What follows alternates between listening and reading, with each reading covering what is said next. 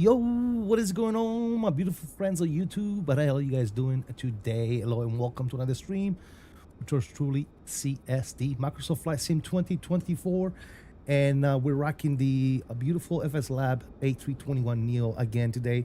JetBlue colors. We're flying a real JetBlue airline route from LAX to JFK. They do this route with the 321NEOs, and that's what we're gonna replicate. So yeah, we're gonna have a little bit of fun today. I know I usually don't do this long flights, but hey, I felt like doing something cross country, something of that nature, so why not? I love LAX, I love JFK, so I figured why not. We do have Los Angeles Center on board today, so we already got a pretty partial clearance. Looks like we are good to rock and roll. Information Zulu is in effect, so we got that on board as well. And yeah, today we're looking at let's see what they're giving us here. We're looking at about a 4-hour and 53-minute flight time with a block time of 5 hours and 21 minutes. Let's see if we can beat that. And we'll see. Initially, our cruise altitude is going to be 31,000 feet. We might be able to step it up if we need to. We'll see that once we get to 31,000 feet, and we'll manage from there. Welcome aboard, everybody. Whoever is here, let's see. We got Mr. Fred. Welcome, Dog Tag Gamer. How you doing, my friend? Good morning to you as well. Wiz Boy, how you doing, buddy? Welcome. Good to see you. We got Karen. What's up, Karen? How you doing, buddy? Welcome, welcome, welcome, welcome. We got Taco King is in the house. What is going on, buddy? Welcome, everybody. Thank you for stopping by today. Appreciate you guys. Yeah. Obviously, for those of you that are willing and able, we are going to be on VATSIM. If you want to join us and fly along, you are more than welcome to do so. But yeah, who's ready to rock and roll, guys? You got to start setting some stuff up. Welcome, everybody. Again, thank you for stopping on by. Thank you for all the love in the chat. Appreciate you. Says, good morning, buddy. How you doing? I'm doing good, man. Thank you for asking, Wizboy. Longer flight today? Yes, today we're doing a little bit of a longer flight. Yes, sir. All right, so we are quickly going to go inside the good old cockpit. Up on the overhead panel, we are going to get our battery 1, battery 2 on. External power is coming on. Emergency light, seatbelt inside. We'll brighten that bad boy up. We'll get our nav and logo lights on. 8 gears, 1, 2, and 3 is coming on. We are going to turn on our cruise supply, and everything else is peachy and good to go. Taco King, welcome, third class, brother. Appreciate you. Thank you for that membership. I don't know why my alerts are not. Did I just not hear it? Did it play? Did the alert play, guys? I'm sorry. I probably just didn't hear it. Taco King, thank you so much, man. Guys, spam those salute emojis in the chat for Taco King coming in with his third class membership. Thank you, bro. Appreciate the support. What else we got? How is the physics for the FS? I love it, dude. I like the 321NEO by FSLabs. I mean, keep in mind it's still in development. It's still a plane that needs a lot of love, but so far so good, man. They've done a very good job with this aircraft for sure. Yep, the alert went off. Yes, okay. So I just didn't hear it. Thank you, Taco. Appreciate you, brother. Thank you so much. Thank you for the love. Thank you for the membership. Welcome to membership. Enjoy the emojis, my friend. All right, cool. So, having done that, we can start setting some stuff up here. We're going to brighten up some of these panels here. We're going to brighten that up. We're going to brighten that up, and we'll get the radios as well. One and those. Good. And then we'll proceed with our boarding procedures here. We're going to go to ATSU AOC menu. Init. We're going to go ahead and do the init request on this.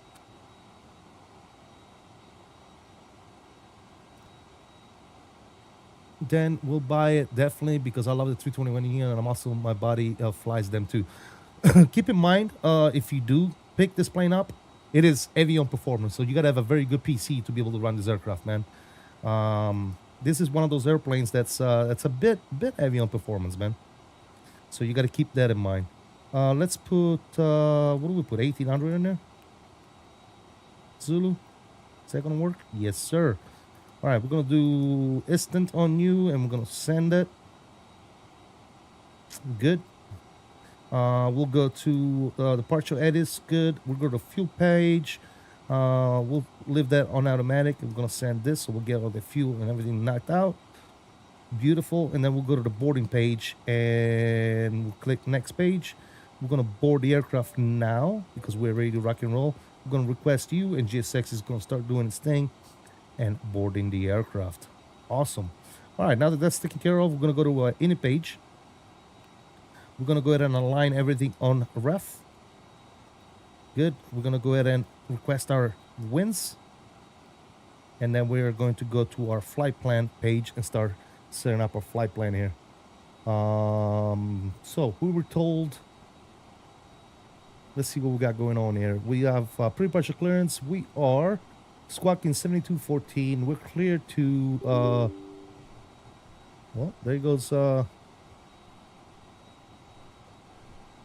I don't want to see detail, and yes, I want to restart it. All right, looks like GSX took a dump on us, but that's okay, no worries. All right, so we are clear to JFK via the DATS2 departure, clean transition, climb via SID, accept, maintain 5,000. So right away we can bug up 5,000 on our FCU. We'll expect 3105 minutes after departure. Departure frequency 2652.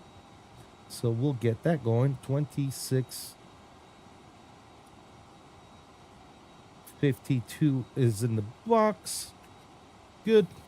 And expect runway 24 left, contact 2652 for taxi. Awesome. All right, so we got all that set up and ready to rock and roll.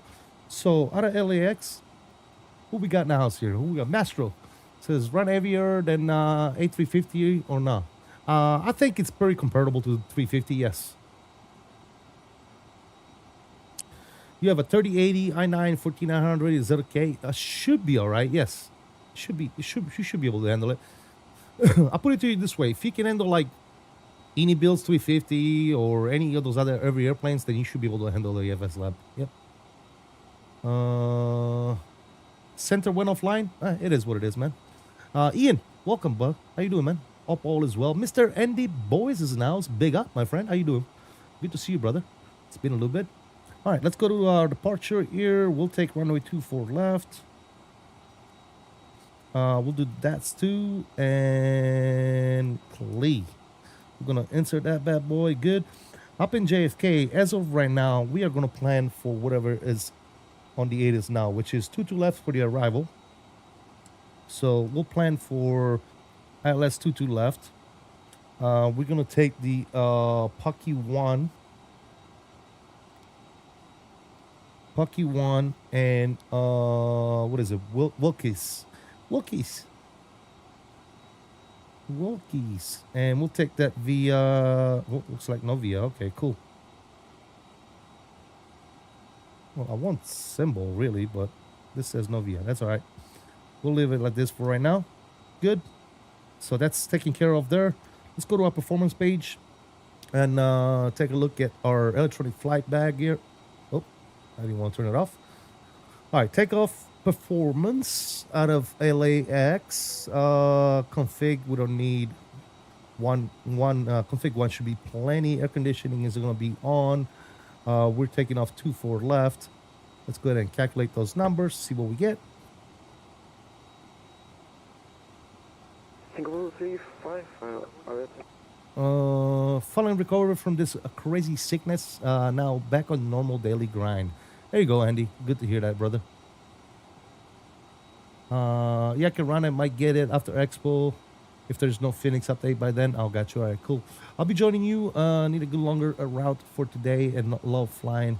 Breast cancer tin can American 777 from the old 2000s. There you go, man. What's up with the 320 sim? I don't remember you said November 1, maybe 2 weeks. It's been slow. It's been slow going, man, but we're making progress.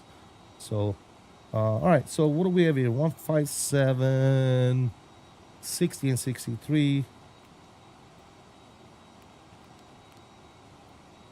Flaps are 1, down 1.3.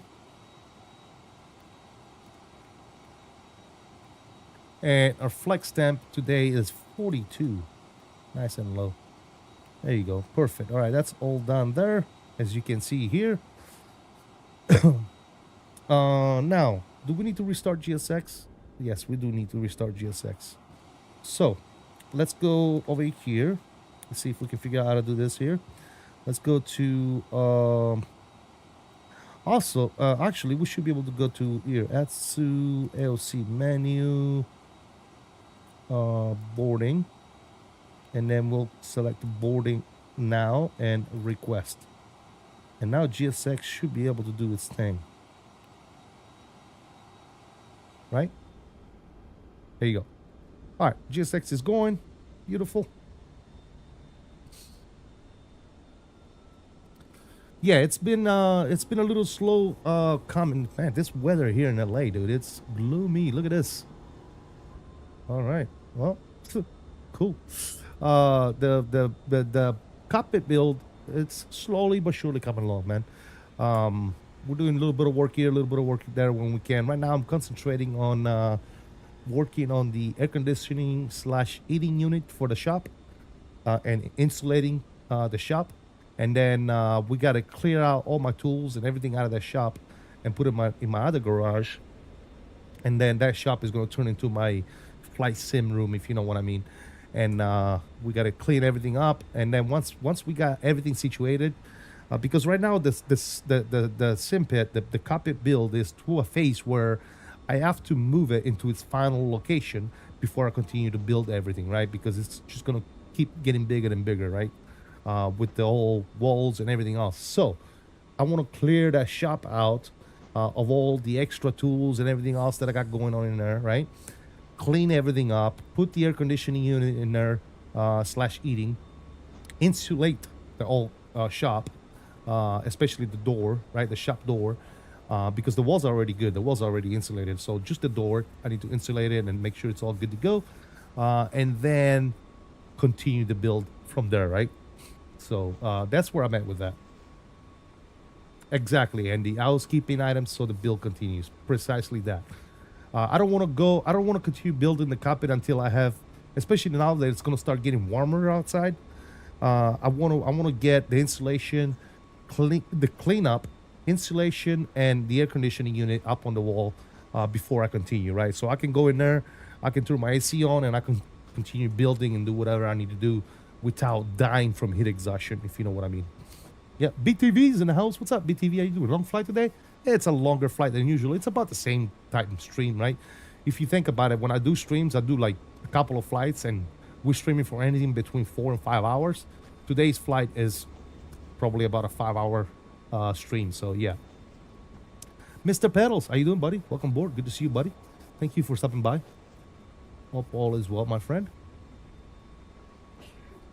It looks like we got one taker here. Mr. Mastro looks like he's going to be flying with us. He's going to be doing this cross country. Little medium haul, I guess you would call it. Right.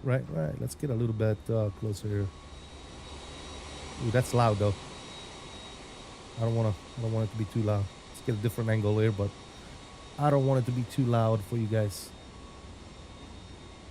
There you go. That's probably good. Yeah. But how you guys doing, man? Hope everybody's having a good time. Good day. Oh, let's finish setting some stuff up. Obviously, I can't do this with my controls here, so because I don't have this type of radio. But we need to set a squad code, which is 7214. So we'll click on this. 7214. Good. And they are offline, so we can actually switch back to not 122.8, but what is going to be CTAF here in Los Angeles. So we'll do that, CTAF, KLAX. What do we got? 12095. So 2095 on you. And we'll switch that to the active frequency. And we are golden, ladies and gentlemen. Good. Let's go back to that shot. LA is looking sexy this morning. A little bit gloomy, but not bad. A little gloomy. All right, let's start getting the APU started here as passengers are boarding.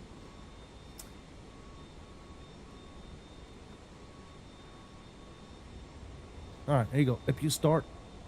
Let's get that thing fired up, baby.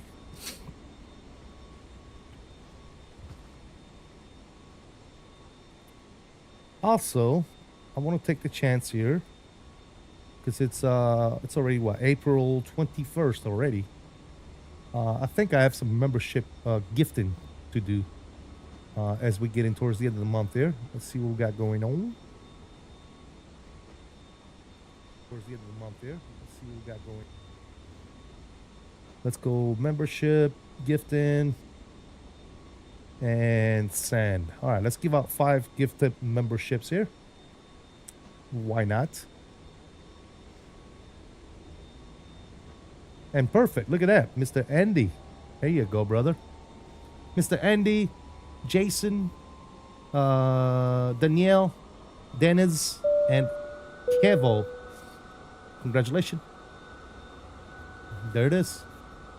Awesome. Love to see when people like Andy, regular viewers, get memberships aside from, people that are pretty much never here. So that's awesome.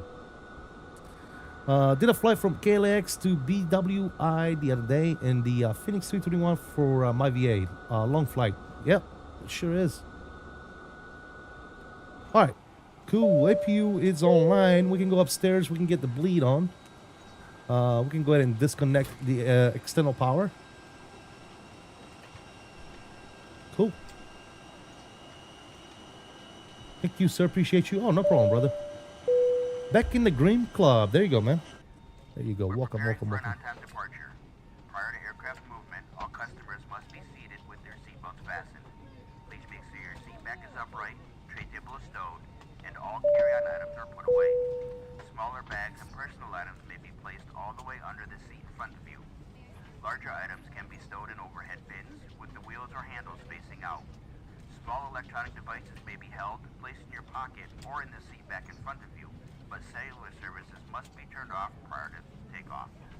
In-flight crew members, all right, pushback. We're gonna have to push back on Delta, huh? Because we're over here stacked in the corner. So we're gonna have to push back all the way to Delta. Looks like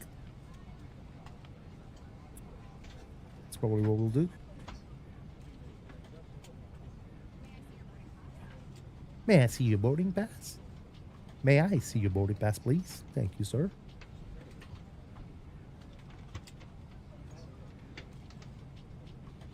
All right, we're almost ready to rock and roll, fellas. We still have a few passengers here boarding. And then we should be ready to rock and roll. Let's go over here real quick. I'm going to go ahead and clear my ACARS messages.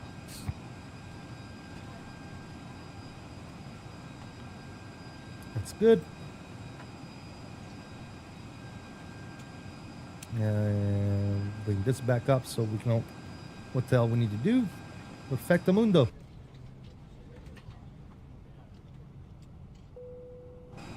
All right.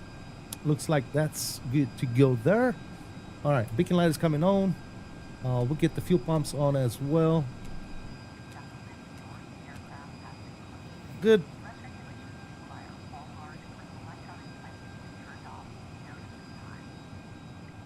Close that. Lock you.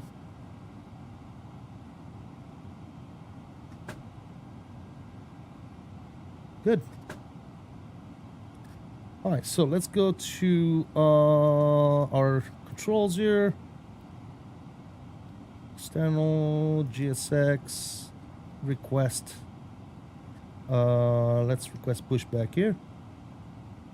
Prepare for pushback and good old departure.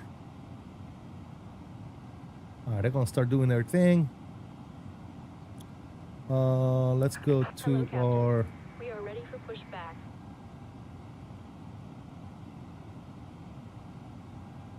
I wonder if I need to remove the chucks myself or they're gonna do it. Let's see. We'll see what they do. We shall see what they do.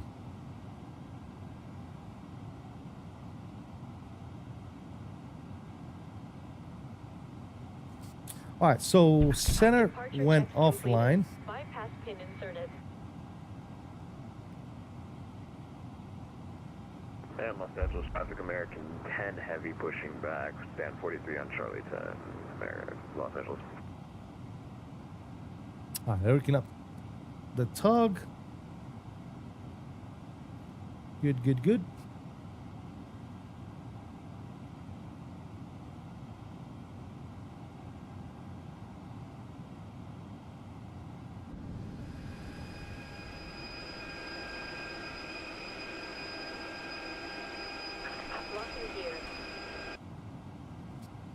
Get in squat mode, Charlie.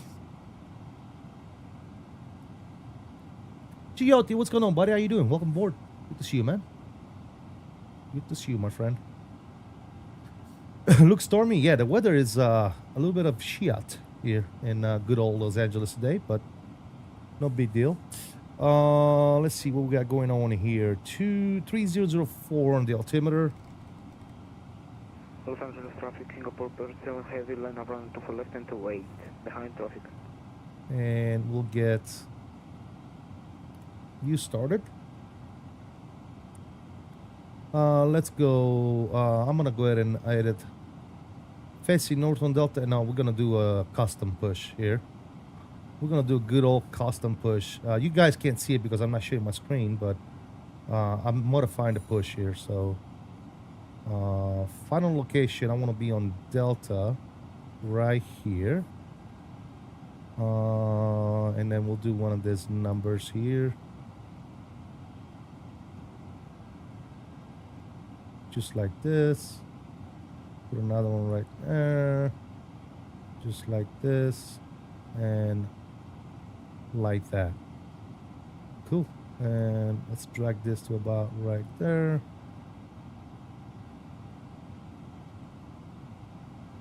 And this can go right there. Good. I'm happy with that. Let's go ahead and save the route.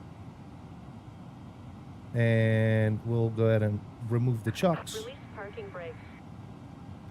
And we can start push. Los Angeles traffic. JetBlue 779. We're pushing back. Gate 12 Alpha. We'll be facing east on Delta for Los Angeles traffic. All right, parking brake is coming off. Traffic King Airport 7 heavy running to flight taking off. All engines clear. What the Start fuck at did... wheel. Air traffic Singapore 35 on runway 3 for direction 24 left behind the Pacific. All right, anyways. Ignition switch is going to on. Let's go ahead and fire up number one. Elastic band around your head and tight using straps on both sides. Even though the bag may... Be sure to put your mask on first before helping others. We'll let you know it is no longer needed. We will be passing through the cabin to make sure we're ready for departure. Yeah, I know. I just got clearance from the ATC before he disconnected, and he gave me 2-4 left. And all carry-on items. So I'm pretty sure they're still using 2-4 left If you have any questions about this because it's only 7 knots. aircraft, So please don't hesitate to ask. I'm not. Smoking, Let me see. Do I need to including change it electronic cigarettes again? or vaporizers is never allowed on any JetBlue flight. Tampering with, disabling, or destroying smoke detectors in aircraft restrooms is a federal offense and could result in a fine. This aircraft has 3 restrooms. There's one in the front of the cabin with 2 in the back. Each is equipped with an infant changing table. To avoid crowding in the aisle, please wait at your seat. Yeah, they're still using 2-4 in Los Angeles, so we're good. Proud to let you know that this flight is carbon neutral. Real and we're world ATIS. offsetting the CO2 from the for all of our domestic flights to reduce the impact on our climate. All of our planes are equipped with free high-speed Wi-Fi. If you have a No, I'm Wi-Fi not enabled changing. device, disconnect to the I'm not Wi-Fi changing. All right, we got a good engine start on number one. Let's go ahead and fire up number two. www.wifi.com into your browser window and follow the prompts to log in. Thanks to our partners.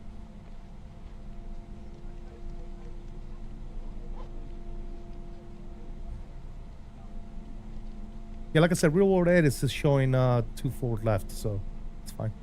We'll be all right, guys.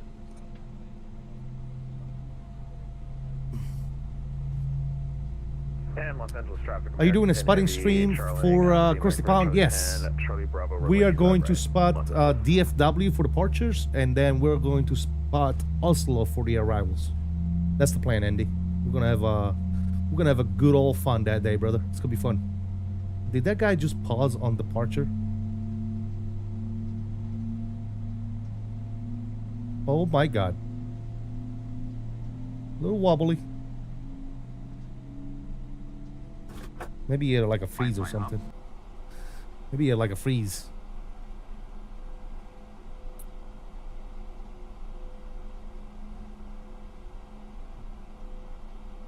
Alright, we have 2 good engine starts. Ignition switch can go back to normal. APU bleed can go ahead and come off.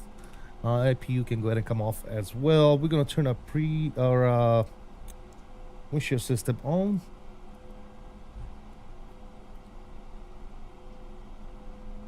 And we can actually drop our flaps to numero uno. Spoilers are good. We're gonna arm those. Parking brake. Did I buy the PMG 737? Yeah, we streamed that a bunch of times too. Hey, it's alright. It's not the 737. My parking brake is set. Clear, goodbye. What's boy? Welcome back, man. Bye. How about those side?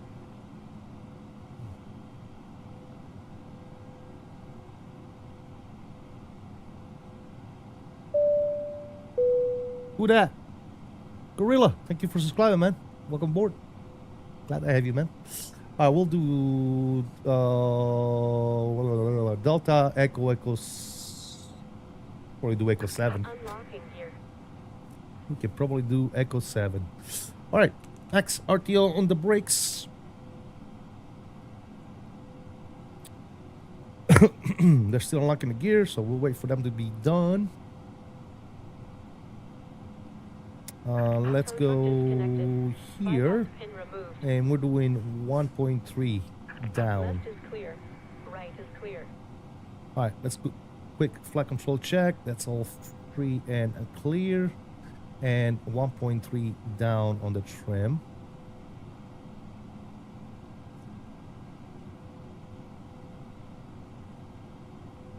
There you go, 1.3 down is good.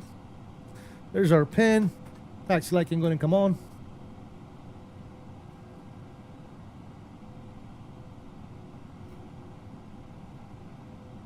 Parking brake is off. Let's get out of here. And Los Angeles traffic, JetBlue 77, I'll be taxiing runway 24 left. We'll take Delta Echo 7. Los Angeles traffic. Let's go.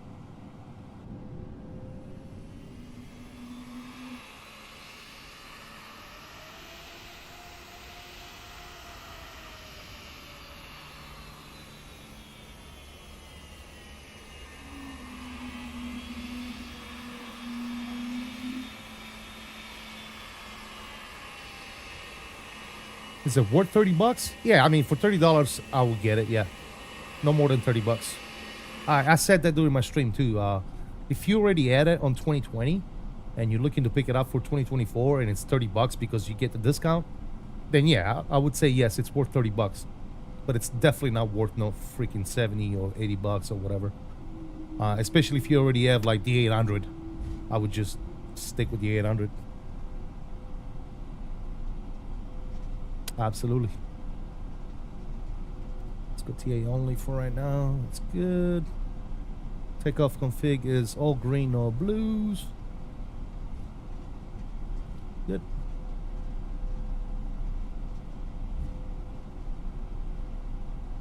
You can definitely take off out of Echo 7 for sure. So we'll take that.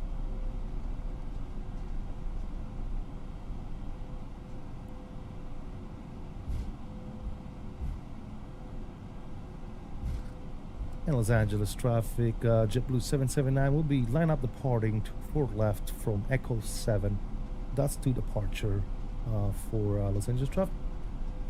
All right, cool. Lights are coming on. Let's be out.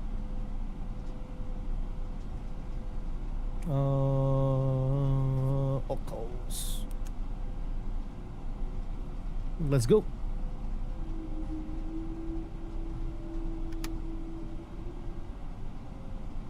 All right, we'll get the chrono going.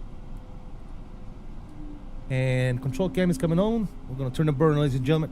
Let me see those togas in the chat. Let's go. Let's do it.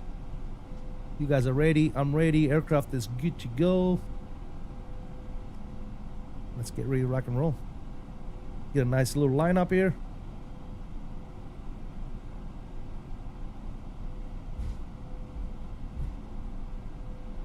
All right, here you go. You guys ready? Power's coming out to about 50. Get that center line. Nose down pressure on the stick. And Manflex SRS runway auto thrust is blue. Airspeed is alive. It's alive.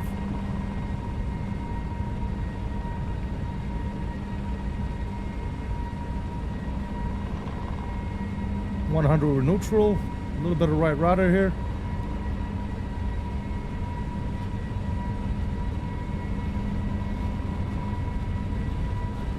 Coming up on V1.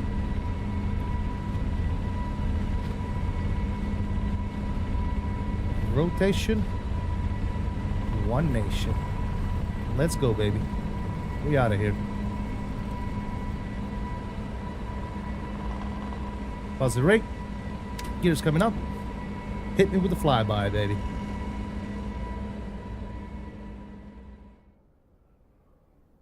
Unfortunately, the flyby sounds don't work in this plane, but that's all right. Los Angeles traffic, American 10 heavy, lining up runway 25 right, delaying departure. Nose down. Departure, Los Angeles.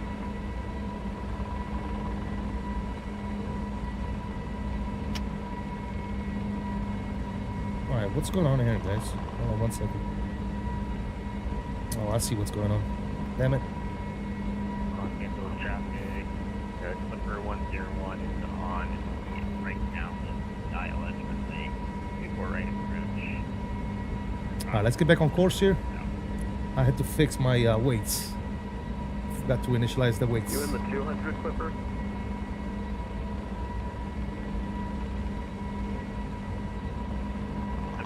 Oh, it's X-Plane 12. Oh, yeah. Los Angeles traffic, American 10, we're going to stand by short of runway 25 right on Washington landing. Los Angeles traffic, JetBlue 779. We're crossing 3,100. Clear runway 24 left. Last call. See you. Switching on over here. We are in the muck, ladies and gentlemen. Speed check. Flaps are coming up clean.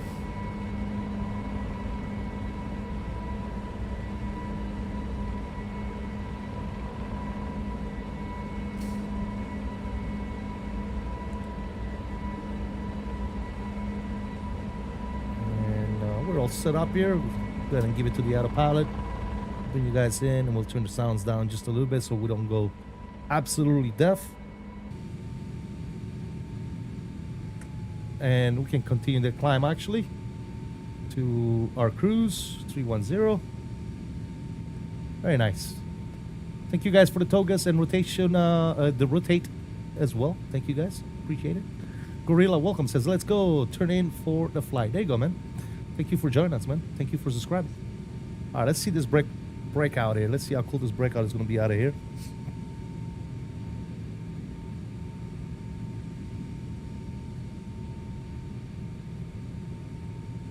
Yes, sir.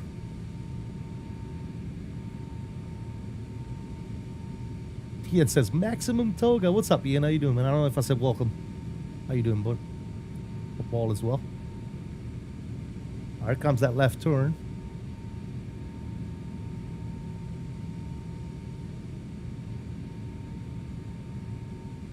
You want to trade CST? I'm filling out some paperwork. I'd rather be flying. No, I'm alright, dude. You do. Oh my God, look at this. Look at this. Wow.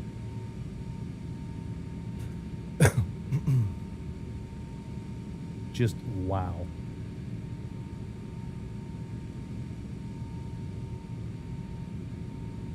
That's right. Look at that, BTV. Look at that.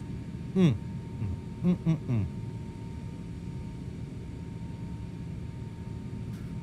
oh man.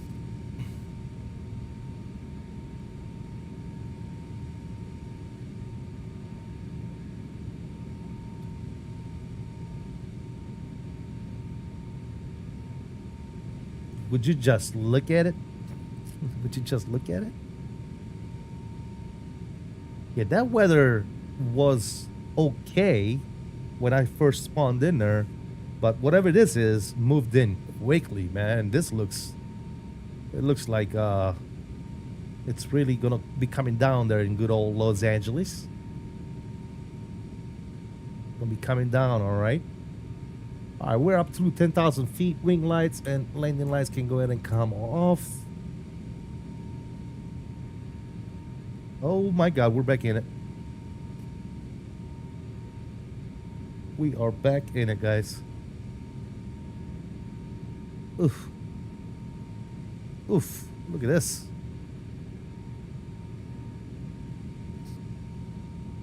We're now at 10,000 feet. If you are in an even more space heat equipment power outlets, you may use them now. For your safety, continue observing the seatbelt sign and remember that all flights are non-smoking, including vaping and the use of electronic cigarettes. Please help keep our planes clean and hand us any items you wish to discard when we pass through the cabin. Please refrain from leaving hand wipes in the seat back pockets or flushing them in the lavatory toilets. Our in-flight service will begin momentarily. On today's flight, we're offering bottled water and a limited selection of Pepsi beverages and juices, along with your choice of tea and coffee. Please enjoy, and if there's anything we can do to make your flight more comfortable, don't hesitate to ask. Sit back, relax, and enjoy the flight. Thank you. That was very nice of him. So we got bottled water and assorted snacks.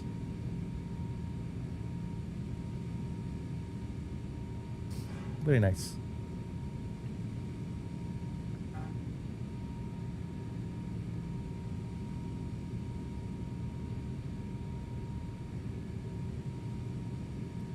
Man, we need to get above these damn clouds.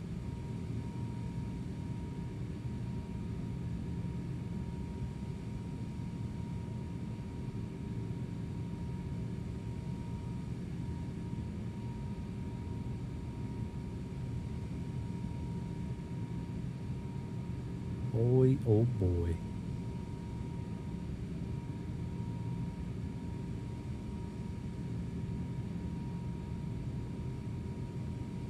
That looks freaking amazing, dude.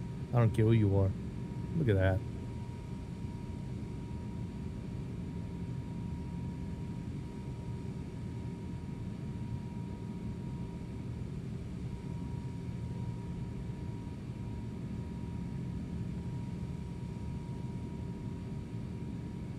Off we go.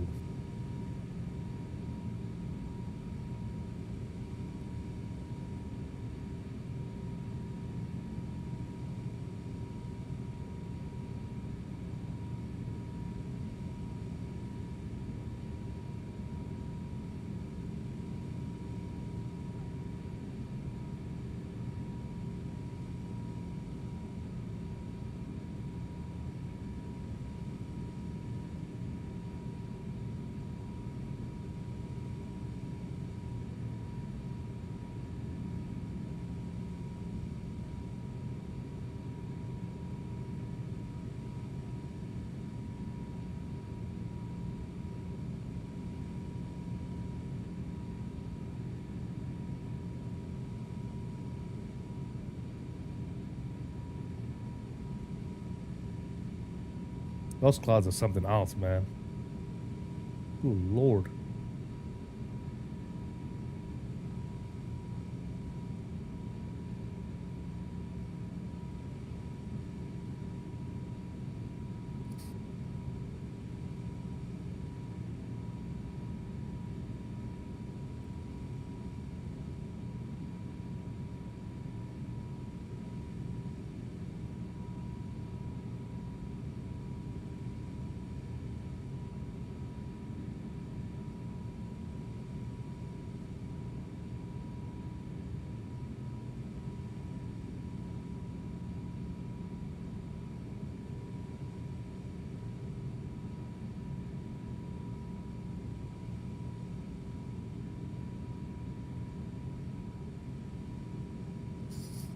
Looking good, guys. Looking good.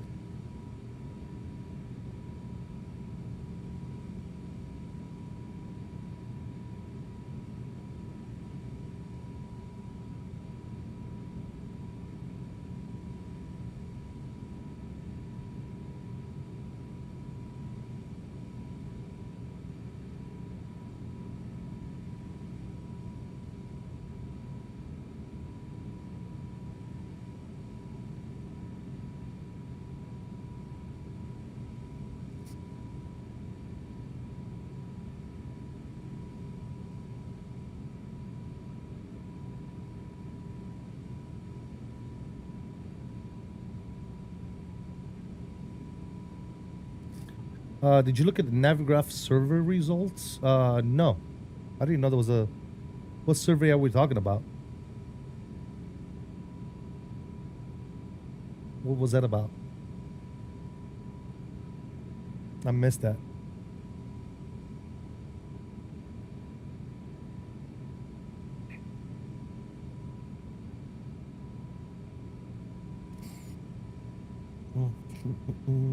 Is it on FS Elite?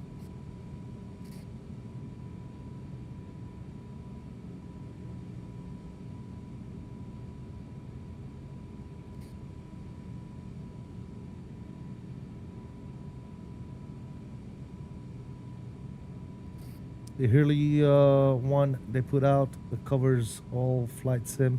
I'll send you the, yeah, send me the link. We'll read up on it.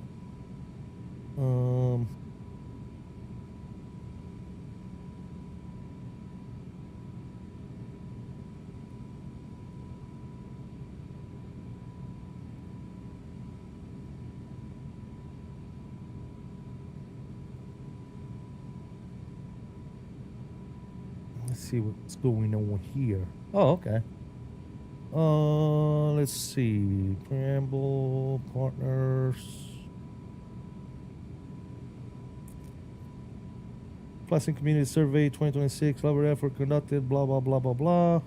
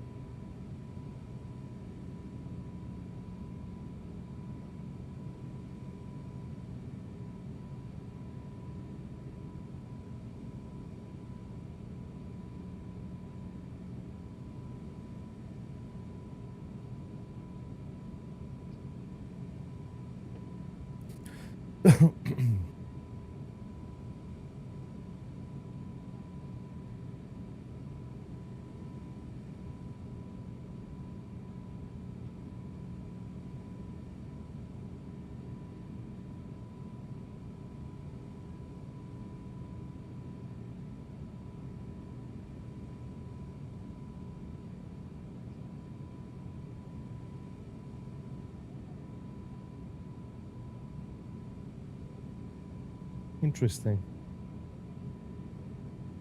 Okay, background.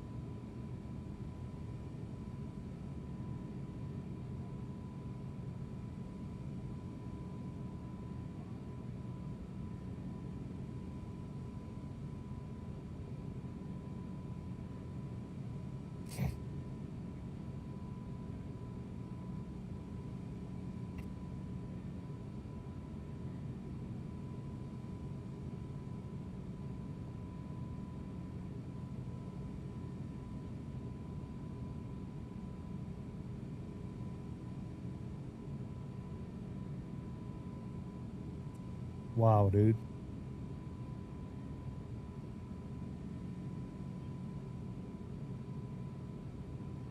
.7% of this demographic flies an X-Plane 12, and the rest are 2020 and 2024. It's insane, dude. The disparity is huge, bro. It's absolutely huge.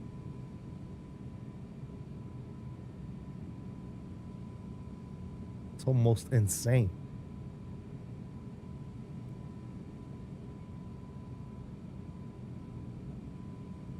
Yeah, see that, Andy.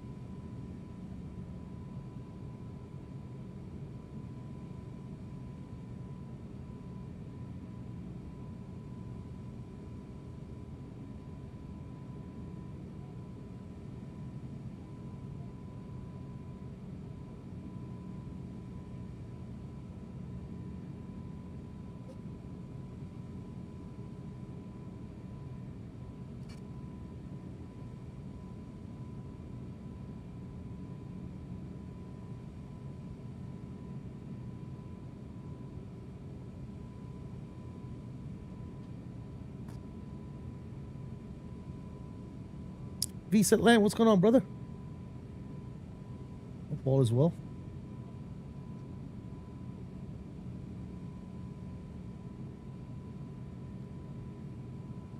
In the survey, I love how many people thought they could land a commercial. Yeah, you saw that?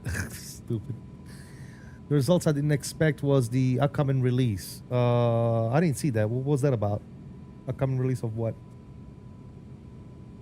Am I there yet? Maybe I haven't got there yet.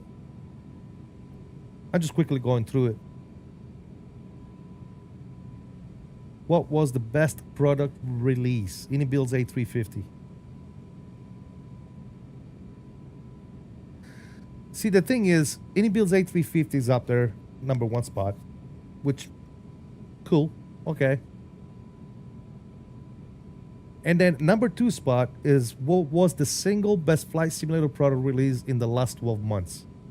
And somebody said the Phoenix BFU. Keep in mind, the Phoenix is broke still to this day. So I don't understand, like, these people, what the hell is going through their heads. Anyways.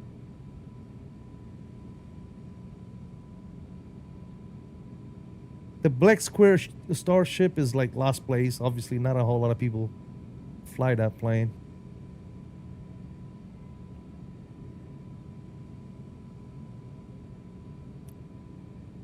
Yeah, it's... I don't know. What was the single best flight simulation product released in the last 12 months? #1 spot says the Phoenix 319, 320, and 321, which, oh, by the way, it was not released in the last 12 months. It was released years ago. So I don't understand why that's even up there. This makes no sense. What was the last... Oh, this is... Even last year. This is last year results. I don't get it. I don't understand. Like, this... A lot of this stuff shouldn't even be on the list of the last 12 months. Makes zero sense.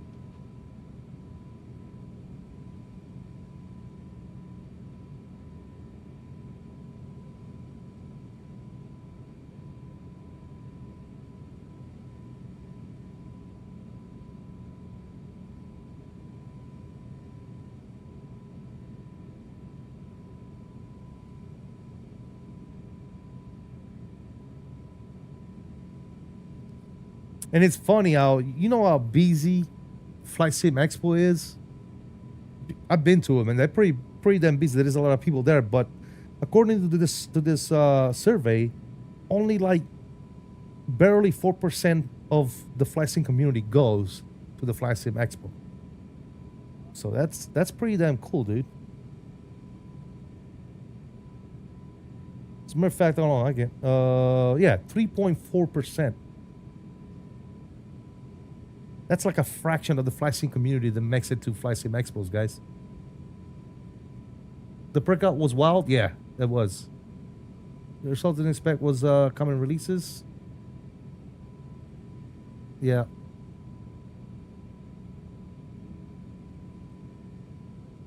Here comes the Phoenix talk. No, I'm just saying it's not the best release in the last 12 months, first of all, because it was released like 5 years ago. Second of all, the BFU was good initially and then quickly broke shortly after that.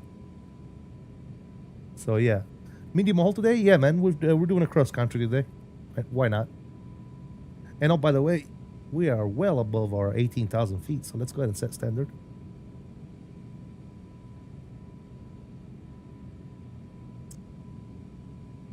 Which flight simulator related product releases are you looking forward to? #1 spot, Bluebird 7.5 and 7.6. PMDG 7.4, #2. 2024 stability updates, #3. PMDG triples. Oh, that's last year. Okay, this year, what do we have? This year, Phoenix Simulations 320, 321NEO, which is not going to happen this year. #2 spot is the Bluebird Simulation 7.5 and 7.6. I believe the 7.5 is coming very soon. And then Wind Control Hardware #3, and then so on and so forth for this year. Yeah, they're excited. This says right here, which flight simulation related product release are you excited for in the next 12 months? And number one spot is the Phoenix Simulation 320 and 321NEO. There is no shot that that thing is going to get released within the next 12 months. Absolutely zero chance. There's absolutely no chance. I don't know what makes people think that that aircraft is going to be out in the next 12 months when we haven't even seen anything about it yet.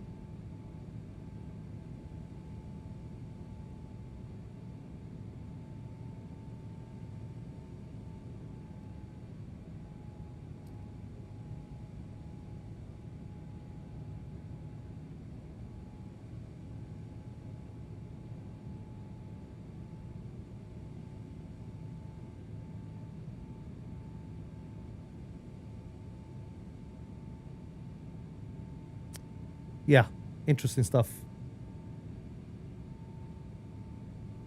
Interesting stuff.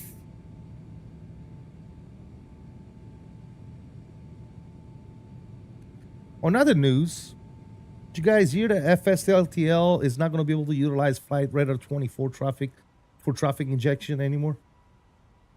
Let's go ahead and turn the seatbelt signs off. We're cruise right now. I think we can go ahead and set get the seatbelt signs off and all the good stuff and get some music going, guys.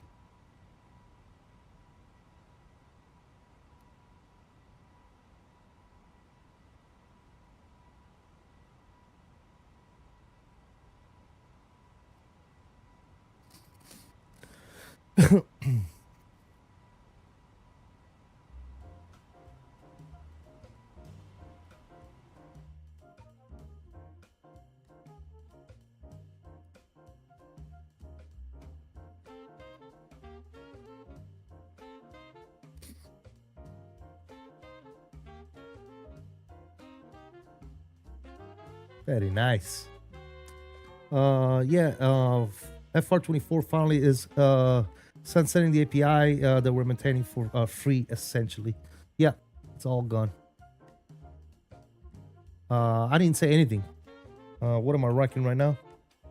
I'm at 8.0 right now, bro. And that's pretty much, I'm gonna stay just like that too. 8.0 is what I'll probably be rocking right here.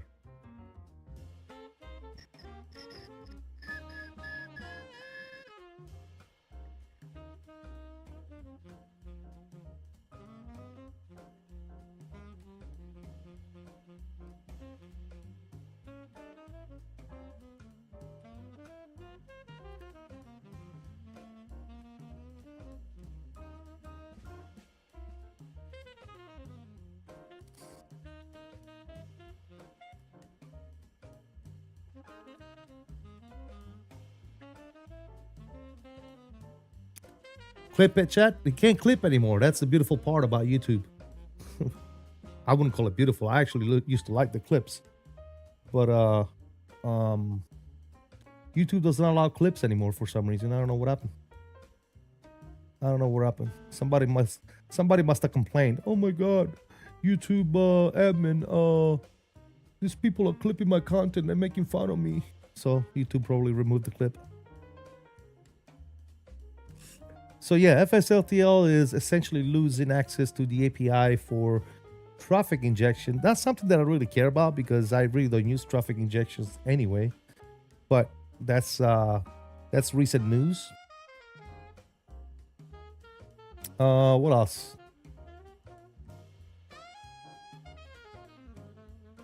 Looks like FS Reborn has showcased the Piper M600. Not for me, but all right. Giza.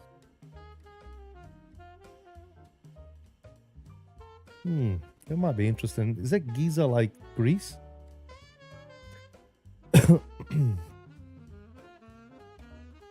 Sphinx International Airport, Egypt. Okay. Interesting.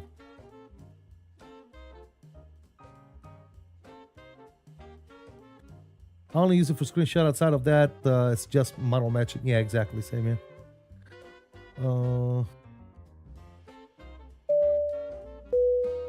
Hey, who that? Man. Thank you for subscribing. Welcome aboard.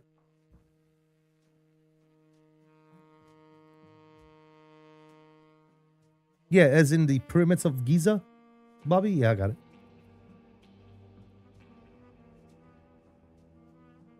JC, no, this is not the toll list. Unfortunately, we do not have the toll list A321NEO on Microsoft Flight Simulator 2024. If we did, I would not be flying this plane, that's for sure. Or the Phoenix, for that nature. I'll probably be flying that toll list.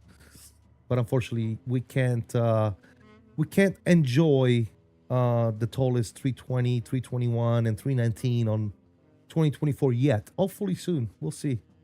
The only toll list aircraft that we are privileged to be using on 2024 as of right now is the Airbus 340. But yeah.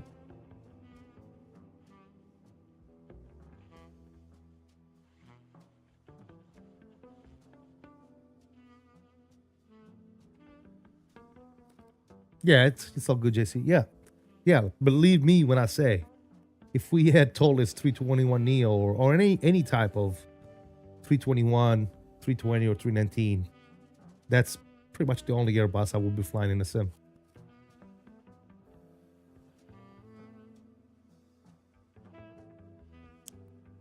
What else did we get here? Any recent interesting news?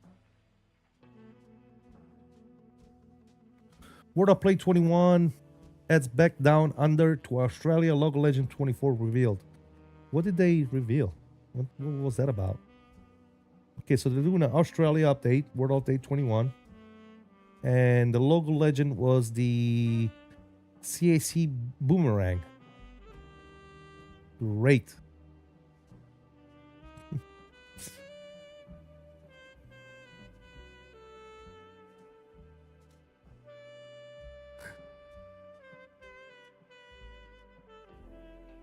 Last week, Wednesday, during the MS Dev stream, yeah, I didn't see the stream, but I'm just now seeing what they put out. New weather radar for 2024 coming with Sim Update 5. Really? That might be good. But you know what that means? If there is a new weather radar API or whatever it is, all these developers are going to have to update their planes. And who knows how long that will take.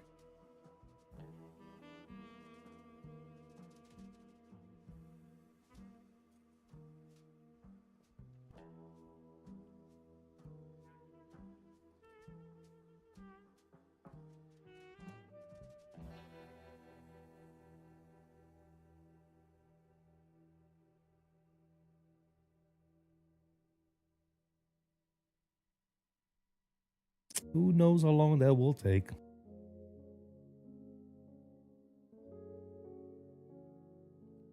What else? Anything interesting? Anything else interesting? Echo 19 announces Grand Caravan. That's great.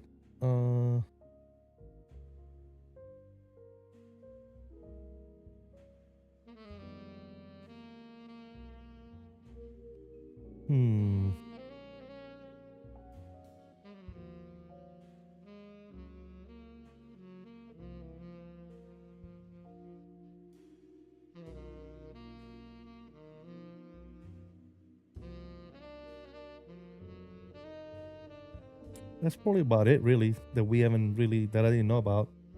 There's really no other pertinent news. Imagine Sim is working on another airport. I told myself after ATL, I will never buy another Imagine Sim airport again in my life. It's never gonna happen again. Never gonna happen again, ladies and gentlemen. No more Imagine Sim airports for me. I learned my lesson. I learned my lesson, ladies and gentlemen. CC Boomerang, Aussie made piston fighter during the Second World War. Yep. FS Nave, what's going on, brother? How you doing? Welcome. Back to work. Catch you later. All right, Ian, thank you for stopping by, brother. We'll see you later. Enjoy your work day, my friend.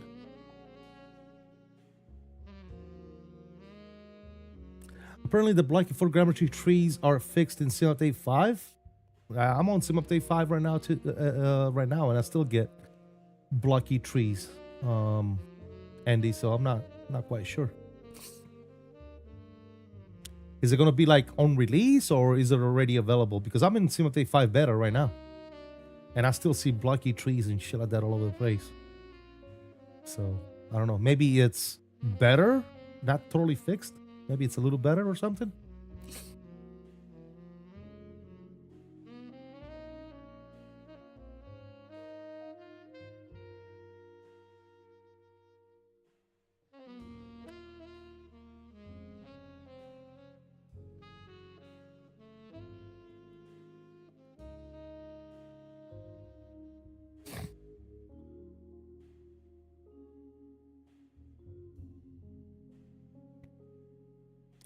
Maybe it's improvements. Yeah, that's what I'm thinking. Maybe it's just improvements because I got to really pay attention to it. I haven't paid attention to it lately.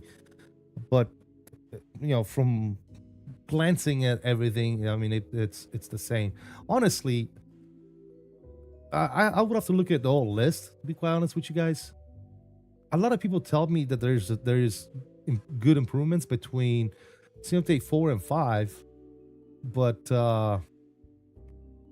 the one thing that I haven't seen, at least for me, with my system, is any type of performance improvements. That's the only thing that I really care about at this point. The sim looks great already, minus the blocky trees and stuff like that that can be worked on.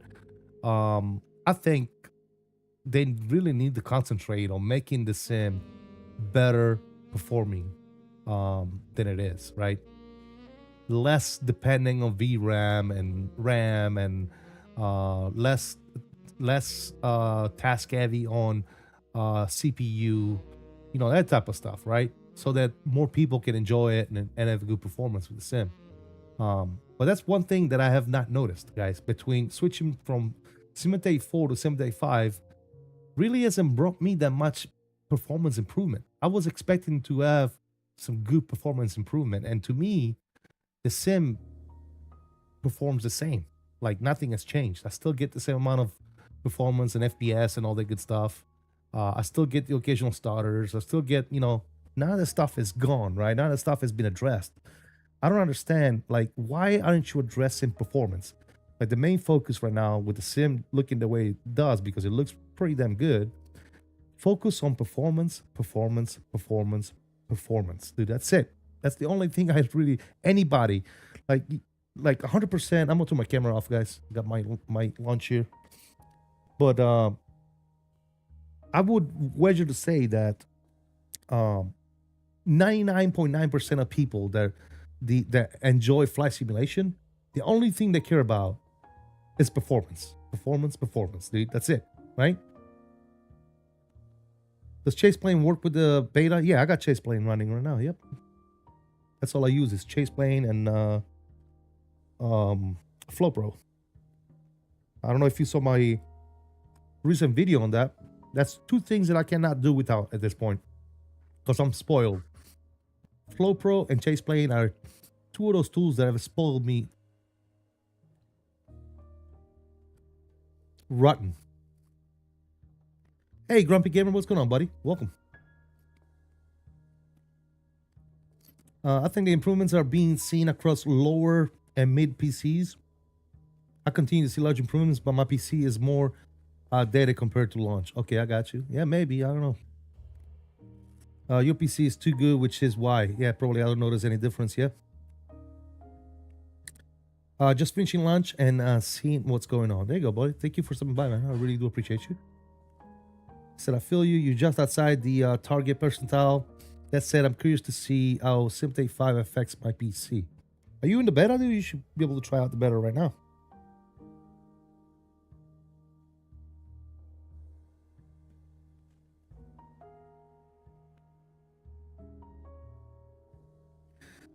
That's it. People with beefy systems won't see much in terms of more FPS, but you will see your CPU, GPU not having to work as hard, being stressed as much.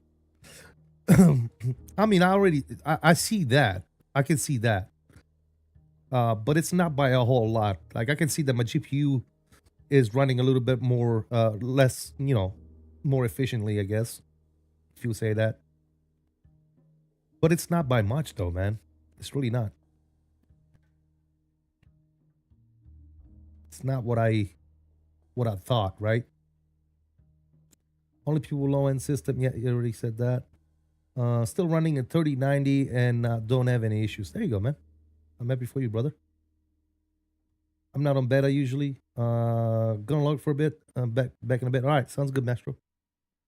All right, where's my music at, man?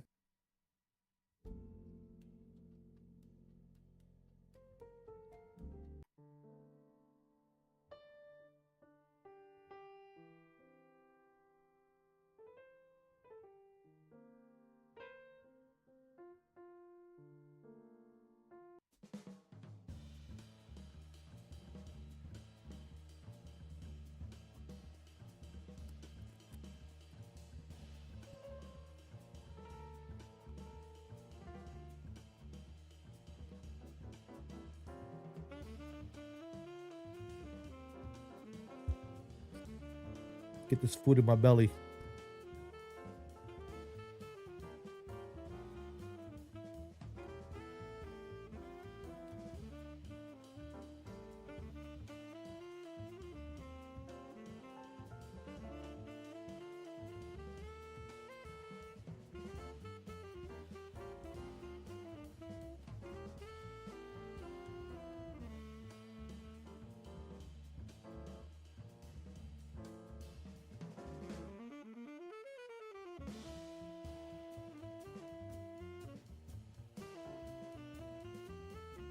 That's right, Bobby.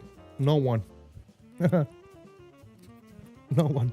I like my sim at 30 and double it up to 60 with frame gen. Light and smooth on I with ultra clouds. The 5060 Ti, 16 gigabytes.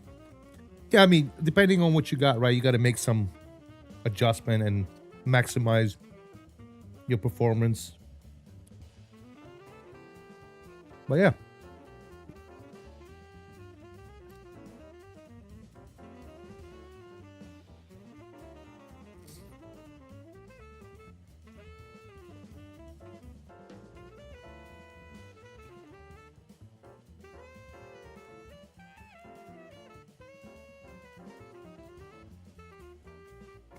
Yes, said I do run auto FPS. Me too. I like auto FPS. Just the only thing I like it for is the terrain level detail. That's it.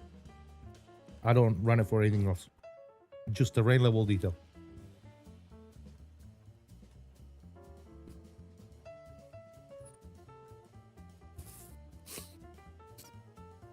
And my terrain level detail is set. When I'm on the ground, it's set to 100. When I want to climb out, it's set to go to 200 at the most. I think anything above 200 on terrain level detail is overkill because you can't see it anyway.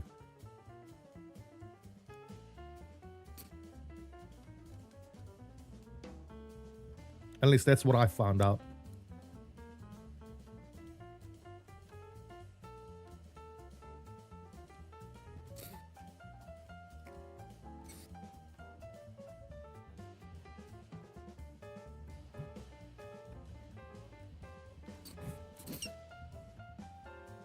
Hell, there's some people out there that even swear up and down that terrain level detail at 100 is plenty.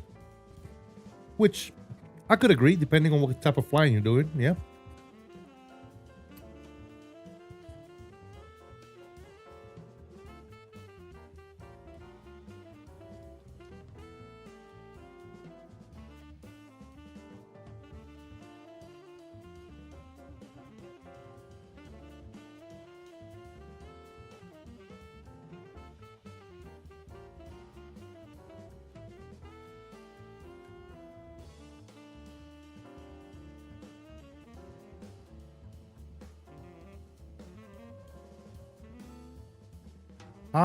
I tried 50 at one point, just like you said, Andy, and I noticed that between 50 and 100 in my case on the ground, there was virtually no impact whatsoever on performance.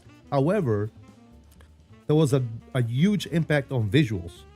When you set it to 50, you are able to notice, even on the ground, when you look at a little bit of distance, you're able to notice the effect that, you know, only having 50 TLOD gives to the sim. You know, a lot of the mountains or whatever, just, within 50 radius, they start looking really, really bad. That's why I set it to 100, because like I said, for me, the difference in performance was virtually in existence. Object level detail I have set to 100 on the ground and 50 above 1000. I have it set to 120 permanent for me. No, wait. I'm lying to you. I have it set to, let me look at my thing. I have it set to object level detail base is 120 at 1000 and 20 at 10,000. So once I get above 10,000 feet, it starts going down to like 20. But once I get below 10,000 feet, it starts increasing to 120. That's what I have, yep. And I have my LOD steps set to 5, so it goes in increments of 5.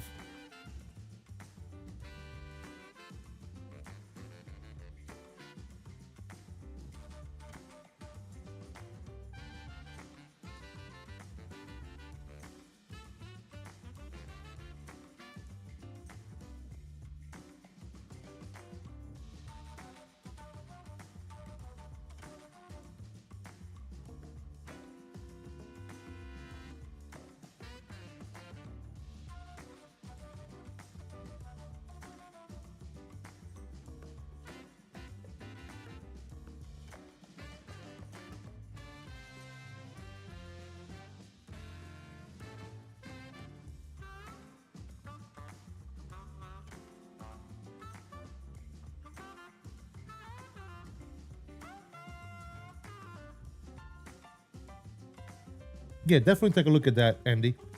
Put yourself in the same spot and look away from the airport, for example. And then go to 50 up to 100, and you'll notice a huge difference when it comes to visuals. And then kind of take a look at what kind of performance impact you're taking. But one thing that object level detail is a lot lighter on performance than terrain level detail. The big one, the big impact on performance is going to be terrain level detail, not so much object level detail.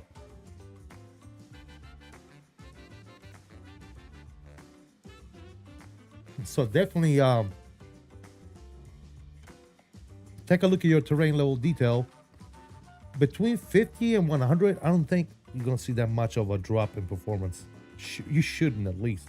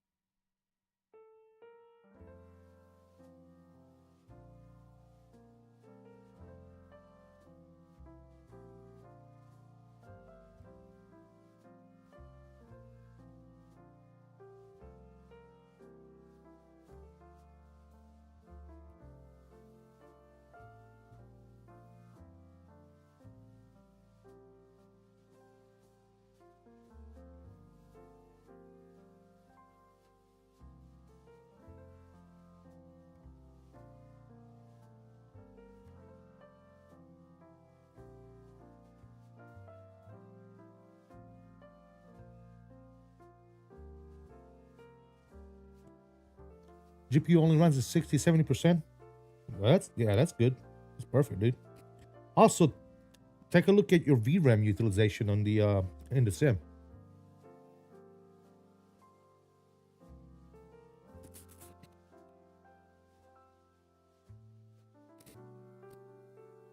Because believe it or not, VRAM is the most important thing when it comes to the sim performing good.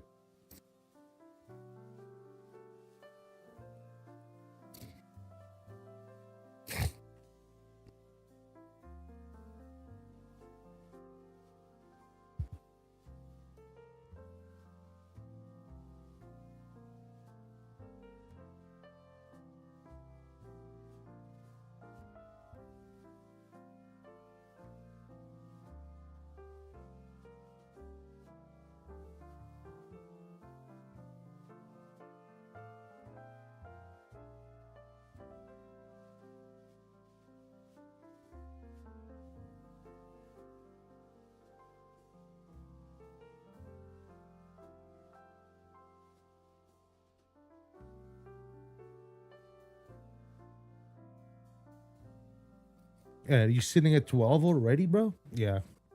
Yeah, you're probably already pushing it then, bro. I'm not even gonna lie to you. If you're already sitting at 12, you might be already pushing your system to a good limit, I think.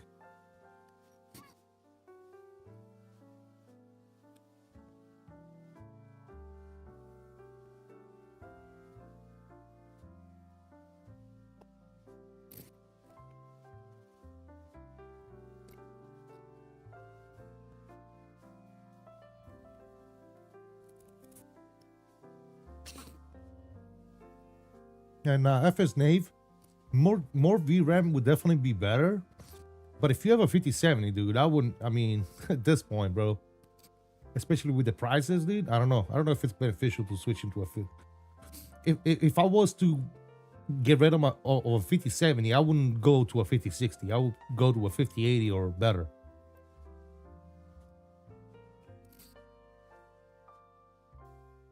You know what I'm saying?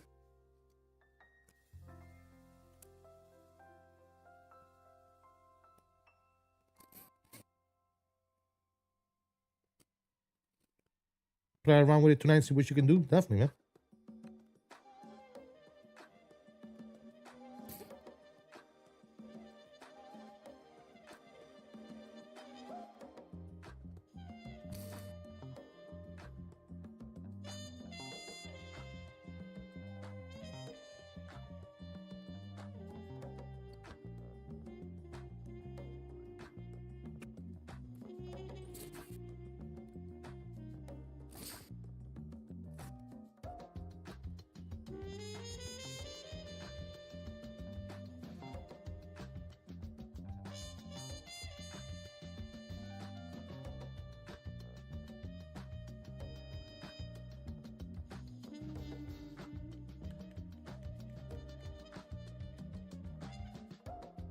All right, so we're cruising at 310. Optimal flight level as of right now is 315. So we're gonna stick around at 310 for a little.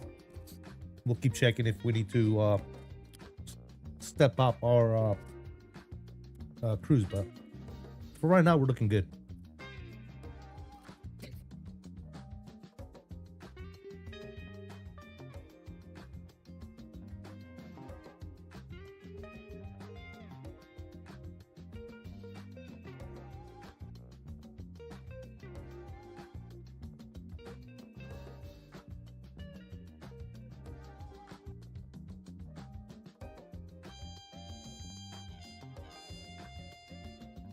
Looking good. Flight sim guy, what's going on, man? How you doing? Welcome aboard. All right, I'm done with the food.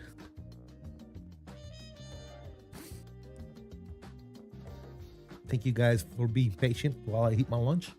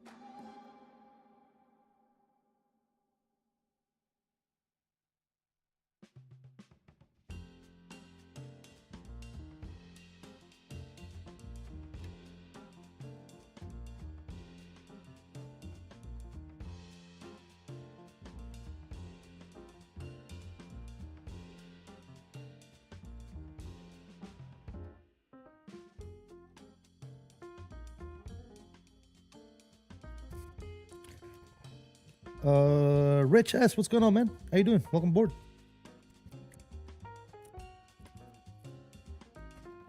Hope all is well.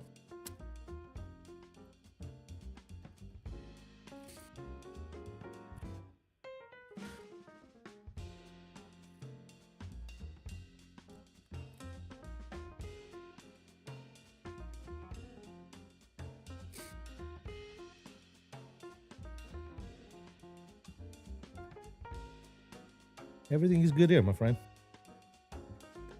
Everything is good. Just got done eating some lunch here at Cruise.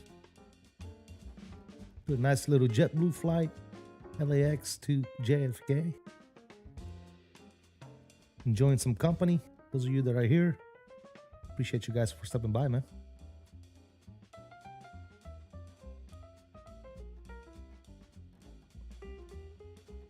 What's for lunch? I had some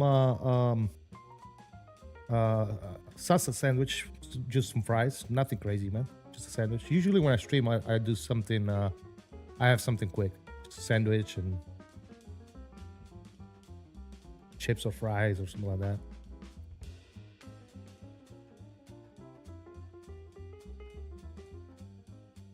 Andy knows you've been flying this bird a lot. What, the FSLabs? It's an awesome little plane, dude. I don't know why people don't like it. I don't know why people shit on it all the time, dude. It's an amazing aircraft. I like it. There's some things that can be improved, obviously. You know, performance, the sounds, but you know, flight model, the model itself, it looks great, man. I like it.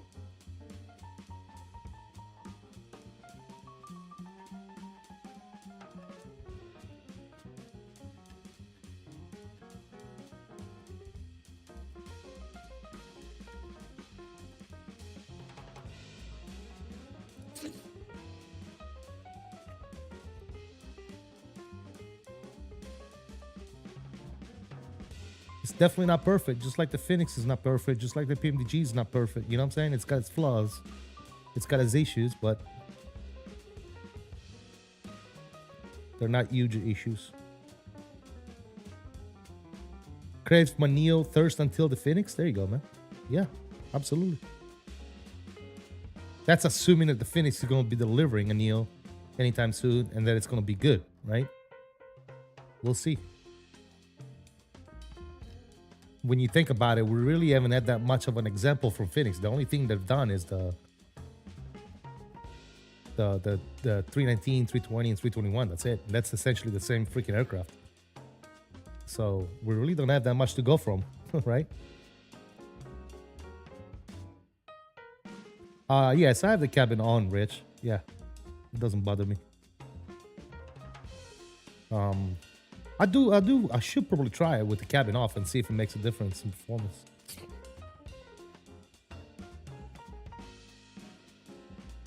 I probably should try that.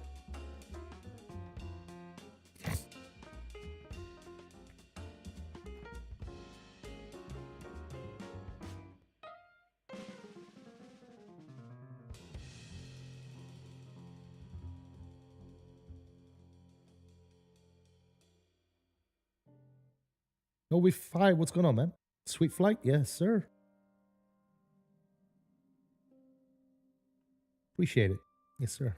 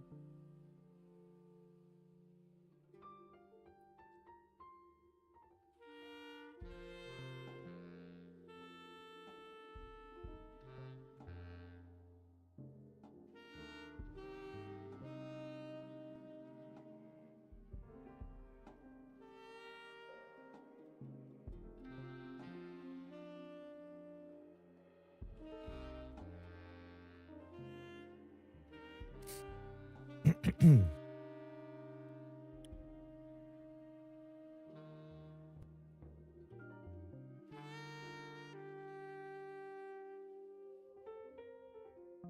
really hope that we see some new releases before the expo. You know, like a surprise Synaptic A220 release or possibly the Bluebird 757 release before the expo. But I have a feeling that for the most part, some of these companies are taking the opportunity of Flight Sim Expo to release their stuff at the expo so they can make an impact, you know? So they can have something to bring to the expo. I think a lot of these new releases, we're not going to see it until then. The iFly should be soon. Oh, yeah, that'd be nice. I'm waiting on that, man. I really want... I'm excited for the iFly update, the new tablet and stuff. I think that's going to be good. That's going to be a cool refinement to the aircraft, man. The aircraft is already really, really good, so we'll see. I haven't flown it in a while, actually. I should probably make sure it's up to date and fly that soon.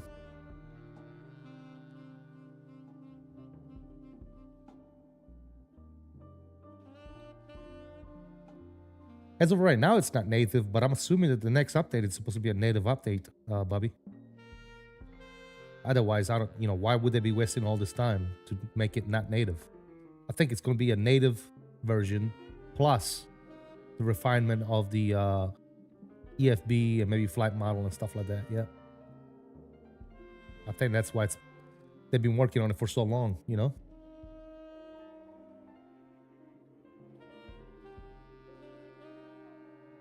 I don't think it is. Could be wrong. I thought it was. I thought that was the whole reason of them updating them thing is because they're going to be making it native for 2024. But yeah, I don't know for sure though. I'm just assuming, right? I'm just assuming that's why it's taking so long, right? I mean, why else would it take so long? Let's see.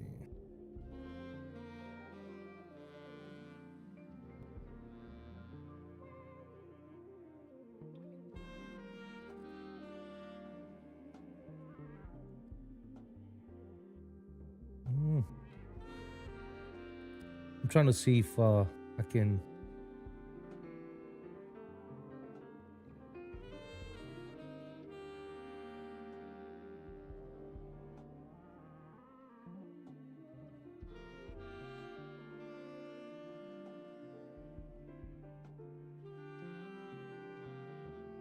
Yeah, maybe you're right, Bobby. I don't know. I would have to ask them.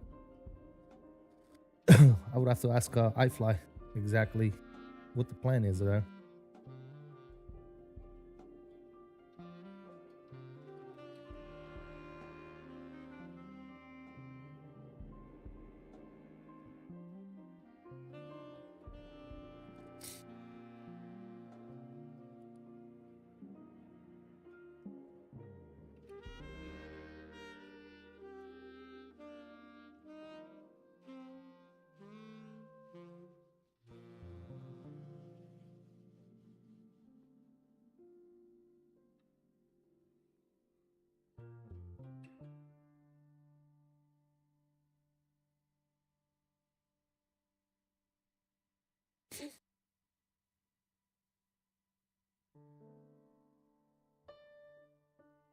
Currently doing CYYZ to San Lucia in the 319.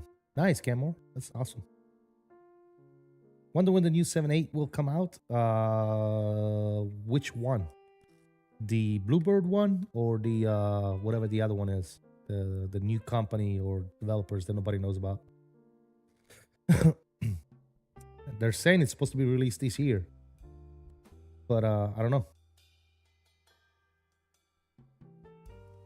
Which is crazy, like you said, they taking so long with it, and it still won't even be fully native. Yeah, I would have assumed that it was. But yeah. Virtual United Pilot, what's going on, buddy? Welcome. Good to see you, man.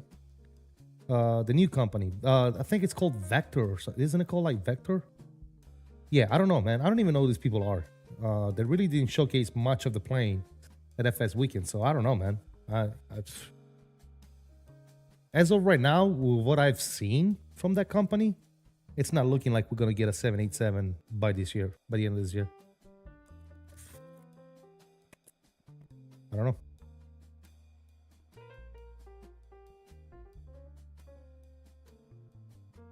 Bluebird 78 will be ready for Microsoft Flight Sim 2028. It's going to be a while. The 78 by Bluebird is not even in development yet. The only two planes that are currently in development with Bluebird is the 75, which should be released soon, and the 76 is coming up next. But we won't even see a Bluebird 76 until next year sometime, hopefully. But we'll see. I'm curious to see how their plane is. Yeah, me too. Like I said, but as of right now, FS Nave, they really haven't showed us much at all. I mean, we saw a bunch of screenshots. That's it. You know, if the plane was getting close to being released by the end of this year, they should already have a flying airplane to showcase, but they don't, or at least nobody has seen it. You know. Oh, look, JetBlue, aka eventually United. Really? I don't know. I don't think so. Do I have a ground steering issue in this plane? I do not. No.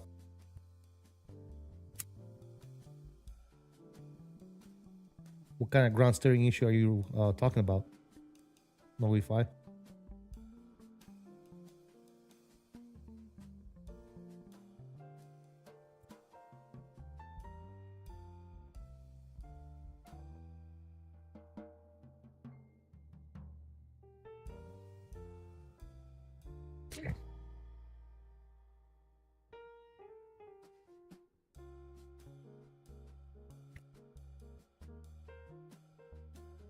JetBlue will eventually be absorbed into United? What makes you say that? I haven't seen anything regarding that. I've seen Spirit is probably going to go belly up, but I don't know about JetBlue.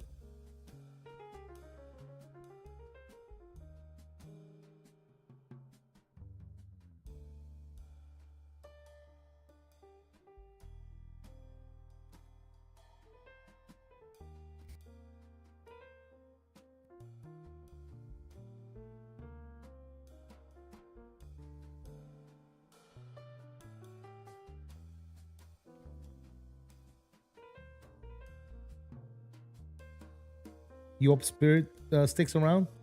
I don't know, man. It's really not that solid of an airline, to be quite honest.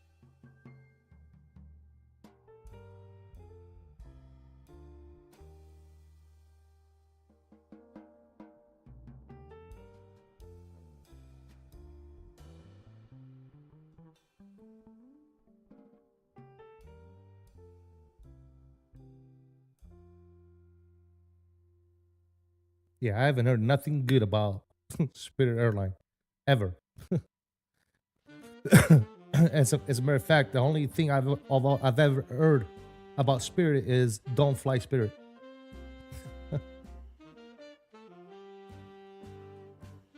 If you can avoid it like the plague.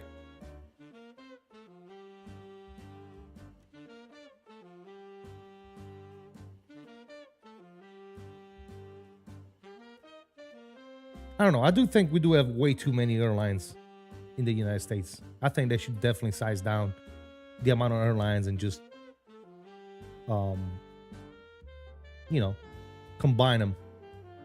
There's just too many, man. There's no need for all that shit.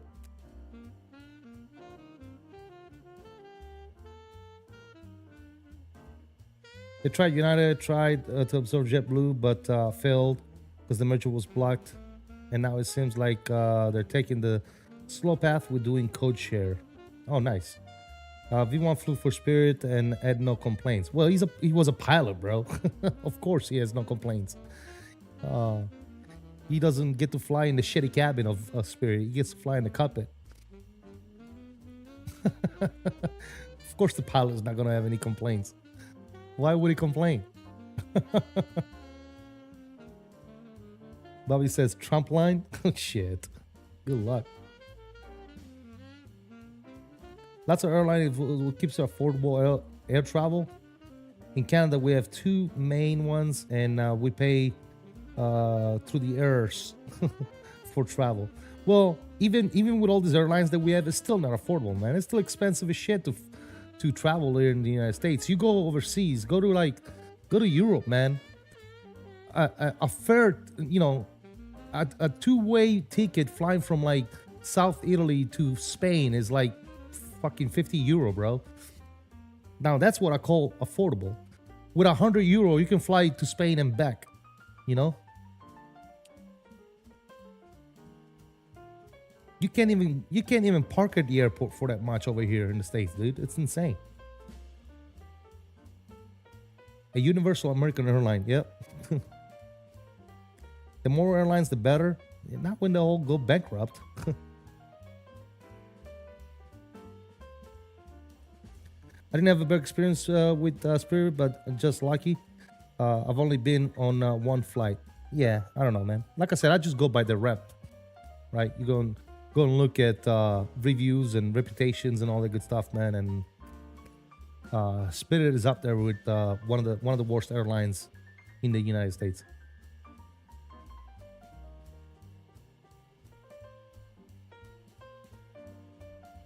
They let's just say that they do not have a very good reputation. That's all.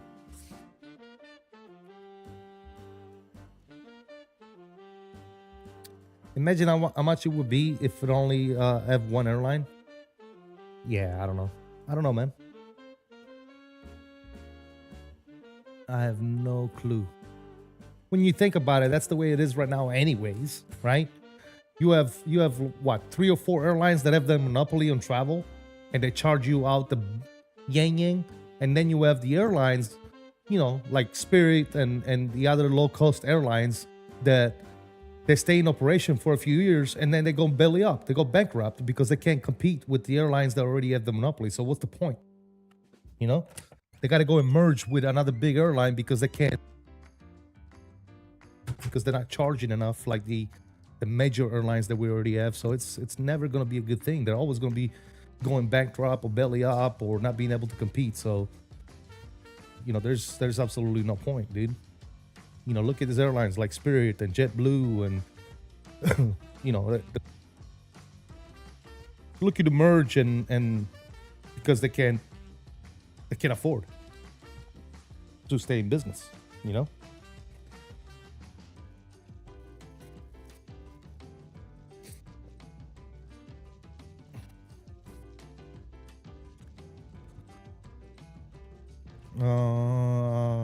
€13 I once paid to fly to Malaga with Ryanair. Granted, I had to travel to Manchester instead of Leeds. Yeah, that's what I'm saying, dude. You wanna talk about affordable travel by air, dude? Europeans, dude.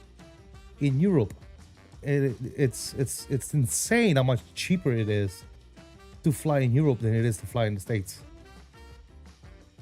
It's absolutely insane. Like, it's not even comparable, guys.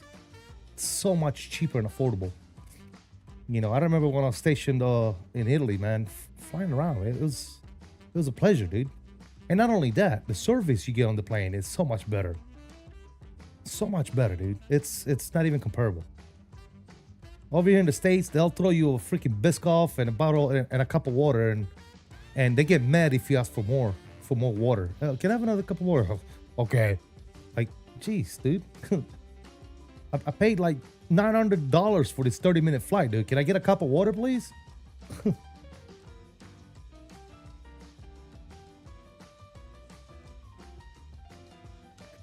Phoenix got screwed over because the Neos have the engine problem. Then once that got fixed, they were getting back up. Then COVID pretty much killed the Spirit. Well, COVID wasn't good for any of those airlines, not just Spirit. It pretty much put a lot of airlines on in a little bit of trouble, right?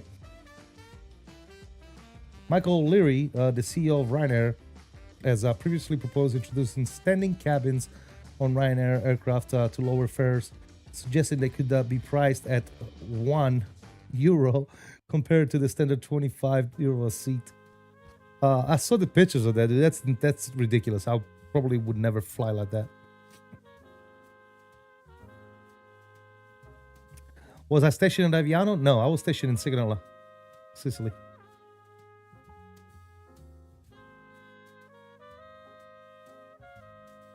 I've been to Aviano though. Been to Aviano multiple times. Not stationed there, but I've been there.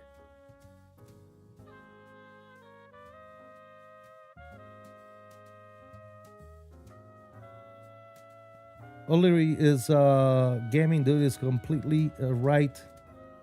And it's insane. And also proved 2 points. Airlines will do anything for cost. And those zones will be filled every time.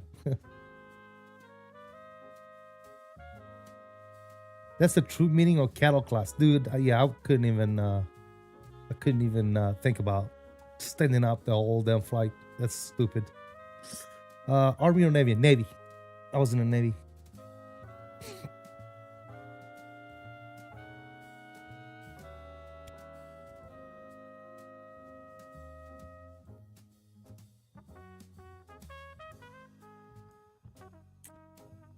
I was in the Navy.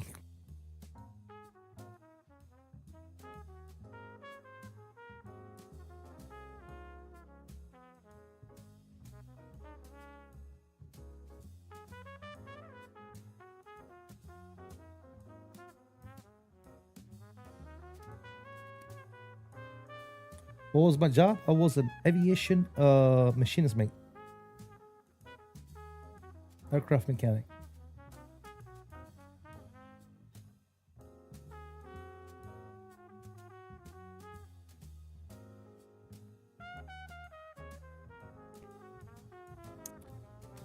I kept airplane flying, my dude. The pilots kept them down on the ground. I kept them flying. That's the standard definition of my job. Pilots broke them. I fixed them.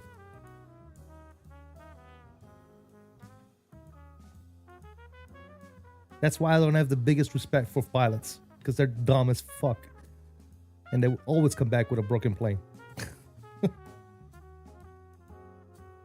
Your crew chief in the Air Force for the F-16. Nice, dude. That's awesome.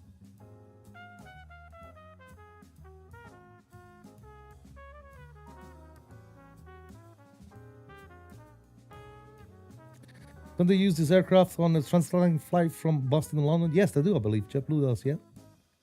He said mad facts. Yeah, dude. Like I said, it's, you know, I've met a lot of pilots in my career. I worked in the aviation industry for 26 years before I retired from it. And I met numerous pilots. And let me tell you this. In my experience, okay? My experience. I'm not talking about, I'm not trying to spit a fact at you. I'm talking about my experience, all right? My experience. 8 out of 10 pilots are complete fucking idiots. And then you have 2 that are pretty damn good.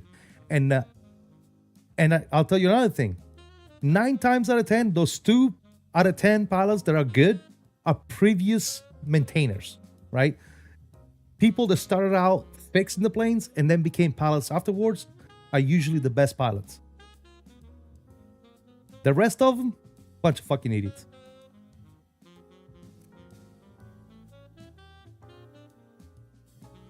SC Sim, what's going on, man?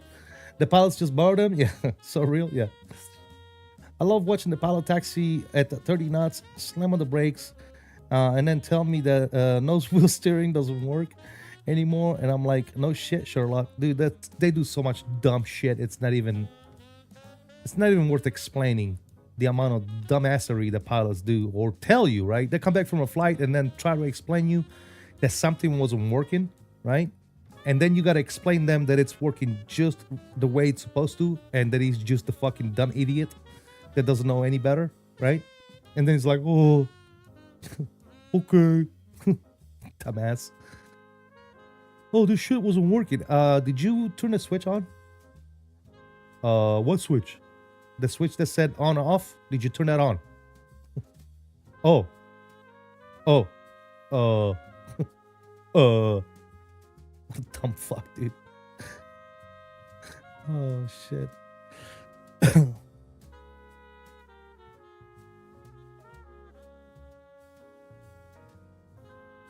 Yeah. So, yeah, like I said, I mean, there's good pilots out there, don't get me wrong. I'm not saying all the pilots are bad. But the real good pilots are very few and far in between, dude. Very few. For the most part, they're all Uber drivers. That's all they are. Fucking Uber drivers. They're the type of they're like the type of Uber driver, right? That knows how to drive the car just fine, but the minute they get a flat tire, they don't know what to do. Oh, I got a flat tire. Oh my god. What do I do? Open up your trunk, get your spare, get your jack them bitch up.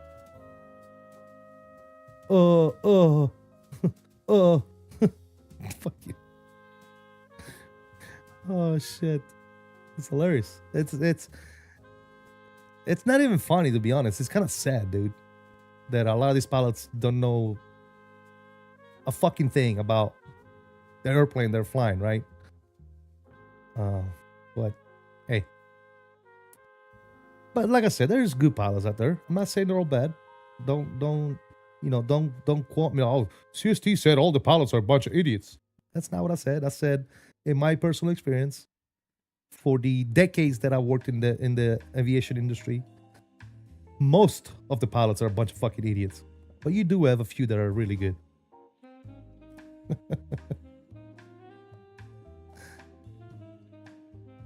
If it's a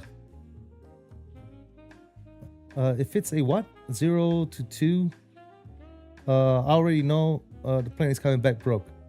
Oh, absolutely, dude.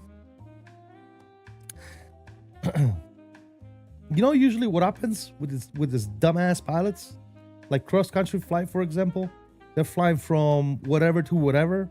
Once they get to their destination, they'll call maintenance.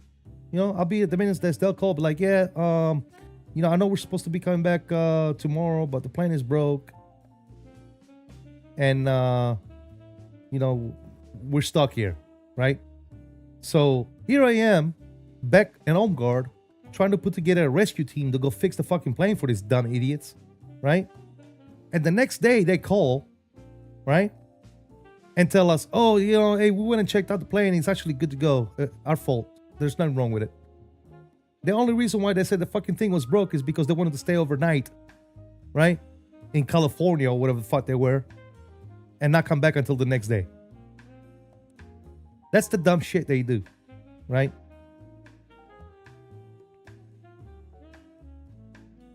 LT love breaking jets? Yeah.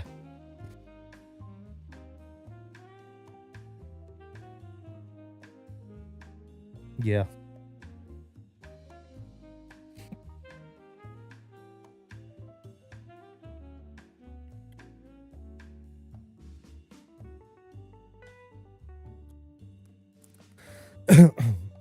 Check this. Check this out, guys. All right. One time, this is real story. I'm working the maintenance desk. Okay. We just launched this plane out. We're in overseas in Sicily. We launched this plane out, and I don't know if you're familiar with Sicily. You know Mount Etna, right? The volcano out there. You guys familiar with the volcano out there that spits out lava and lava ash all over the damn place, and it's very bad, right? This plane, this dumbass pilot, right, sees the fire coming out of the volcano, right? Hear me out. This dude can visually see there's fire coming out the fucking volcano. There's lava ash and rocks flying everywhere, right? And what does he do? He flies right through that shit, okay? He flies right through it 15 minutes after departing. Flies right through it. Calls me on the home radio. And maintenance, this is 521. We just flew through a cloud of lava ash, and seems to be okay here. We're just gonna keep going with the mission. And I'm like, hey, you dumb fuck, if you don't want to die, okay? Because you literally just flew through a cloud of fucking sandpaper and rocks that's going to degrade performance on your engine slowly but surely. You might want to turn around and come back home. Or good fucking luck.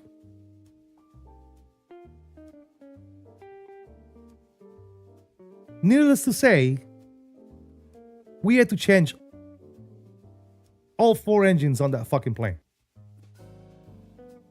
Because they all degraded performance by 30 to 40%. To not mention the fucking blades that we had to fix. Because he fucked all the blades up. All 16 of them. Right? My thing is, if you see a fucking volcano erupting and a big cloud of fucking ash, why are you flying towards it, you dipshit?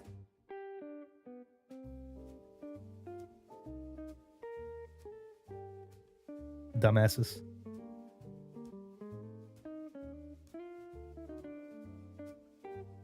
Yeah, I guess not, damn it. You never heard of that one.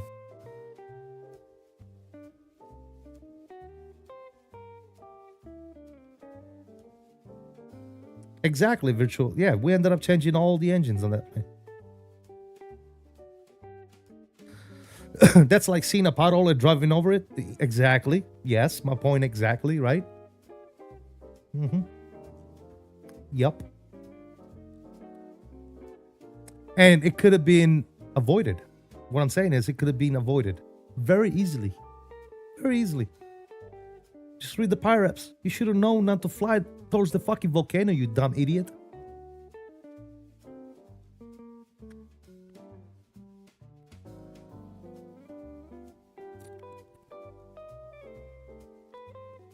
Oh, believe me, you, Kyron. There's some dumb shits out there flying planes. There's some really, really, really dumb fuckers that don't even belong in the cockpit of an airplane. That's the scary part. That is the scary part. But hey, I'm just a maintainer, man. Don't listen to me. Don't listen to me, my guy. You know.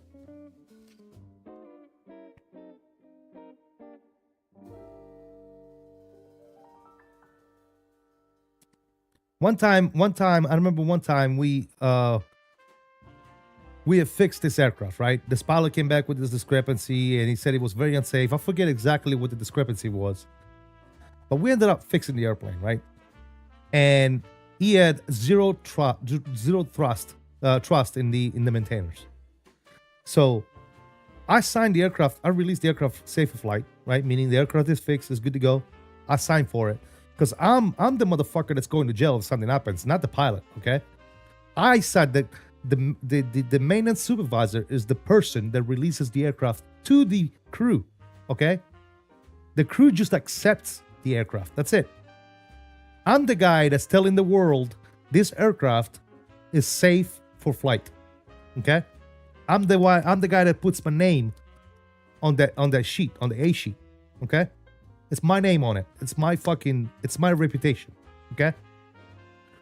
I release this aircraft and the pilot doesn't want to take it. It's like, oh no, I'm very, it feels unsafe. I don't think you guys did enough work. I'm like, yes, we did. We did everything we're supposed to do. The plane is good to go. Well, you just say that because you're not flying in it. I'm like, okay, let's go. I'll go with you. You want to threaten me with a good time? Let's go. I'm down. So yeah, I put my flight suit on and I went flying for about 6 hours. It was great. I was like, I'll go with you, dude. I got no problem flying in it. I got no problem putting my fucking name on it. I got no problem. If I tell you the plane is good, I am willing to get in the plane and go flying with you. That's how fucking safe it is. Don't fucking tell me. The only reason we're gonna die is if you do some dumb shit as a pilot. Not the plane is gonna be all right. So yeah, I ended up going flying with this dipshit that didn't trust me.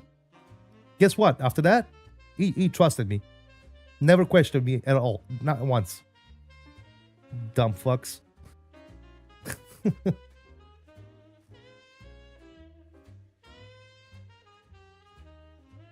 It takes a college degree to break them and a high school diploma to fix them. Yep, exactly.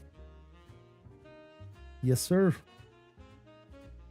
There's a lot of them out there. Like I said, man, I met some very, very awesome pilots and crews that are on their game, dude. Really, really good people, man.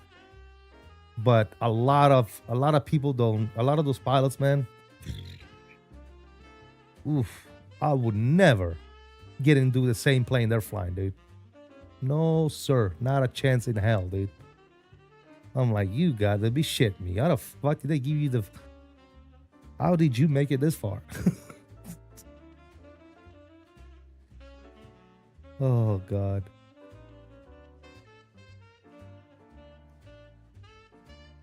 And don't get me wrong, the same can be said about maintainers, okay? There's a lot of people fixing planes out there that have no business fixing planes, if you know what I mean. But those are easier to spot and get rid of, right? So, yeah.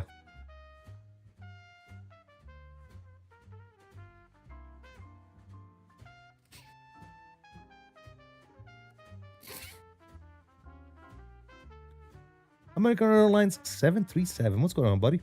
Welcome, welcome.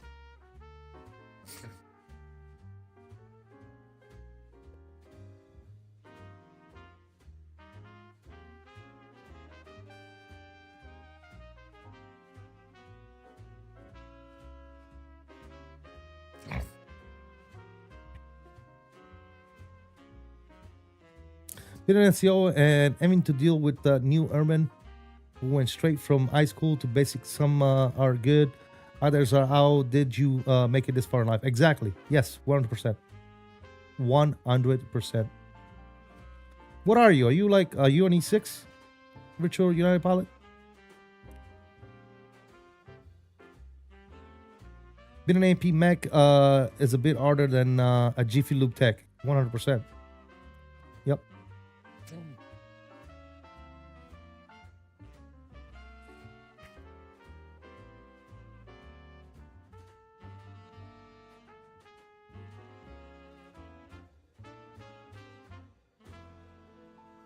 I'm not trying to pat my own back, dude. But AJ, I was really good at my job, dude. I was really good at my job. That's why I lasted so long in it, and I got so high up in the food chain, right? As an enlisted in the Navy, dude. And I could have won more, but I decided that my mind and body were done with it, dude. Because one thing is being a mechanic in the civilian sector, an AMP. One thing is doing it in the military, dude. The military is a lot more arduous, and those flight decks, okay, those flight decks were getting to me, dude. It was getting harder and harder, dude. So, yeah, I was like, dude, I'm already in my mid 40s, and I might as well just chuck it, be done with it. E5, I will test for E6 out of cycles for the third time. Got you. Nice. Nice. What part of the world are you stationed in right now, Virtual United Pilot? If you don't mind. If you don't want to talk about it, that's fine.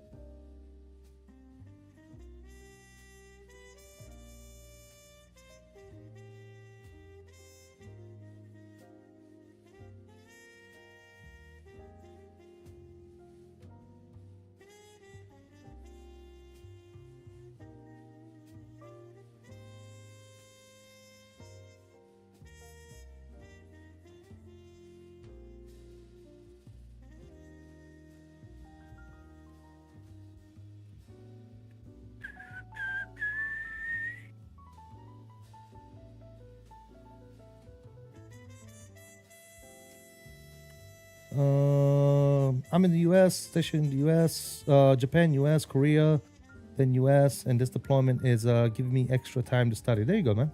Nice. Yeah, I was in Japan. I was in Iokuni for 2 years, man. Iokuni, Japan.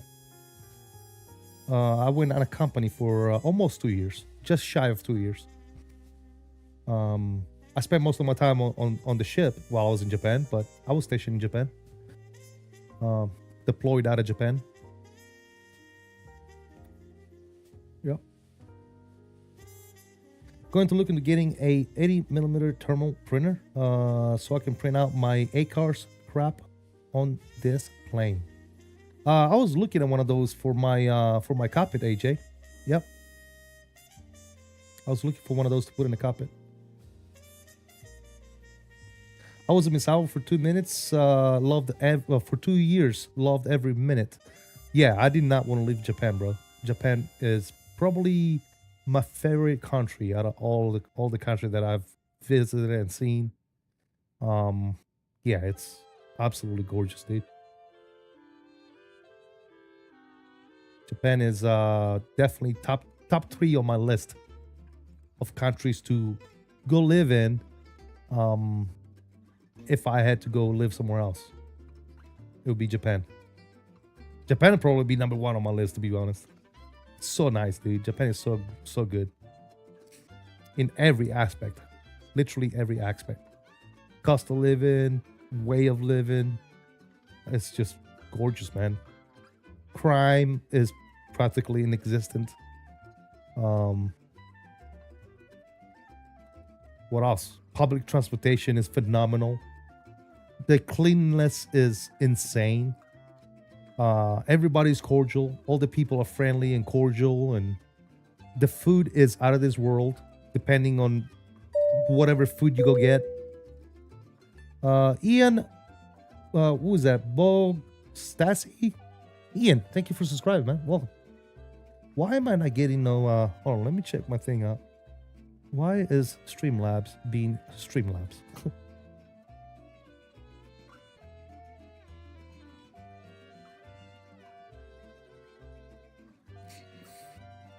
Let's see what's going on here. Let's log in.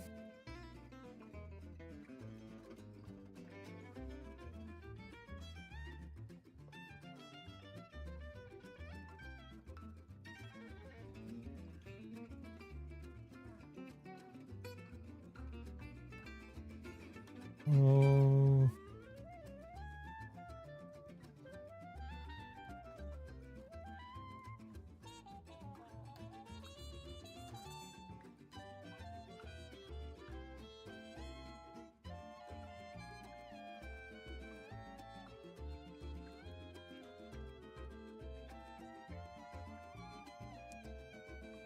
All right, Streamlabs, are you working, dude? Where's it? Cloudbot. Activate. Why is this not active? Fuck.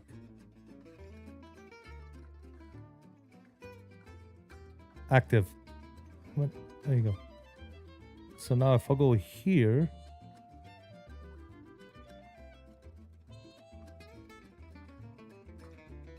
Ian Boxtail subscribed. Now let's see if this works this time. Replay that. All right, cool. Now it's working. Cool. Ian, thank you for subscribing, man. Appreciate you. Welcome aboard. All right. Lawson of Family Mart. For me, I would have to go probably Family Mart. Bakery and all that stuff is much better than Lawson. Lawson, I think, was more like almost like what? Cafe style and sweets and stuff like that, right?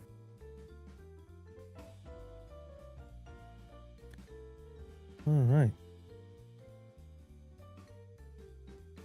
How we do it on this flight?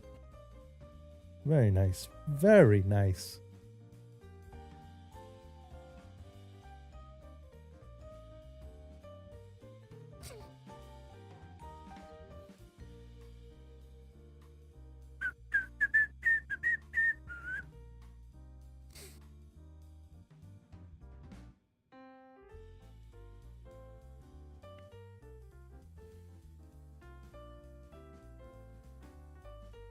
Yeah, that's what I think.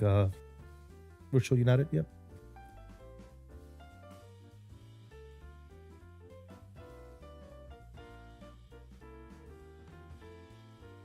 Well, speaking of Air Force Virtual United, my last duty station before I retired was an Air Force base. Believe it or not, I retired. I retired out of Tinker Air Force Base. Mm-hmm.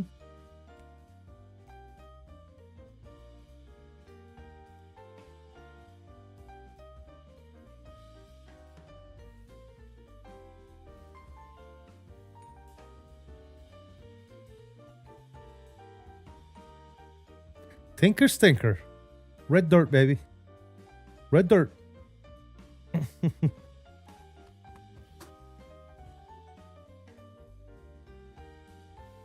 Red dirt.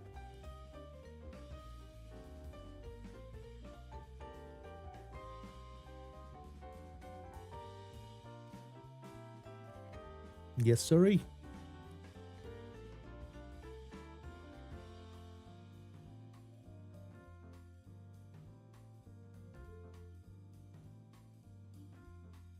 Yes, sir. Big Avies. I worked on the Doomsday plane. Yes, sir. Big old Doomsday plane.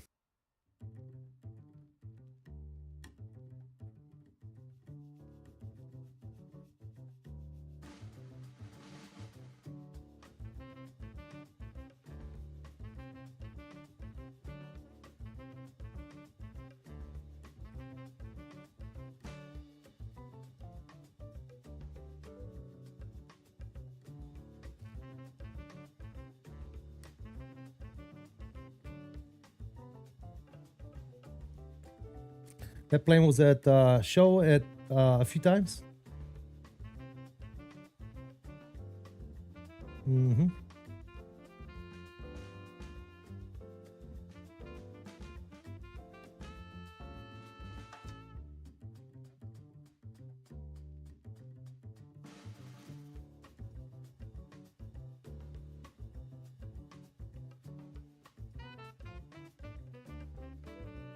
Super annoying because I always have one engine running. It's gotta be ready to go, man. Gotta be ready to rock and roll. Ready to rock and roll, baby.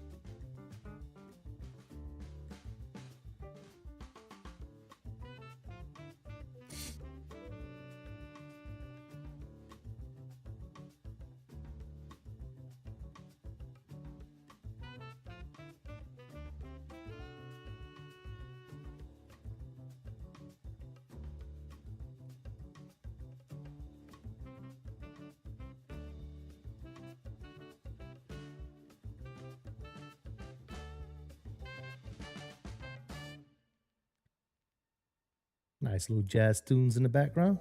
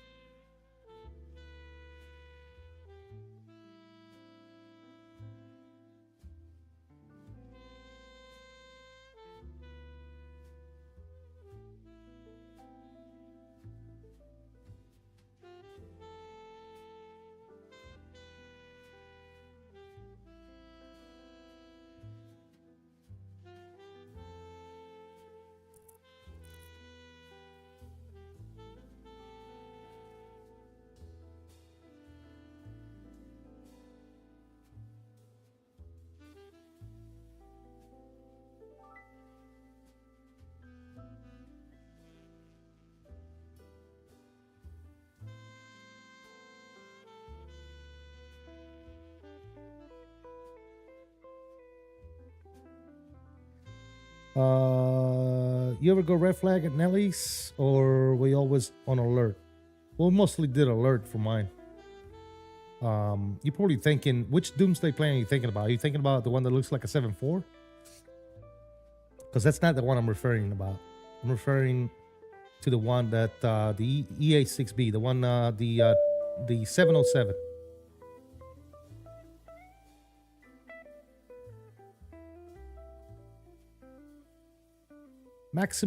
Maximus Craft. Thank you for subscribing, man. Welcome to CST Flight Deck, my friend. Yeah, no, mine, the Dooms plane I worked on, which is referred to the Dooms plane as well, is the EA6B. The one with the little ump on the top. You just Google it. The one that's, yes, the 707, yes. Quad engine 707.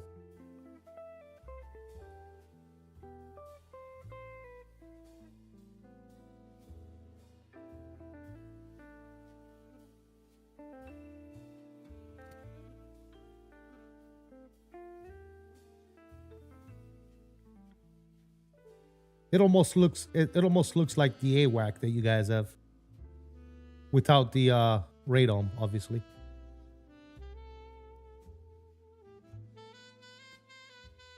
Aviation Geek, what's going on, man? Got me on the big screen? Nice. Good old Takamo. Yes, sir. Takamo. Takamo? Taka who? Taka me.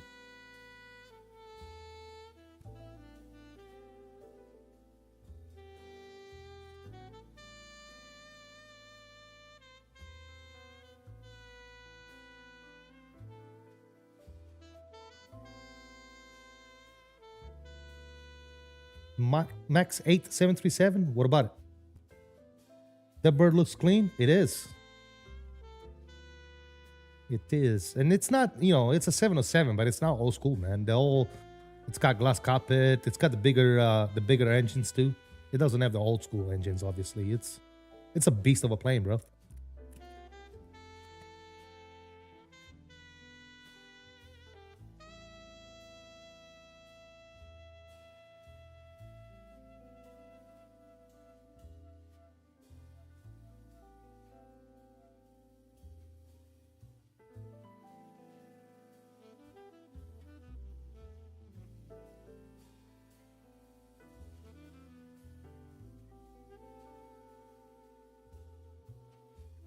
E6B, baby.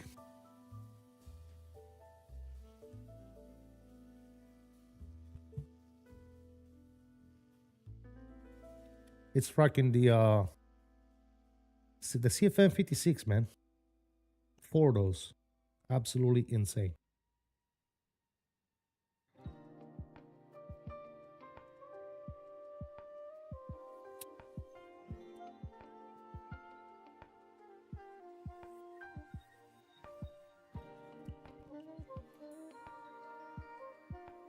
Waiting on a technician to run another coax cable? Gotcha.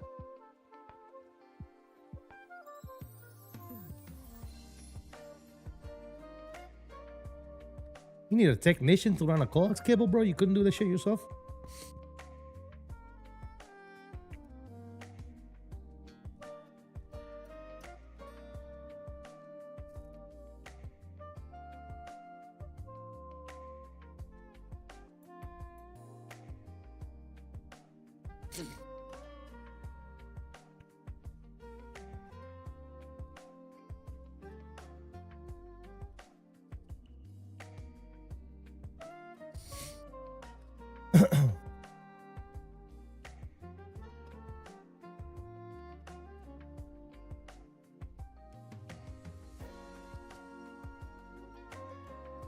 I will screw up an Ironman wedge with a cotton ball.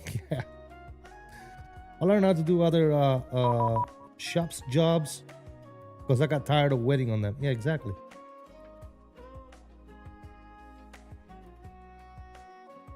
Yup.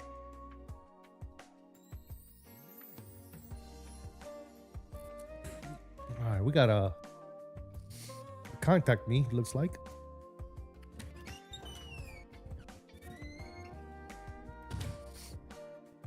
Who this might be.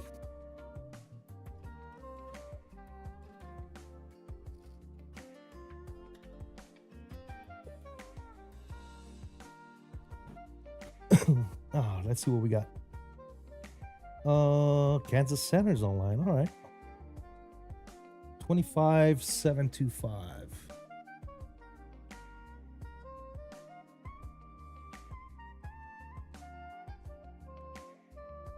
Let's give him a shot. Hey, Kansas Center, JetBlue 779, flight level 310. Checking in. JetBlue 779, Kansas Center, hello, I don't. IDET. Let's go to ATC. And where's the ident right here?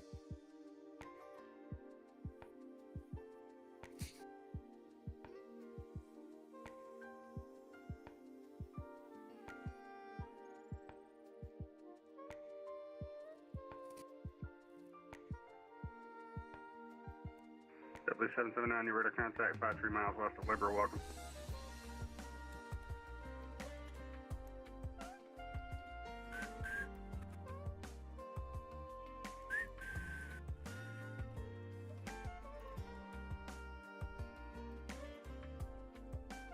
All right, looking good.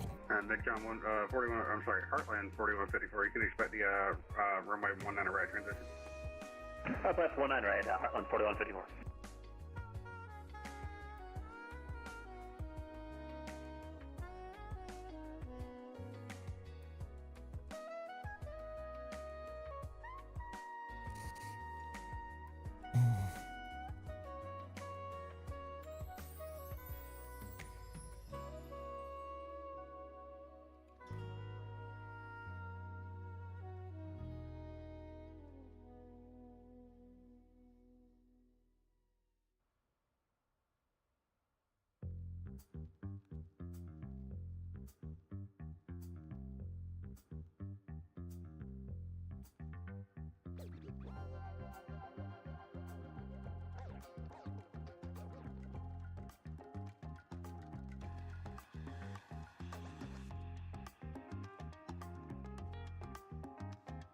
And Kansas City Center, good afternoon. American 10 Heavy, about 80 miles east of the Liberal VOR, sorry, west. And American 10, Kansas City Center, hello, ready to contact, welcome.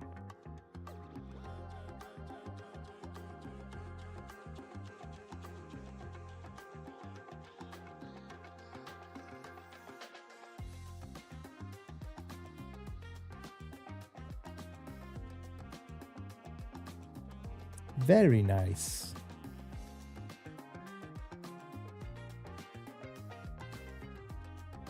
Almost halfway there, fellas.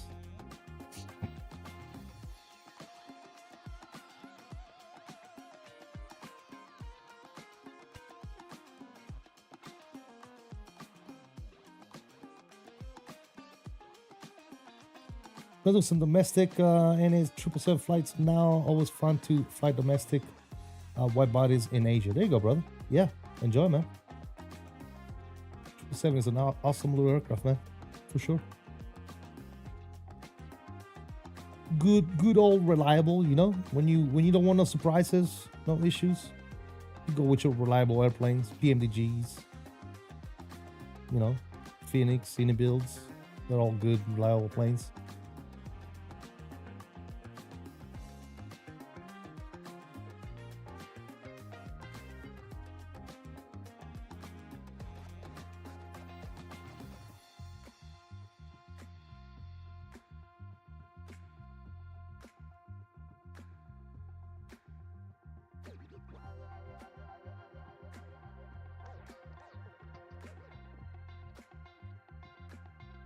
Heartland 4154 at Holmes, expect Dallas, approaching 19 right. Holmes 50, LAX 19 right, Heartland 4154.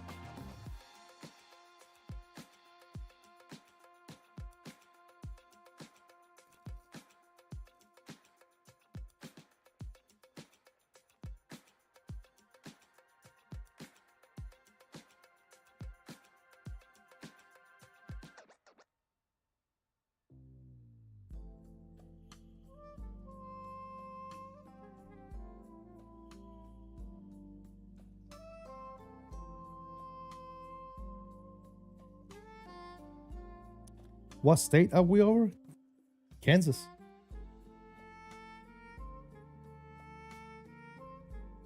Are we over Kansas? No, I don't think so. Shoot.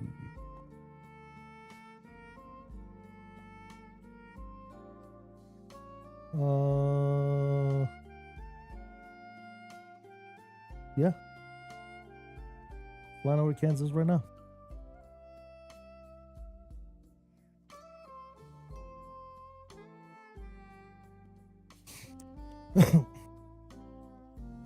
Almost to you. Where are you at?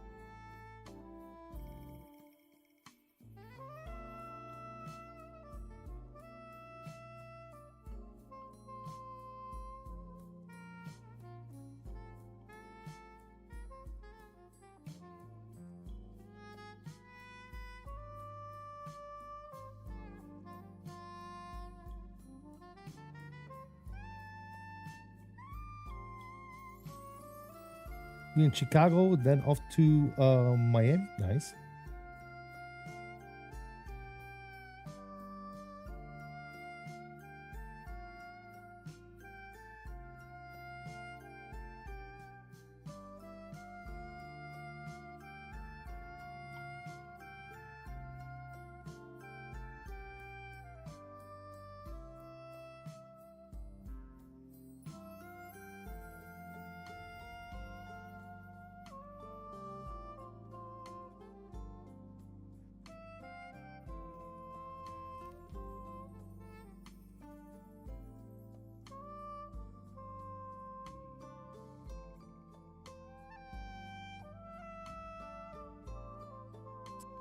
Do I have all the Rosefire Airbus panels?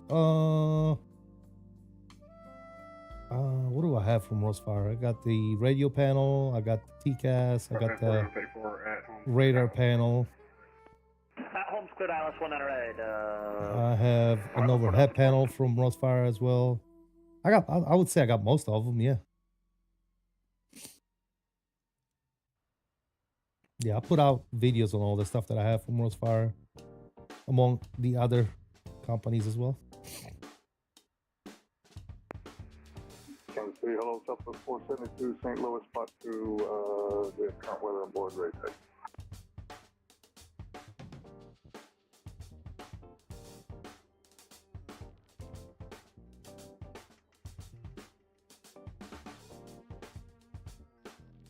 Southwest 4472, you can low, runway 30. How do I like them? I think they're nice, man. Good quality stuff, man. They keep on getting better and better. Rosefire. Initially, when they first released stuff, it was mostly 3D printed, but now their stuff, if you watch some of my latest videos on Rosefire stuff, man, it has gotten so much better with quality, man, and looks and functionality, man. It's ridiculous. Like their radio, their Alpha 111, the Alpha 112, the Alpha 113, the new ECAM panel, it's very, very well built, man. It's got metal case, acrylic tops, laser engraved for the light to shine through the letters. They got good quality knobs and switches, dude. They're really good stuff, man. Really good stuff. And now, not only that, now Rosefire also has a dedicated app, kind of like the CMAP Pro, and you're able to run all your peripherals with just one app. So yeah, you just start the app, you launch it, and you make sure that firmware is up to date, and you go to town, bro. It's that simple. Yeah, the app is pretty good, man. The app is pretty good. They're definitely getting better and better. Virtual United Pilot, if that's your concern. I've been working with the Rosefire stuff and other companies like them that resell stuff for them since the beginning, man. And I can tell the difference in quality from the day they started to today is miles ahead of what it was. So they definitely got some great stuff. The wing things are working on FSLab. Yeah, all my stuff works, man. I use my wing ECAM panel and the landing gear panel over here, and then I use WingFlex MCDU, WingFlex FCU, and EFIS, and the WingFlex overhead, and everything works on the FSLab. Yes.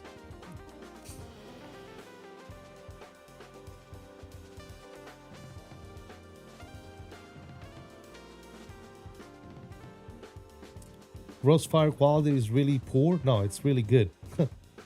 It wasn't that good initially when they first came out, but now it's really, really good stuff.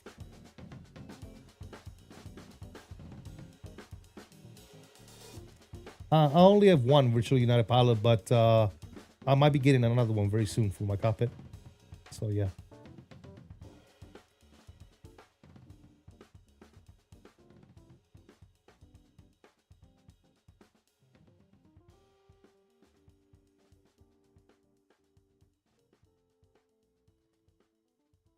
Can I show my setup right now? Well, my setup that I have right now is my basic setup. I'll put the control cam on if you want. But this is what I got right here. I have my WingFlex, my WingFlex glare shield. I got my WingFlex MiG-2. I got the wing control ECAM and AGP panel.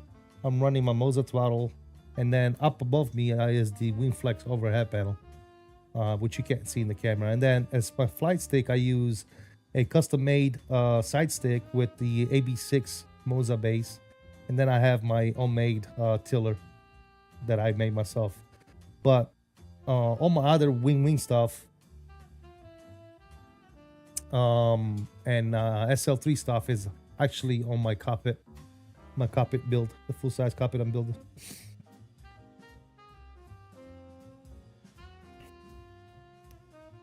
The one I'm using right now, the wing, you talking about the WingFlex one I got right now, AJ? Yes, it works with this radio, yes, with the Dreams.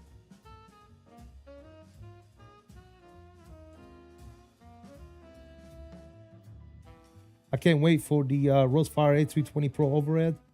I can't wait for the wing control one, man. That one's gonna be a little more affordable, I think. Are you JetBlue 779? Yes, I am.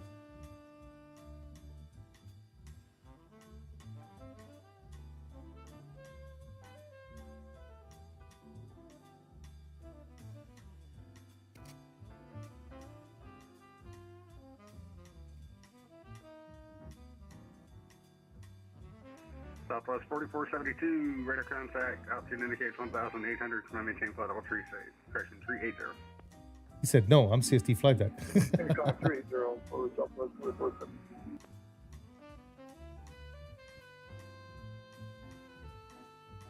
American Airline 10, hot on your tail. Very nice. Where are you at?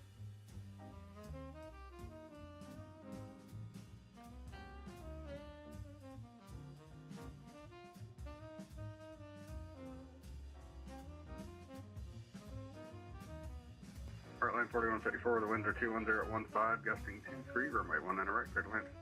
19 right, clear to land. Please answer. Please answer what? Show your setup? I already showed it, bro. I already showed you my setup. I turned on the camera, the control camera, just to show you the setup.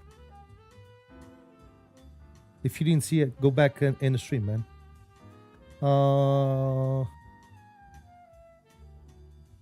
They're the same price, but the wind control one is 1 for 1. Oh, really? Okay, cool. Your previous question. Roast fire quality is really poor. I already answered that question too, Wizboy. They're not poor quality. They're good quality. They're very good quality. That's the only question I see. And yes, I already answered it, Wizboy. If you ask a question, please listen, man. Listen to the answer. I'm pretty good at reading chat and answering questions because I don't have a bajillion people trying to type at the same time. So I'm usually pretty good at getting every comment, right? 2515, radar contact lost. Behind disconnected. 2515, your radar contact is reestablished approximately 60 southeast of But yeah, southwest of Wichita. to answer your question again, the Rosefire equipment is very good, very, very good quality.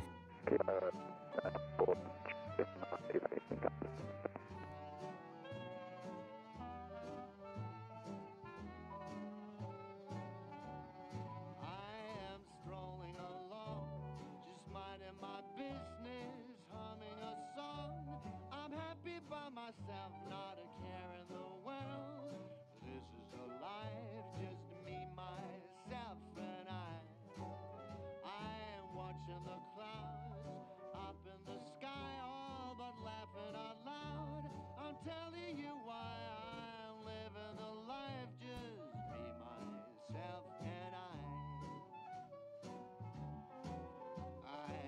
used to think that life was cold and lonely. When you up and left me, sadness overwhelming. Oh me, I'm out and about, painting the town red. I'm coming around. There ain't no doubt about it. I'm no longer blue. So glad we are through. Just me, myself, and I.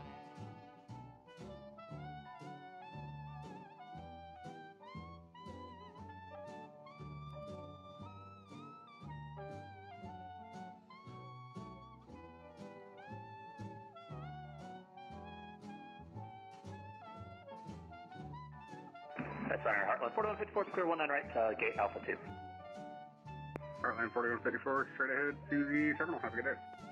Straight ahead, appreciate the help, Heartland 4154. I think YouTube did not message it, but I typed nice setup, but I would recommend to give an email to Sim Workshop, the best Airbus side stick for AB6. Mine just arrived. Maybe it's a setting for me. Okay, I see it now. I don't contact companies, Wizboy. I don't reach out to them. I only work with companies that reach out to me. I don't like to ask for stuff. So I only work with companies that reach out to me and want to work with me. So if they ever contact me, I'll take a look at it. But if it's, I can tell you right now, if it's more than $100, I don't think it's worth it. I think it's probably way too expensive. I think best bet is waiting for the wing control side stick to come out. It's going to be full metal 1-to-1 Airbus stick, and it's going to be like what, $60? That's perfect. That's going to be the best stick in the market.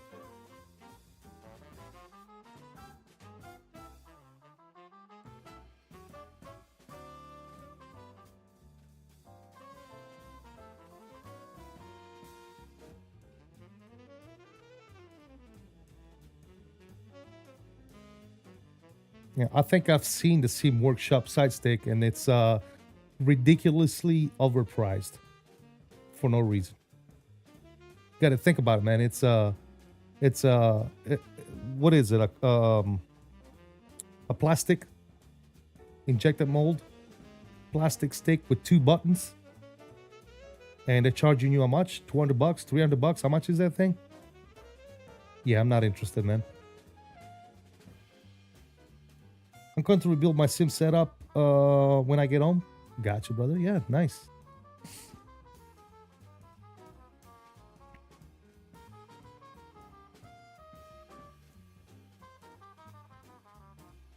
How's the sim coming along?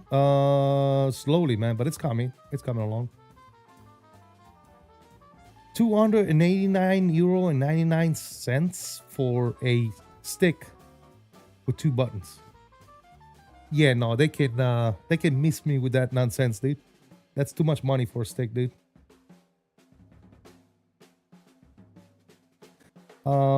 He said, okay, maybe I'll give Sim Workshop to contact you if you want, but I don't want to be the good guy. Just recommend it. I can agree. It's overpriced, but it's fully metal. Okay, still, it's fully metal, but it could be fully gold. I think 290 290 euro. That's insane, dude, for a side stick. Keep in mind, it's a side stick that you're gonna need a base for. It doesn't work without a base, and it's damn near the price of the AB6. The AB, how much is the AB6? Like $400 for the AB6 base with a stick, with the stick. And Sim Workshop is charging you 300 euro almost for just the stick. Jesus, that's absolutely mental. I wouldn't pay no more than $100 for that stick, though. I wouldn't pay no more than $100, dude. I think 1 cent over $100 is too much. I think $100 is already too much for it. Now, like I said, Wing Control is gonna come out with the same thing, full metal, 1-to-1 scale of the Airbus. Instead of going with SimWorks, if you guys haven't bought one yet, just wait. Just wait.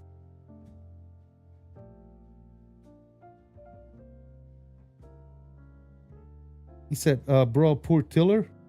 Oh, the SimWorks tiller? I seen that too. How much they asking for that thing?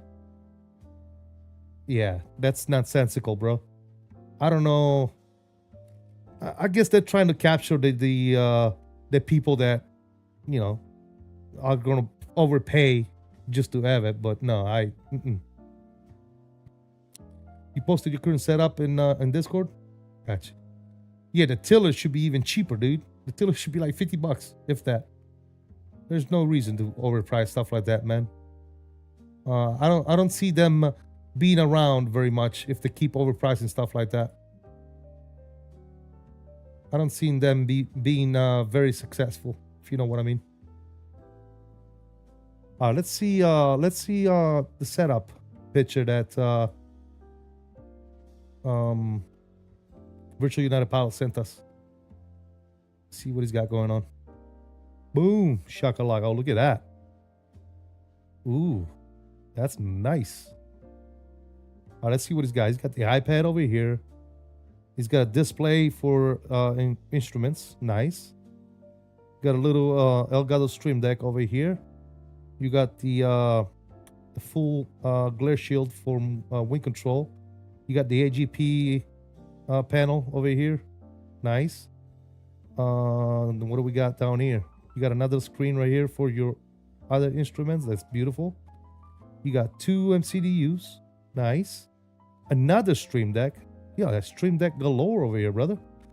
You got the wing control, throttle, speed brake, and flaps, and combo, and all that good stuff. That's an amazing setup, dude. You got another Stream Deck over here for your radios. Nice. Wow. Good stuff, brother. That looks good. That's a cool little setup, man. Hell yeah.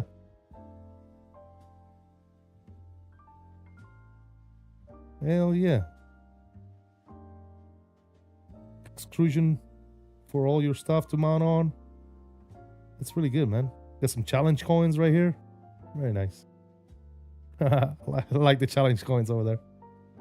I got a grip of challenge coins myself, dude. I got so many of them, it's not even funny. Is that a printer? I think he's got the little printer too. Look at that.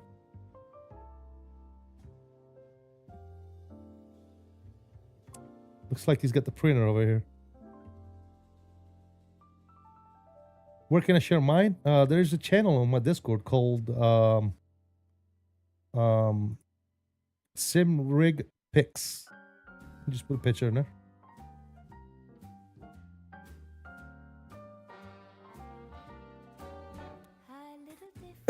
Mine is currently a mess, man, but it's getting there. Let me see one of the recent pictures that I have. Hold on.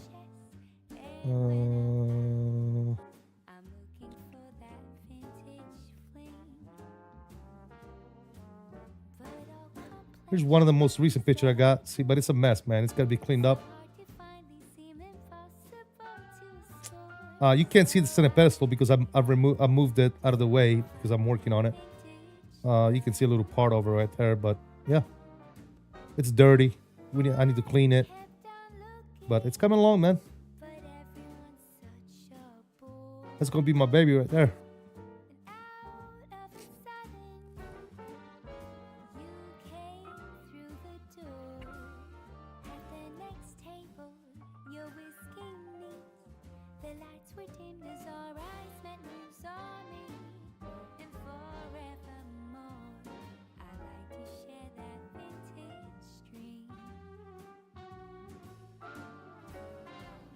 You're the best comment watcher of all time. Thanks, man.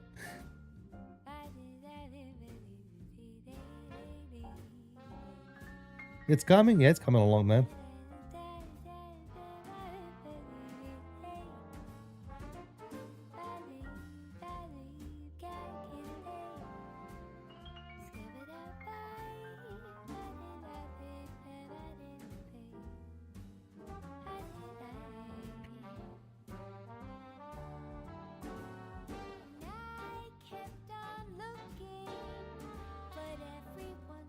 When is the maiden flight? Looks real good. Hopefully soon, flight sim guy. Hopefully soon, man. I need to get out on it, man. I've been working on it slowly lately because of weather and other things, you know, life in general. You get busy with other stuff, but here we need to start getting back on it because I want to get it done before the expo, before Flight Sim Expo, and have it ready to go for the World Flight event that we're doing in November. So we're gonna have a bunch of people coming over. You know, Captain Canada is gonna be here, among other people, right? Mav and Mastro, I think, might be able to make it over here.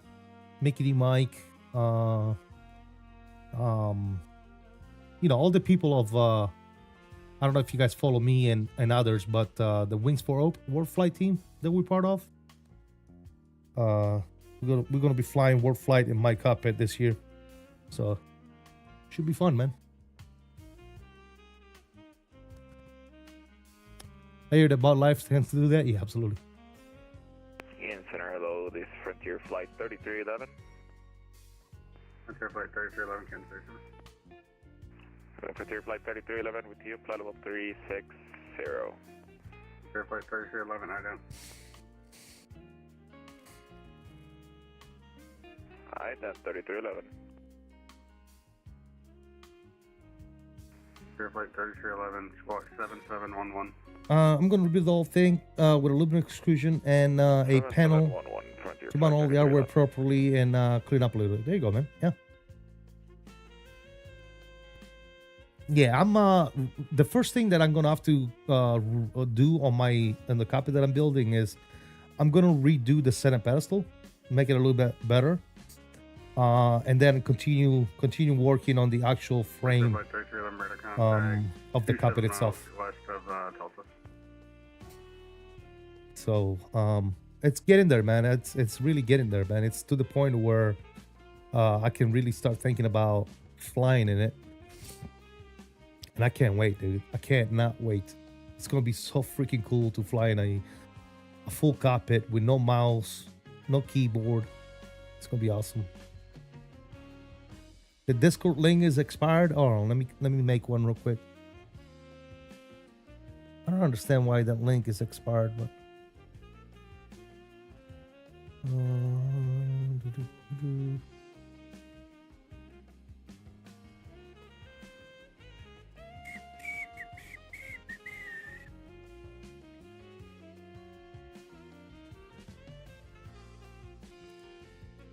I don't even remember how to create a freaking link.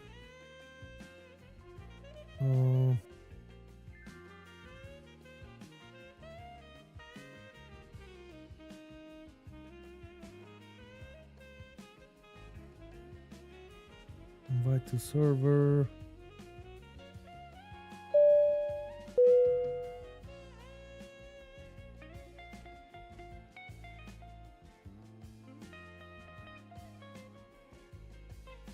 Okay.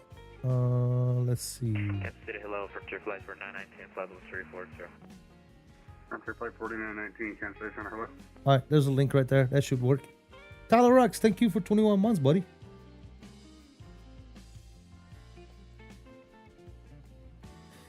So you think it's best if I have the 800 from PMDG, not need to upgrade for the 700 series? I would say so, GOT. I would say so, yes. Plus, the 800 is the most common one anyway. It's the most one that's flown by many airlines. The 700, like I said, dude. I mean, it's entirely up to you, man. If you really want it, then it's up to you. But Yeah, if you have the 800, it's pretty much the same freaking plane, dude. I'm also going to buy some small pipes to ride cables through. Nice. Are you going to get the wind control overhead for it? Yes, flight sim guy. Yes, absolutely. Absolutely, my friend. 100%.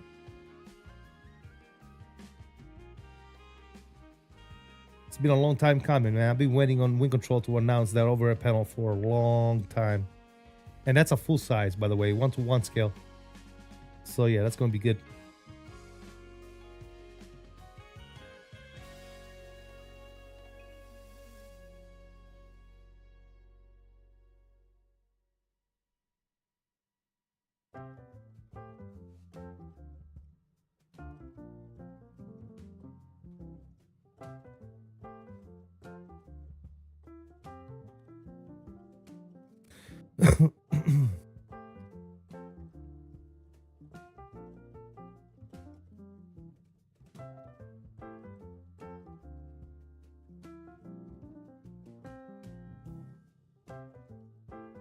Exactly, Flassim guy. Yes, absolutely.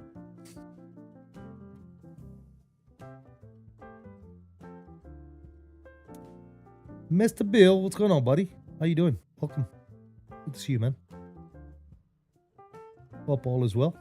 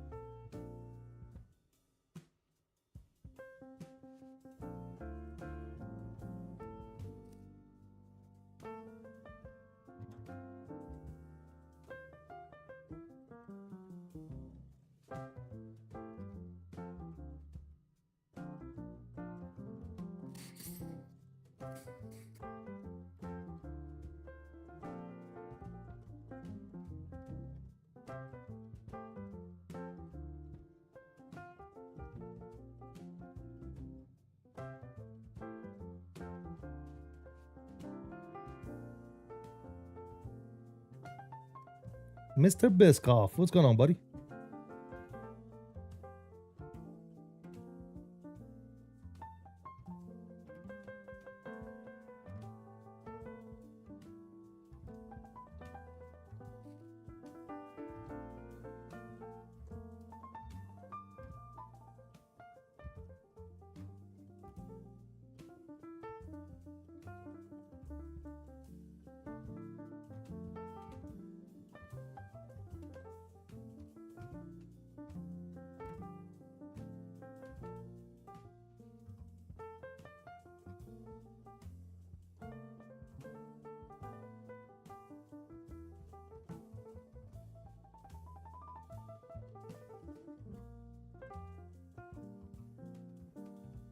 You have working Ling? What? I'm sorry, what's that?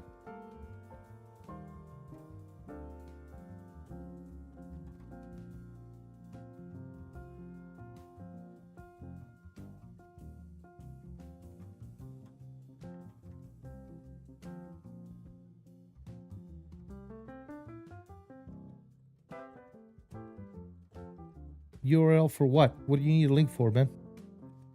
You shared your sim? Let's see what you got.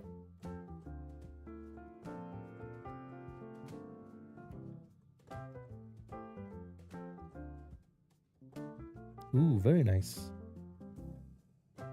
Let's see here. All right, this is Whizboy. All right, let's see what Whizboy is working with over here. Start on the left. We have a little vertical screen here for his instrument. He's got a monitor. It's like a widescreen. I don't know. What is that one? Oh, that's the WingFlex. You got the WingFlex FCU. You got the WingFlex EFIS. Got another monitor here for your middle displays. Got a little laptop over there. Probably Navigraph or whatever. Yeah. Are you running your sim with the laptop? Please tell me you're not running a laptop for sim. No, he's got a PC down here. Okay. You got the wing control side stick, right-handed. You got this Logitech auto power panel. That's old school. McDo, your ACP panel by wing control. You got the throttle over here on the left side. Looking good, man. Looking good. You didn't get the landing gear panel from wing control? You only got the ECAM? Nice. Rocking the Logitech panels. They do the job. Perfect. Hell yeah, man. That's good. It's nice. Good stuff.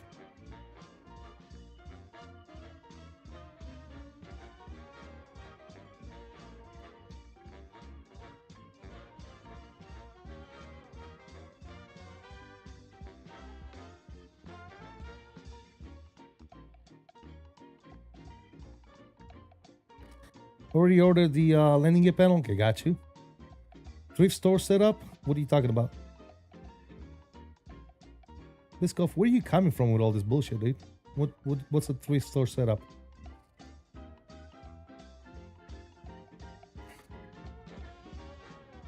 You got the AB6 plus the sim workshop now? Got you. Mini FCU? Nice. And you already got the landing gear panel on order. Perfect, dude. Yeah, man. Does the job.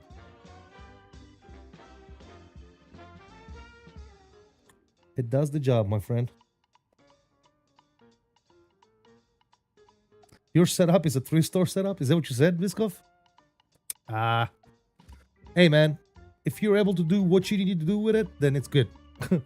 That's all you need to worry about. Are you able to enjoy the flight sim? Then you're good to go, man. Setups can be as simple or as complicated as you make them, dude. But as long as you're able to enjoy your hobby, that's all that matters. My only problem is I can't fly Boeing. You could.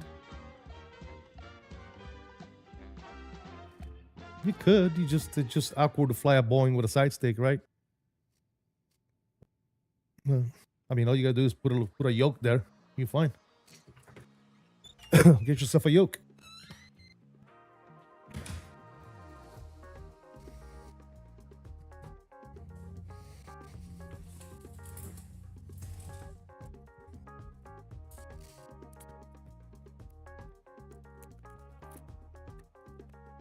Oh, Bisco, if you want the Discord link, is that the link you were asking for? I just posted it up there.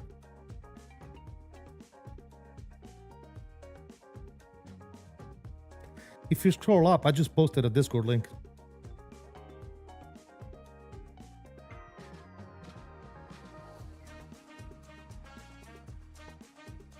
If I get one, it'll be the Moza yoke. I have it. It's nice, but I prefer the Pendula yoke, to be honest. But yeah, the Moza yoke is definitely a nice yoke. Especially if you want force feedback. I think it's one of the most affordable ones out in the market right now. Is the Moza yoke.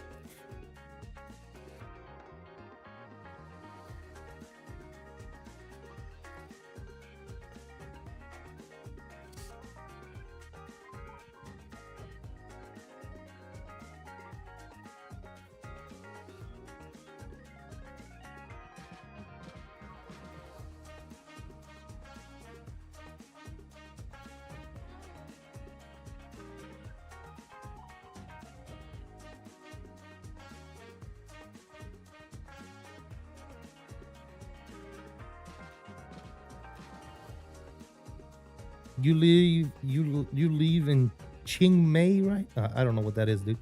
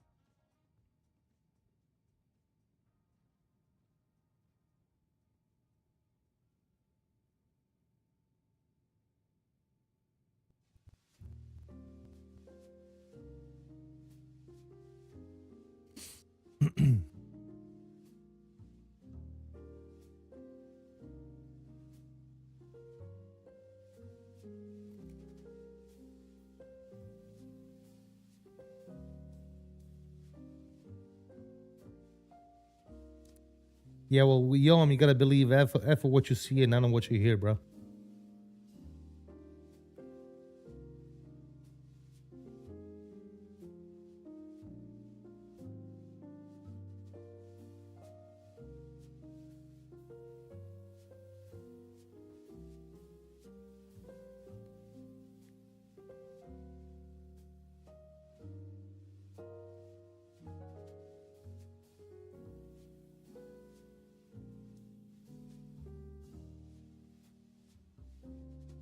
Three spatulas. Yeah. Oh God.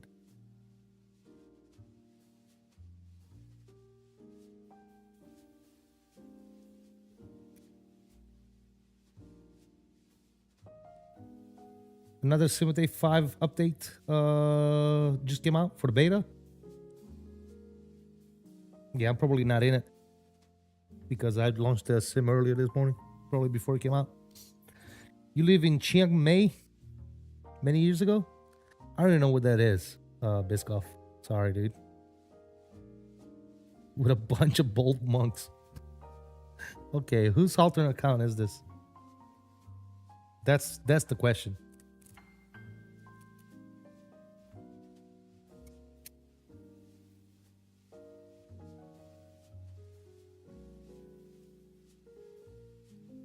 I just wait for the stable? Yeah, exactly. Oh, shit.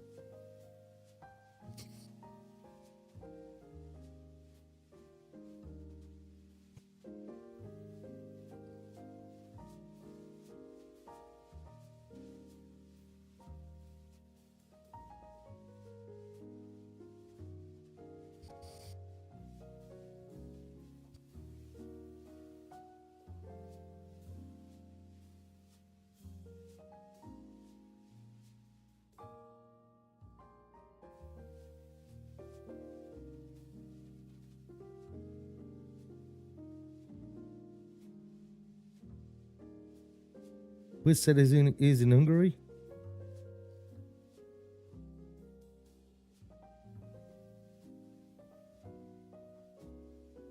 Beard nose. Oh shit. Oh. Goodness gracious. What the hell is beer? uh,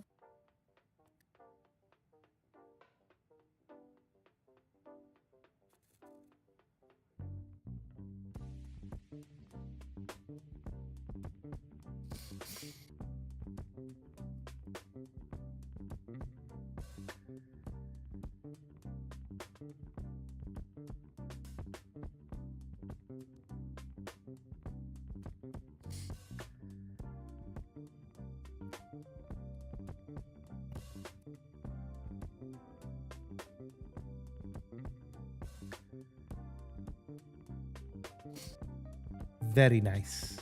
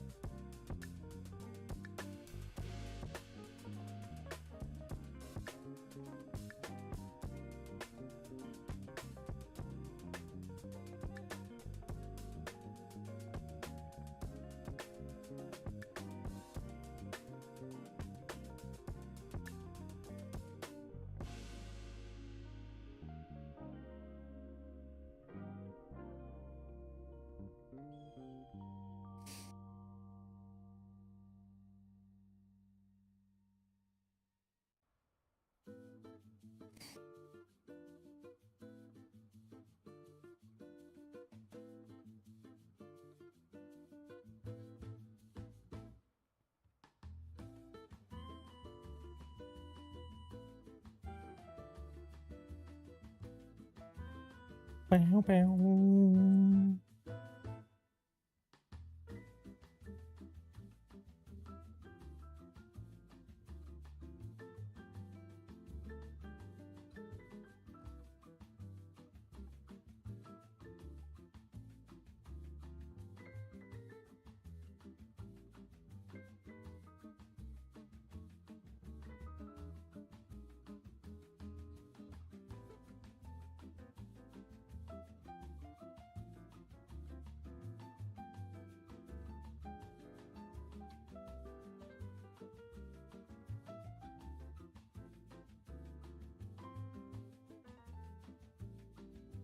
Do I like Sting?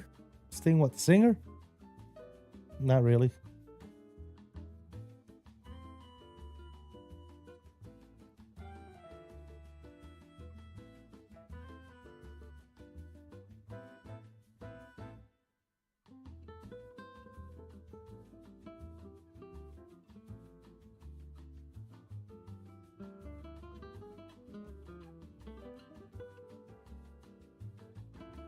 Nope, not a fan, bro. Not a fan.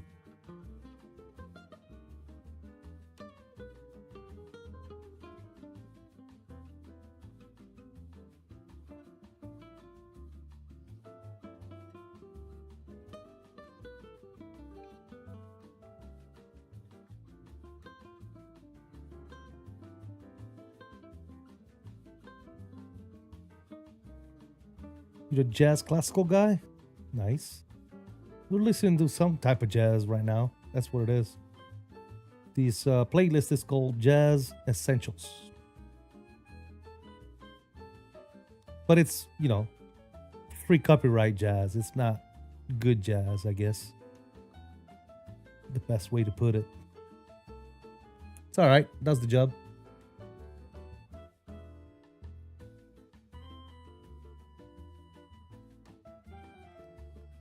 Bossa Nova? I don't even know what that is. Bossa Novas. Bossa Novas. I don't know.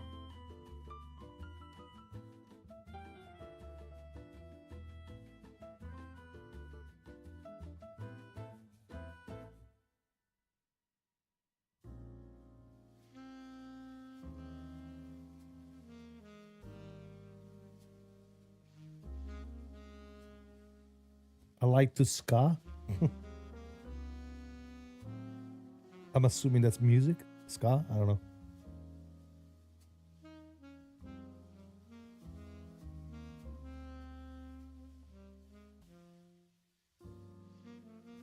Kansas City Center, Cessna 359, Sierra Papa at 3,000, calling for 5,000.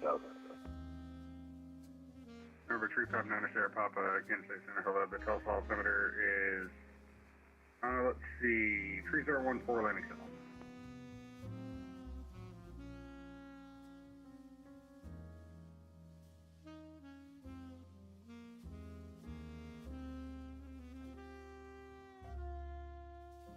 November 359 Sierra Papa, the telephone altimeter is 3014 landing south.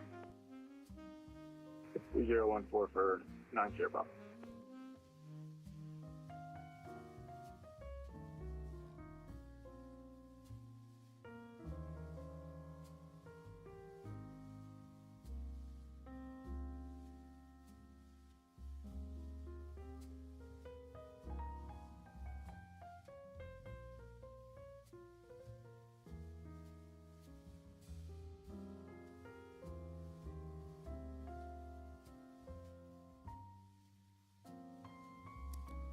Well, we are officially over the halfway hump. That's for sure. Autocorrect, Bossa Nova is a style of jazz influenced by Brazilian music, brought here in the 50s by Stan Getz and Antonio Carlos Jobim. Never heard of it, man. Bossa Nova. Let's see if there is any Bossa Nova style stuff on here. Let's see what happens.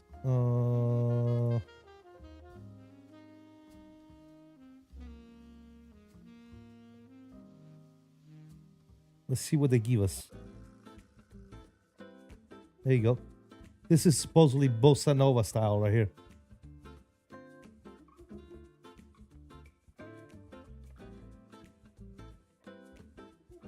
Can I see if they have ska? Maybe later. Let's see what Bossa Nova is real quick.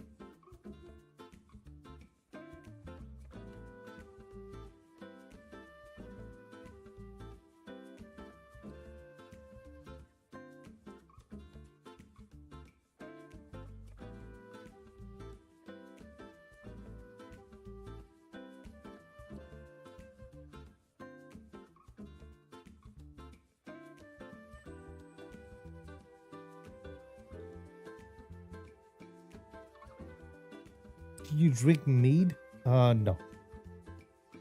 Kansas City Center, Delta 143, level 350, 10 miles north of Lamoni. Delta 143, Kansas City Center, hello, radar contact, welcome.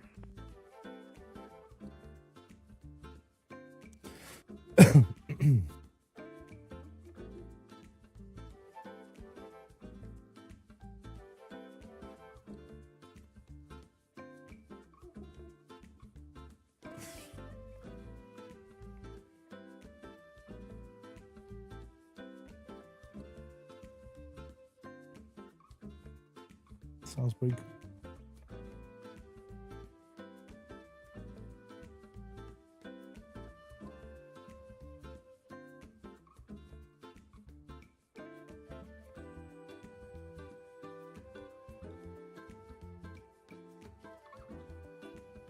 I bought a Mexican passport in Brazil once.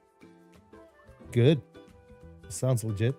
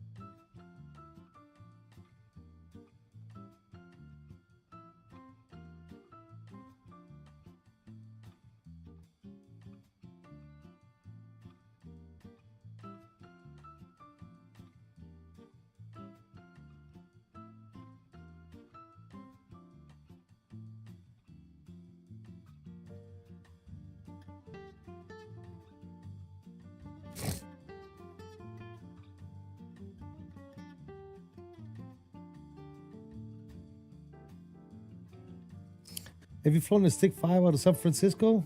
Possibly. When am I gonna land? For me is late. Well, if it's late, man, you might as well go to bed, man. It's gonna be like another 2 hours before we land. Hour 54 minutes looks like. Yeah, I appreciate you hanging out, Wiz Boy, but if it's late, man, go get some rest.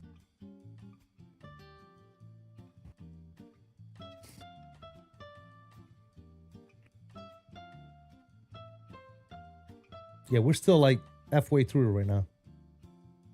So, yeah, we still got a long way before we land.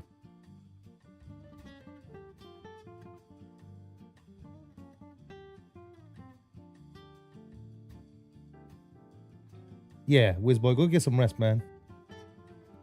Go ahead and head over to bed, my friend. Go get some rest. Thank you for hanging out, man. Appreciate you. But yeah, if you got to get up early tomorrow, go get some rest, buddy. You can always catch the landing on the replay, man. Let me know what you think in the comments.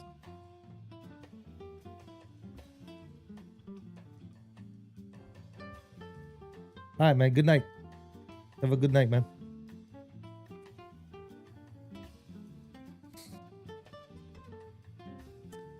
Right now here it's afternoon, man. It's 3:12 p.m. So yeah, still early afternoon.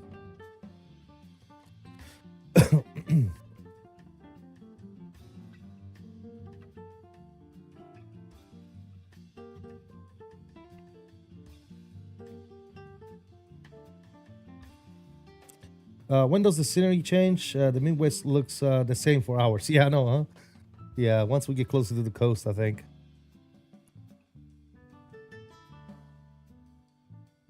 Midwest is kind of flat. That's for sure.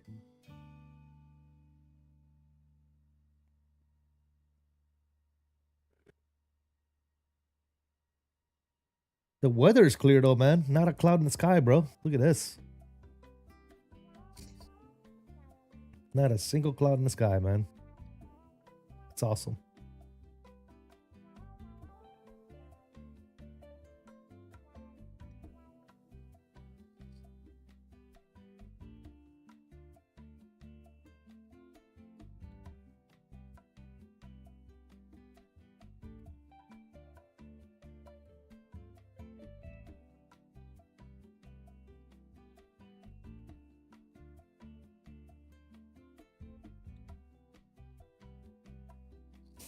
Frontier Flight 3311, leaving my airspace to the west. Denver's offline, radar service terminated. Change to advisory approved.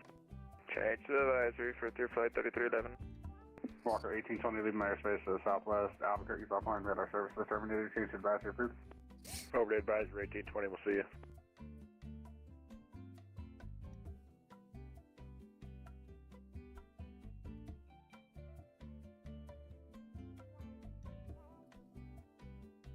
Kansas City Center, Frontier 5123 at flight level 320. Frontier Flight 5123, Kansas City Center, right down. Ident 5123.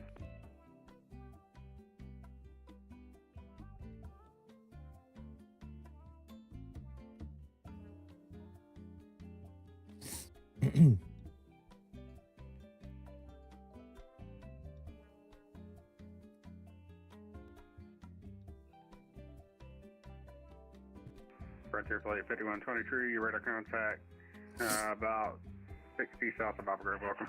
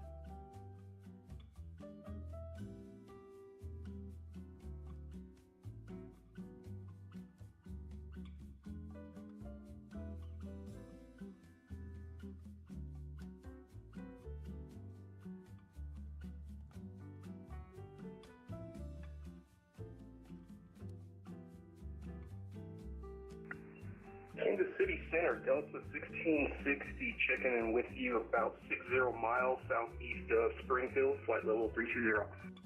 Delta 1660, Kansas City Center, hello, radar contact, welcome. Welcome.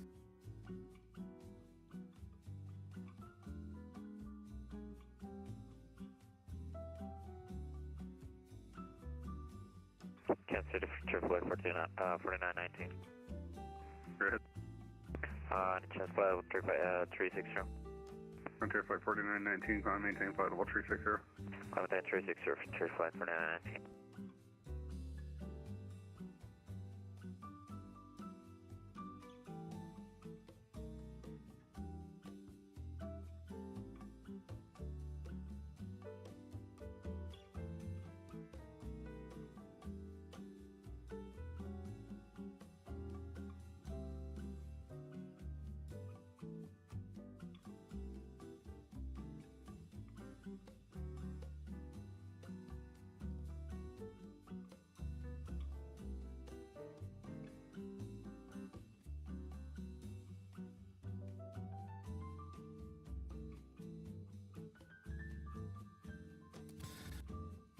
Did you say chicken and whiskey? Yeah, I guess. Gonna take a smoke break. I'll be right back. All right, Aviation Geek. Sounds good, brother.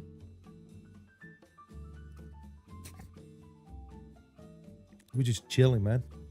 Chilling at 31,000 feet. Enjoying the views. Enjoying the jazz. This is flight simming is gotta be the most relaxing sim, dude. You know what I'm saying? You get to cruise and just listen to some tunes, relax. Enjoy the views, enjoy the scenery. It's gotta be the most relaxing.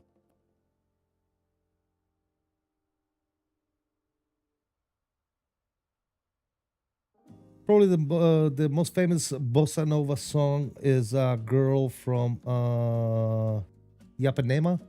Yeah, but I probably can't play that because it's copyrighted, Bill.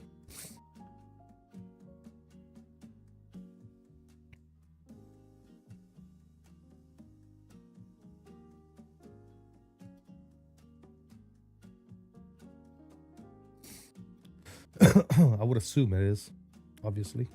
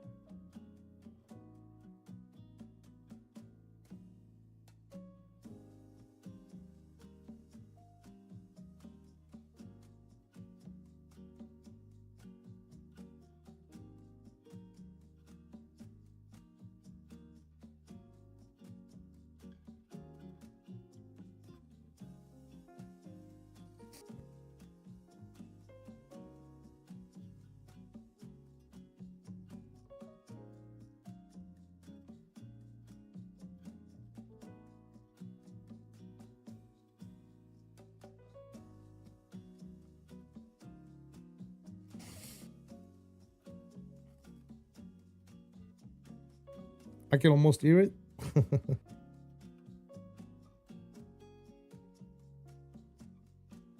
As you might have heard of it, Ipanema. No, I've never been a listener of jazz, to be honest. Center, Frontier 5123. Go ahead. We're going to move out of the cockpit for around 15 minutes, if that's fine. I'm on your back. Thanks for calling.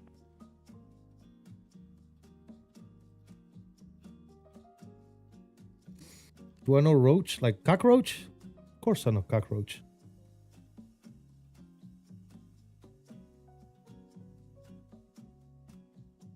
The most resilient insect in the world.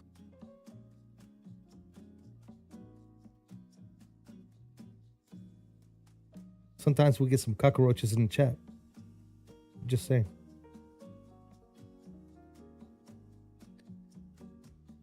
Almost, if you twist your ear hard enough, rhythm and harmony, classic bossa nova. This is what was integrated into American jazz. Gotcha.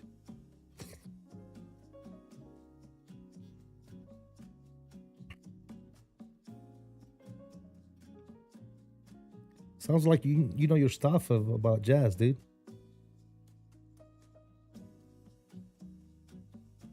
Roach is a guy I get burned CDs from. Jesus Christ. All right. Samba.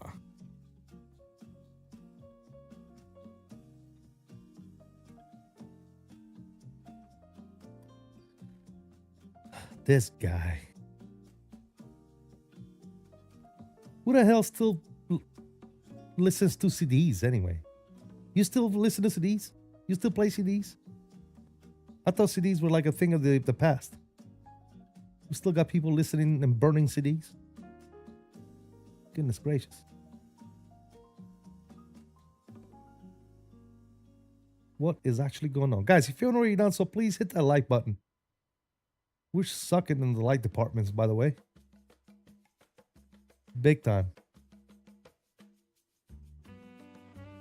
Appreciate you guys. If you could, please smash that like for me. I still play them. I have a ton of them. Yeah, I haven't. All my CDs and DVDs and everything, they're up, boxed up in the attic, dude.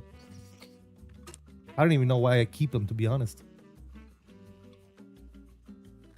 Oh yeah, that's right. Russ, you did say you were a musician. Yeah, that's right. Sorry. I remember I told you yesterday I got CRS. He said he knows Roach. He knows Roach. Right there. He still has CDs. Oh God. No, I do not know who Roach is. Maybe I knew Roach at one point. Aviation Geek, of course you still listen to CDs, bro. Come on. Everybody knows that.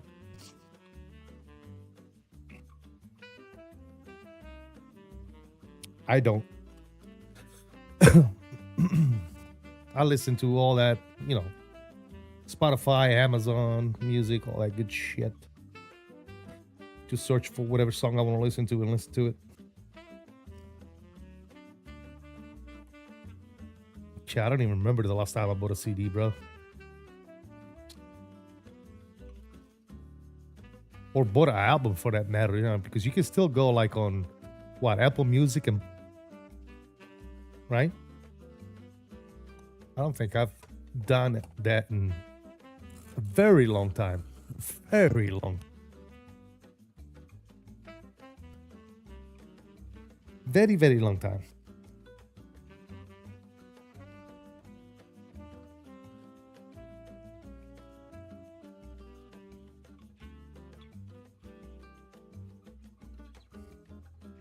I'm country. I still listen to 8 tracks. Oh, God.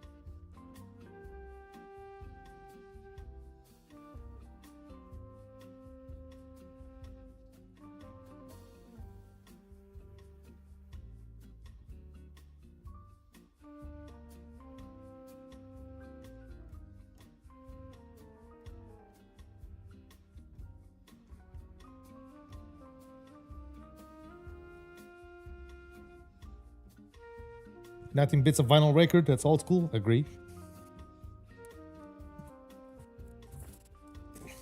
Agreed. Oh, remember Walkman? Anybody in the chat used to have a Walkman growing up? With tapes?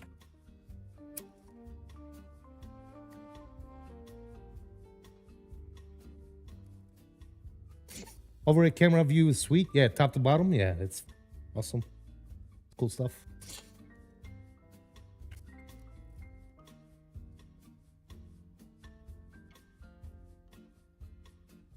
Biskov says Sony.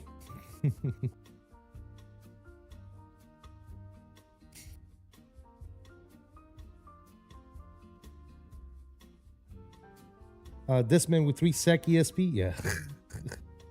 I had a Walkman CD player. Yeah, I had the tape player, the CD player. I had them all, dude. Remember the old school CD players for your car? Every time you hit a bump, they skipped.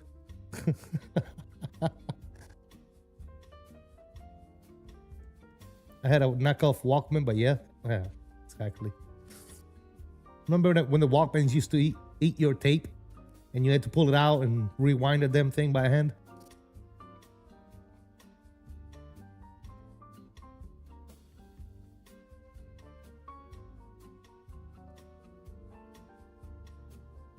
Those Discman always skip and ate batteries like a mofo? Yeah. Oh, yeah, they did. American 12, Kansas City Center, hello, radar contact, welcome.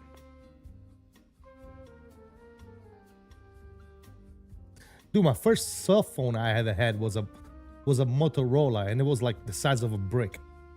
You guys remember those? Like the old school cell phones? Again, for Frontier Flight 4919. I had an old school CD player in my car. Every time I had Taco Bell, it skipped. Right. Jesus. Oh, because you shit yourself in the car? Flight 4919, Made the CD player skip? Radar service terminated, change to advisory approved. Road advisory, Frontier Flight 4919, yeah.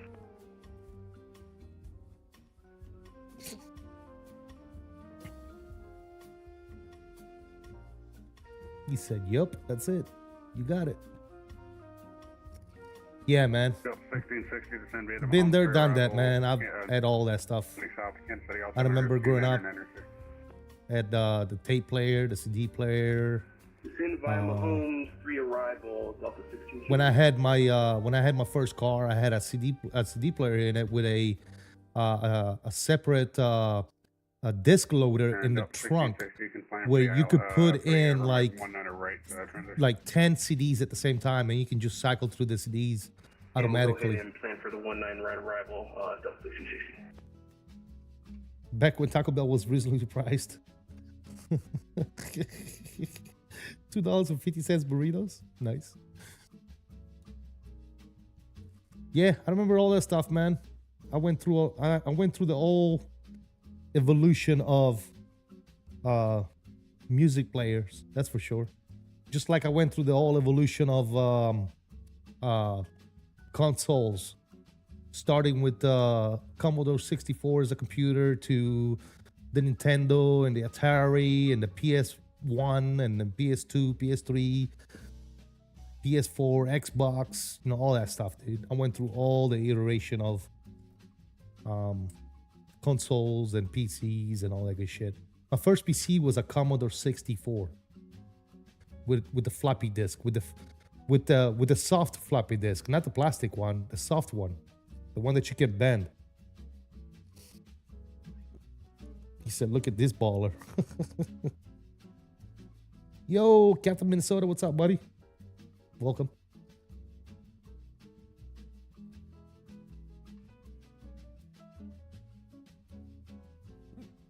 Yeah, went through all that crap, guys. I remember having the very first. Remember when the very first Game Boy came out with the green screen? Yep, remember having the first Game Boy, dude. CST and I are going to be sitting outside the expo, burning a smoke, bitching about how the Intellivision was the best console. Doing some RNAV 19 approaches into DCA. Nice. Nice. Let's approach for 18 right for 259 From that's V 18 right from the V-Rock intersection. So I remember growing up, when I was younger. From the what intersection? Sorry. I remember building, because they didn't. That's Victor Echo Romeo Charlie. They didn't sell them quite yet, and if they did, they were probably very expensive. But I remember building my very first joystick with my dad. It had one button and a joystick, and it was made in an aluminum case that we made. We cut an aluminum sheet, made the case for it and built a joystick for the Commodore 64. And I remember using that joystick to fly Microsoft Flight Simulator on the Commodore 64. Insane. Yes, guys. The very first time I used the Flight Simulator was on Commodore 64. And that was like the very first Microsoft Flight Simulator that ever came out.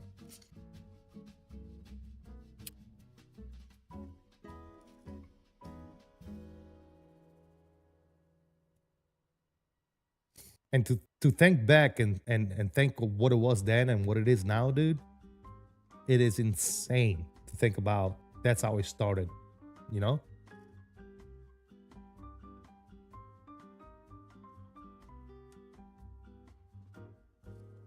It's almost mental. But guys, if you haven't already done so, please don't forget to hit that like button for me. Appreciate you guys stopping in today. I kept all my consoles I ever owned as a kid. I had 3 Sega Genesis, 1 Nintendo NES, 4 PlayStation, 3 PS2s, 3 PSP. Sadly, I lost them all in the house fire a few years back. Oh, that sucks. Yeah, I was keeping them, but I moved so much around when I was active in the military. I got rid of all the shit I didn't need at one point. I was like, I don't need this Xbox anymore. You know, I don't need this PS1 anymore. I don't need, you know, I threw all this shit away, dude, to be honest. And now it's like people collect the shits. You know what I'm saying? And they're worth a lot of money. So kind of sucks that I got rid of them. But it is what it is.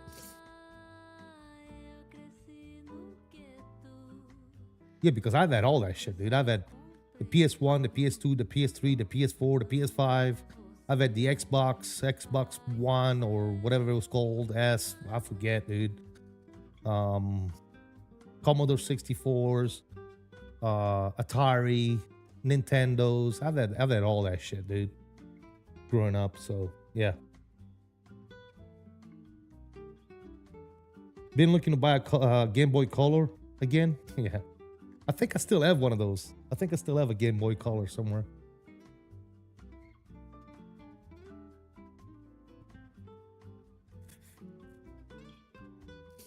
I think I still do. I even have the very first portable PlayStation they made. And I still have that somewhere boxed up in a attic. Remember the very first portable PlayStation? With the UMD discs? I still have that somewhere. I don't know where, but I still have it. Director V-Rock, at or above 3,000, and then report procedure turn, cleared for ILS 18, right, for 359 or Sierra Papa.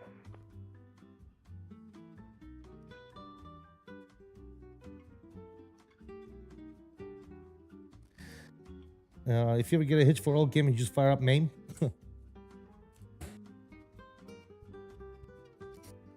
I used to play mostly like, remember like on the PlayStation 1, Gran Turismo used to be huge for me on the PlayStation. That was one of my favorite games. It was like Gran Turismo.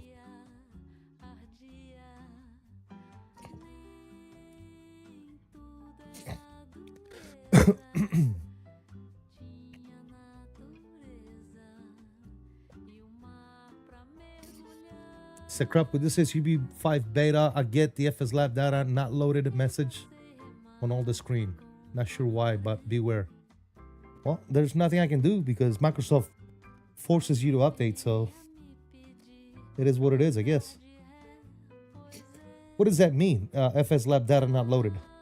What do you mean? Like on the screens inside the cockpit? Maybe try reinstalling the aircraft. Maybe, I don't know. Maybe some files got corrupt during the update.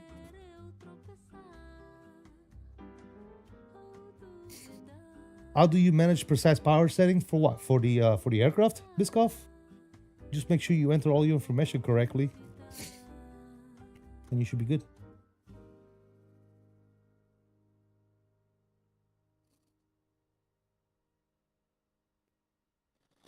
All right, we're almost leaving. Kansas City, good afternoon. Kansas City. 125, Hotel Mike. And then we're going to be on Unicoma again until we get to Cleveland Center. Flight level 380. November 125, Hotel Mike, Kansas City Center. Hello, radar contact as reported. Welcome.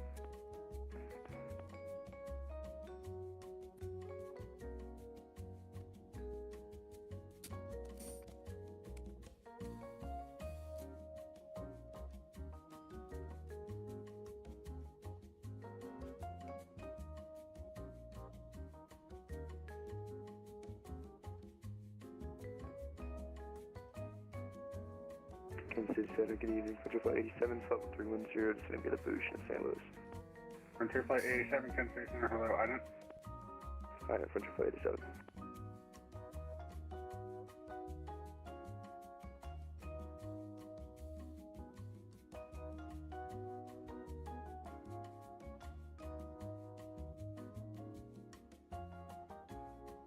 All right, so I said, yeah, like I said, if you're still getting issues, try what AJ said as well. Try redoing, rebuilding the JSON file. Frontier Flight 87, squawk 4666. Squawk 4666, Frontier Flight 87.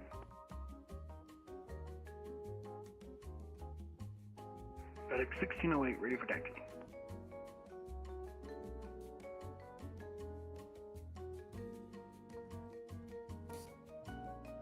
FedEx 1608, runway 30 left taxi via Foxtrot 4, Foxtrot, Hotel, Echo, Golf, cross runway 30 left, correction 30 right at Hotel. The St. Louis altimeter is 3001.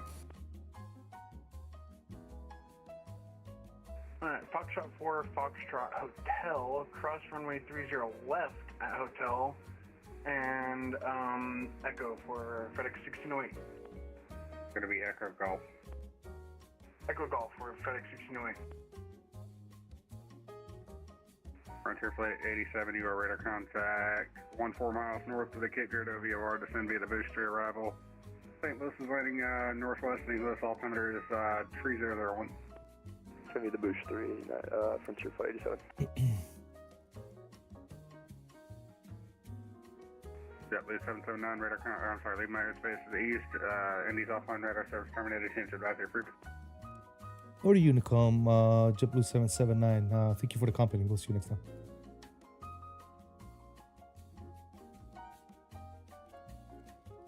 All right, we're back on Unicom.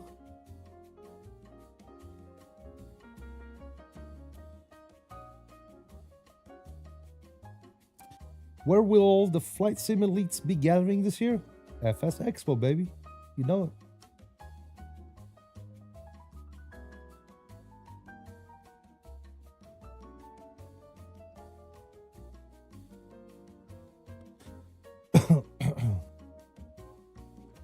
FS Expo, my friend.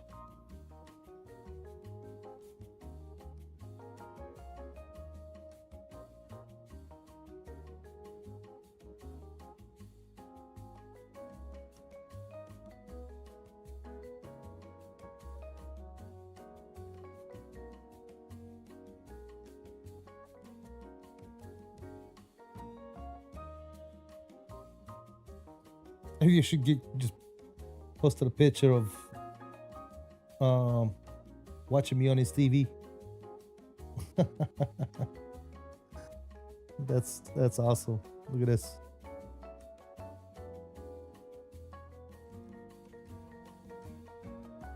It's Aviation Geek watching me on his TV.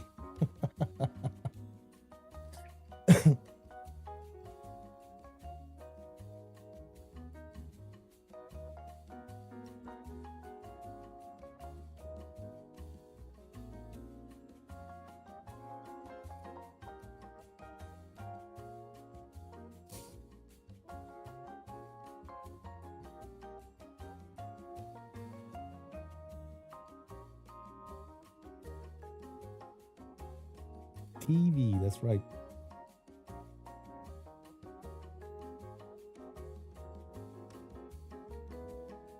I'll tell you right now, that's not how it looks.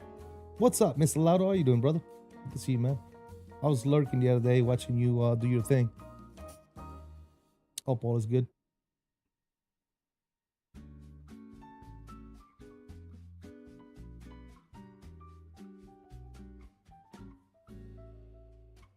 What's up, brother?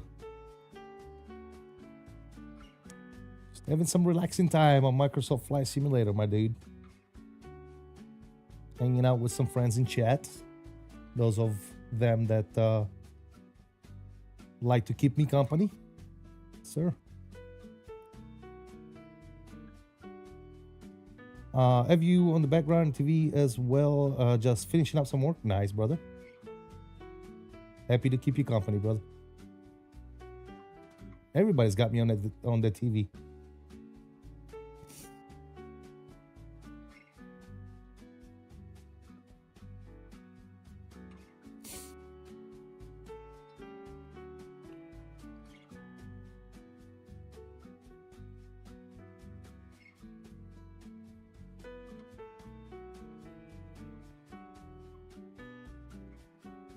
CST is runway model?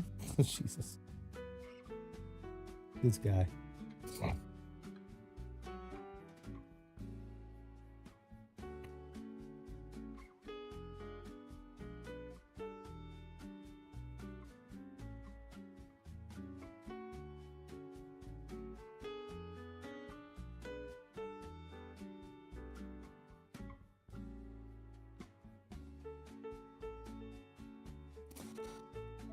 That's why I put the overlay chat on my side. Almost 60% of people watch on the TV.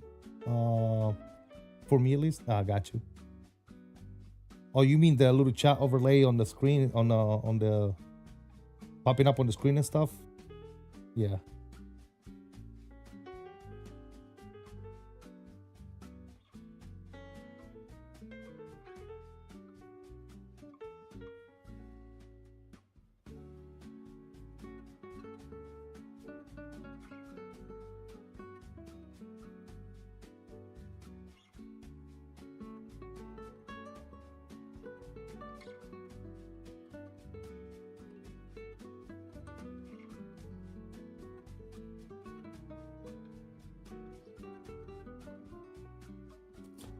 The Phoenix Wars? Oh, that's good news.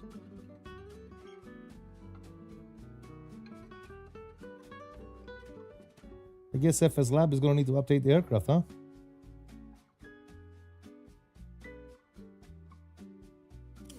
Yeah, when I'm watching streams or any videos, it's always on the TV. Gotcha. So what do you do to chat, Karen? Do you like chat on your phone and just watch on TV or something?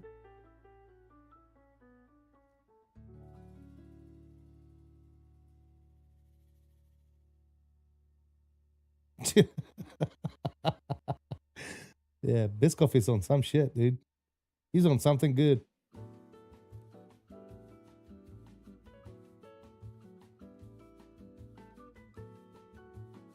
Maybe FSLab needs an update. Probably, yeah. I would assume. Chat on the phone and watch on TV. There you go.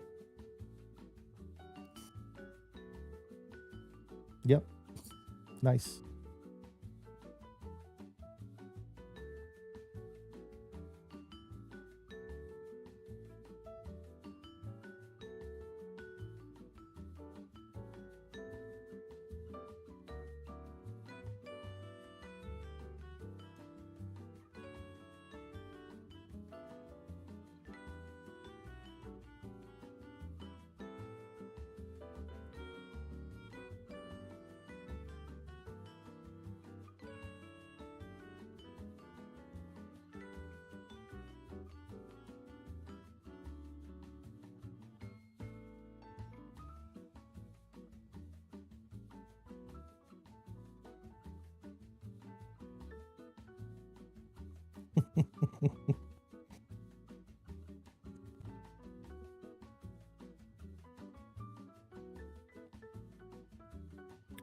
Phones up for talking. That's why I usually chat.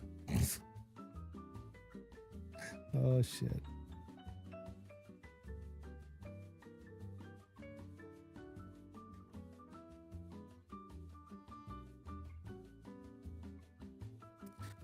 Who here ever ordered from Cratchfield? Me. I ordered shit a long time ago. I think I bought a subwoofer from them a while back when that was a thing.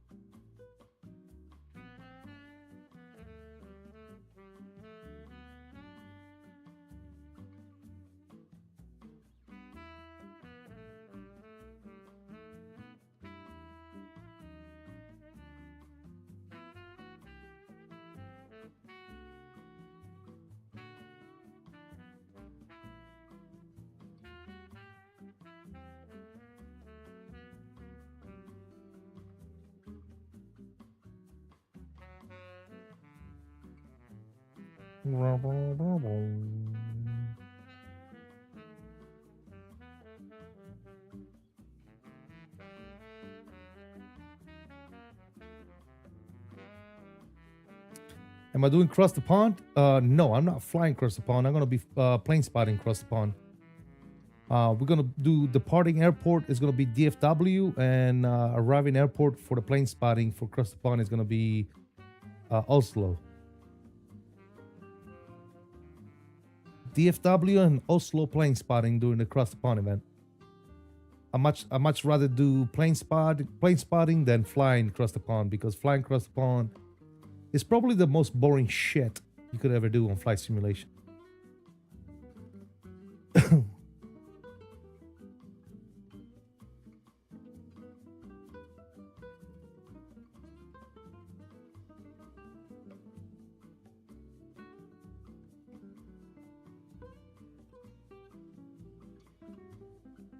And I mean, I'd be okay with crossing the pond once in a while. Don't get me wrong. But then to do a 6-7 hour flight, yeah, and having to deal with the actual event to where you have a bunch of people trying to push back and get clearance, and it's just a cluster of, you know what? It's just not. I'm not. I don't have the patience for that bullshit, guys. I'm sorry. I just don't have the patience for it. It's too much. Way too much, man. What airport is that we're just flying over? That's Indy? Yeah, it is Indy. Right there, guys. Right below us. Indianapolis, ladies and gentlemen. Look at that. Good stuff. Ian, welcome back, brother.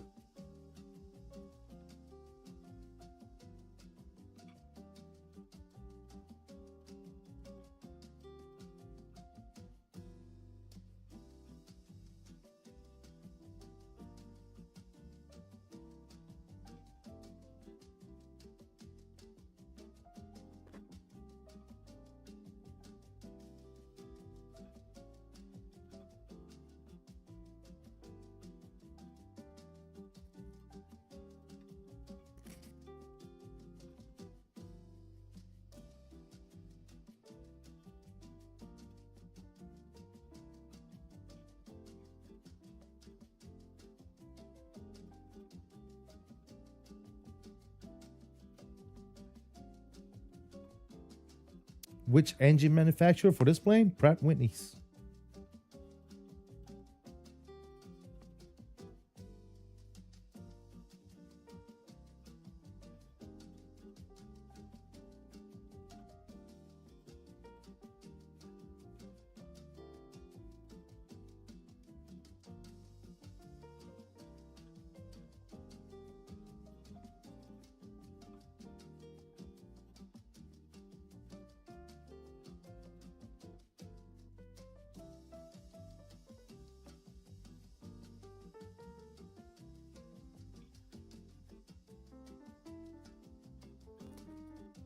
Another exciting Tuesday done. Getting closer to the weekend. There you go, brother.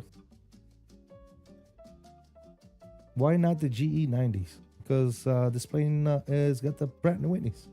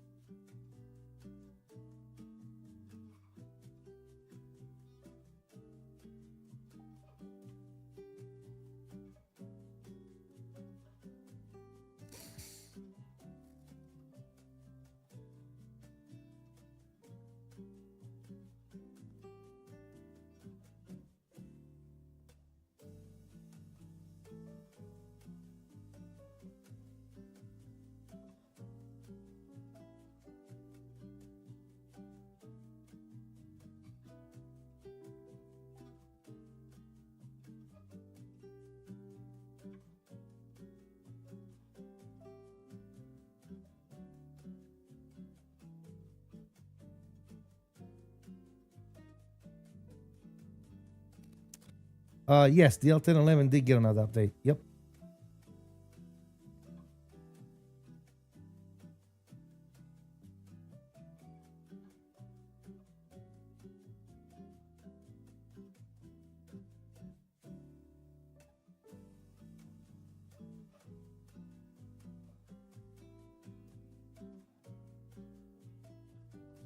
They need to update the A350 and get rid of the VATSIM crash.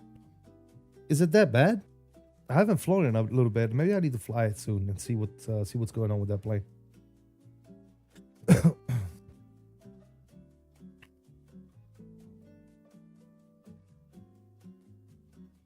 Last time I flew it, I had no issues with it.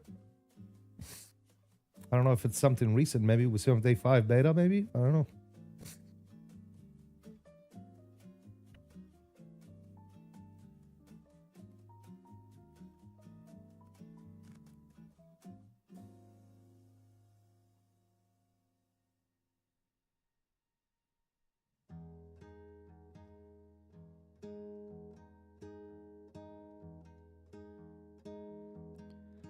Deixa de preguiça, deixa o cobertor, deixa que hoje eu vou ser o teu calor. Sei que tá friozinho, já sei como é. Sei que o nosso amor aquece quando quer. Yeah, that's what I was saying. I said I never had any issues. Recently flying it. Maybe something new is going on. I don't know. I don't know because I haven't flown it in a little bit, so I don't know.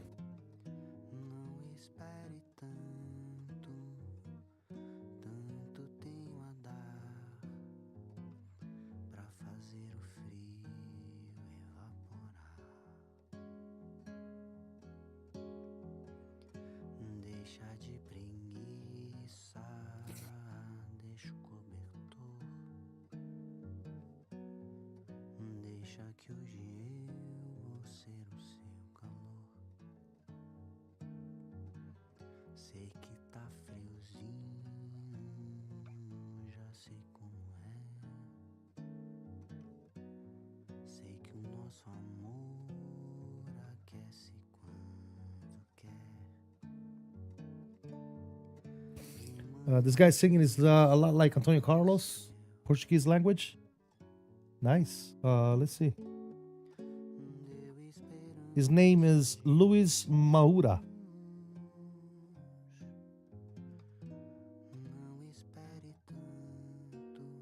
Luis Maura.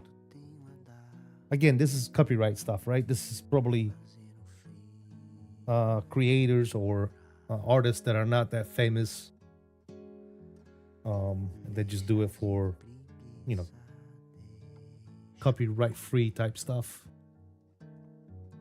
They get paid by Epidemic Sounds, obviously, for them to be able to use their music on there. So that's good. And it gives them a chance to, you know, put their name out there.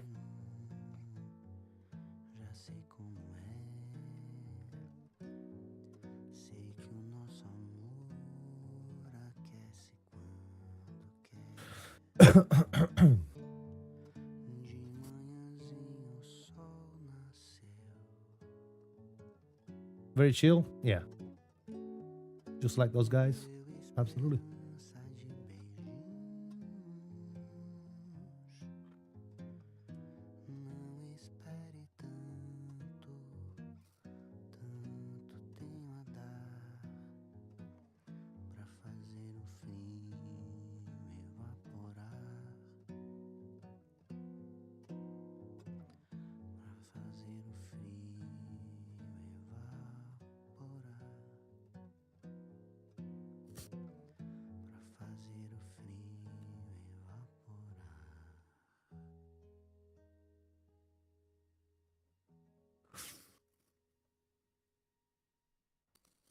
I have no idea, Biscoff.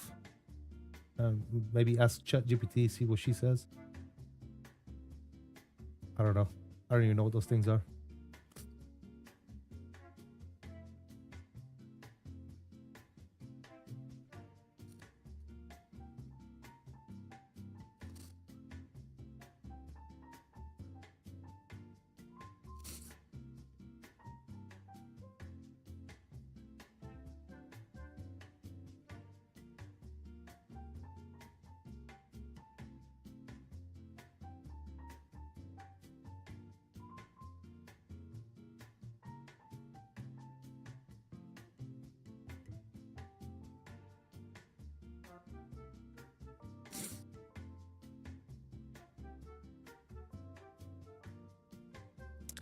So I guess was a very famous jazz tenor player of the day.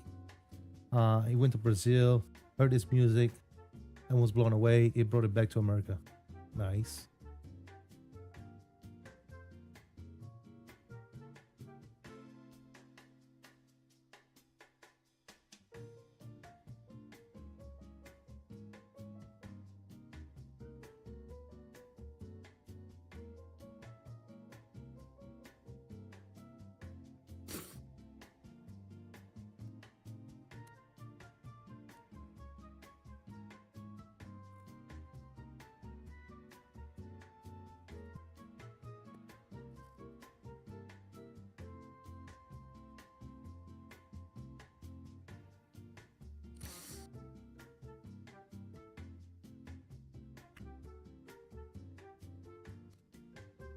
You're one of the very few, judging by the forum page. Oh, that's not having any issues with the 350. I haven't had any issues, but like I said, I haven't flown it in at least a couple of weeks. And I haven't even tried it on Sim Day 5, to be honest. Maybe we'll give it a try here soon. That's a cool little view right there. Look at that shot.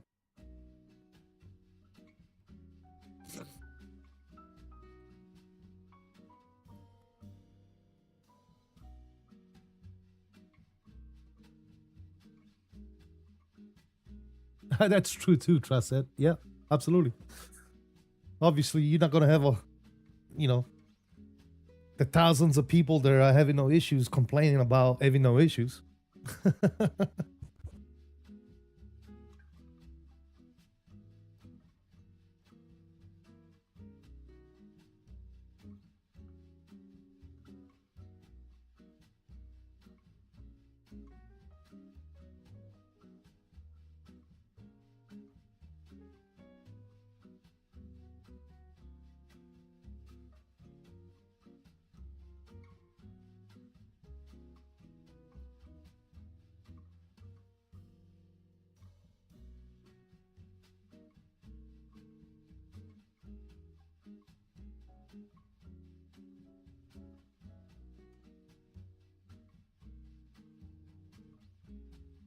Oh.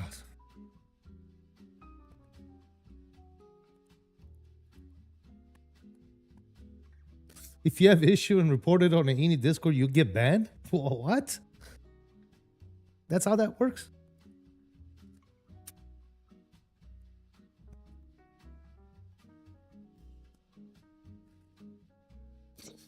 Why would they ban you if you're trying to report an issue?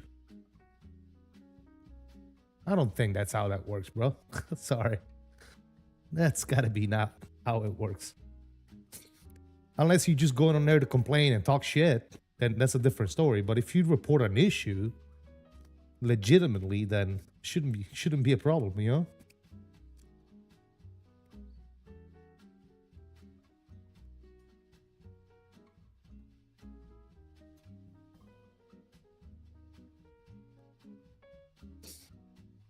Complaining about it isn't constructive criticism.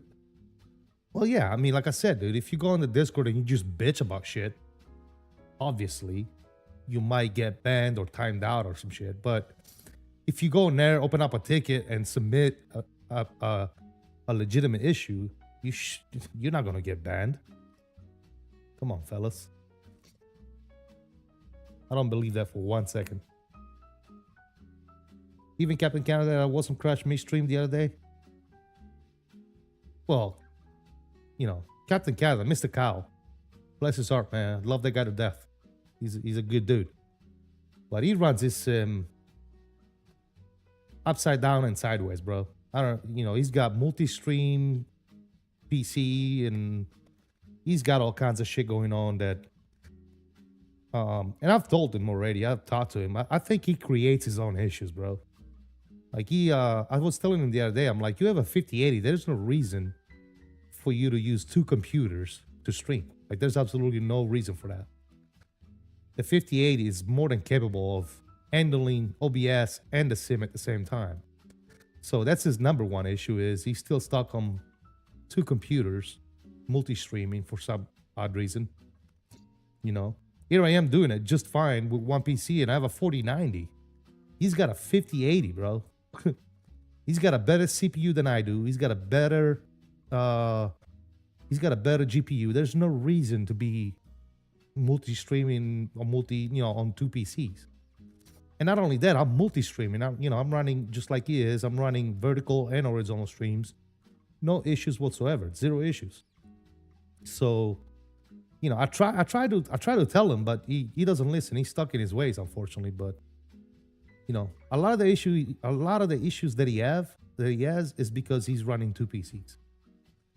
If he eliminates the second PC and streams with only one PC, he eliminates 50% of his problems.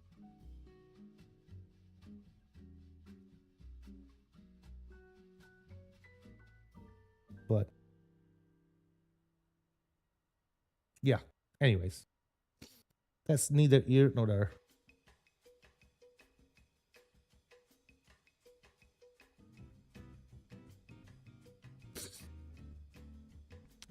If you don't take the 300 steps to troubleshoot, I avoid the process altogether and don't buy the mid-tier airplanes. Hey man, if that's what you want to do, absolutely, AJ. I like their planes. I like the 350. I like the 300. I like the 340. I love the L1011. I think they're amazing product. Really, really well done. But yeah, to each their own. I mean, if you don't like them, you don't like them, dude. Ain't nobody forcing you to buy them,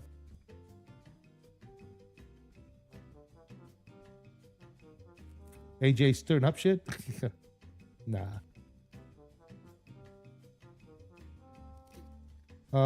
Is it real? If it ain't broke, don't touch it. Well, that's the problem. It's broke. And still not touching it. Anyways, I like the 300 touchy subject. Yeah, I mean, like I said, it's some things you're gonna like, some things you're gonna like. For example, I'm not a huge fan of Phoenix. Just like everybody that I know that's in flight sim, they love to glaze the Phoenix. I think the Phoenix is beyond perfect, beyond being the great plane that everybody thinks it is. It's just me. I think the VNAV is broke. VNAV path is all over the fucking place. It needs a good update. I'm not a huge fan, dude. And to push out an update or do anything that take forever, we're gonna be waiting on the Neos probably for the next freaking 2 years from Phoenix. So I'm not a huge fan of Phoenix. I'm not even gonna sugarcoat it, dude. I'm not a huge fan. I enjoy the Phoenix, but I'm not a huge fan.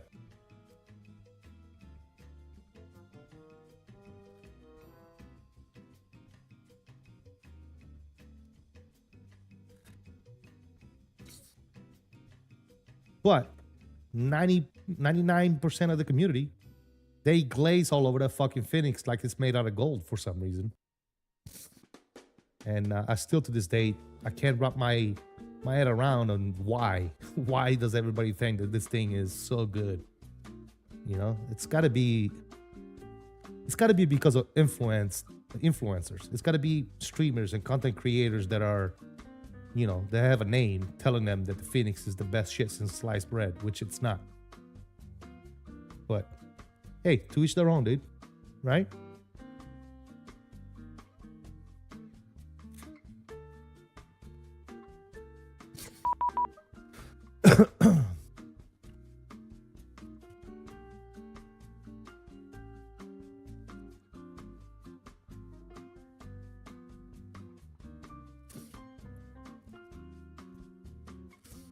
I don't know if you guys remember the old weeks, not months, and then, how long do we have to wait for the 319 and 321, and how long did we have to wait for the IE engines, and how long do we have to wait after that for the sharklets? Dude, the sharklets alone, modeling the sharklets on those planes took Phoenix, 9 months? 9 months to put sharklets on a freaking plane, dude? Are you shitting me right now? 9 months? That's unheard of, bro. I don't care who you are.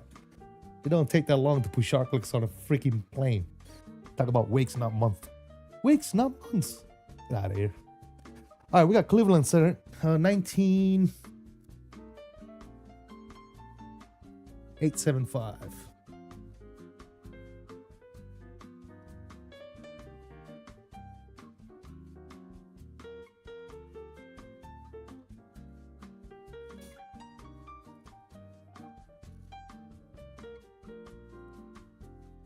And Cleveland Center, JetBlue 779, flight level 310.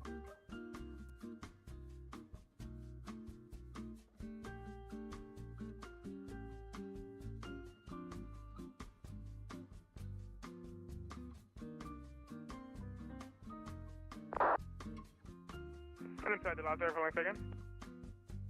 That is JetBlue 779 checking in, flight level 310.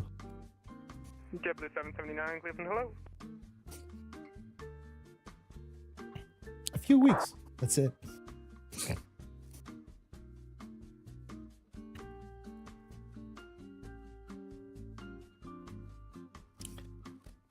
FSLabs is broke AF now? Really? Cleveland Center, Walker is, 862, flight level 200 descending. Is anybody else reporting this this issue? Walker 862, Cleveland Center, hello, descend via the Falcon for arrival, Cleveland landing south to Cleveland altimeter. Anybody flying along with you today? Yeah, Mastro is flying with me right now. He's behind me. For arrival, landing south to Flying, Walker 862. Looks like it's flying the 777. What is it flying?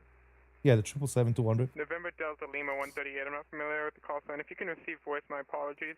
You can descend and maintain 6,000. Which approach would you like?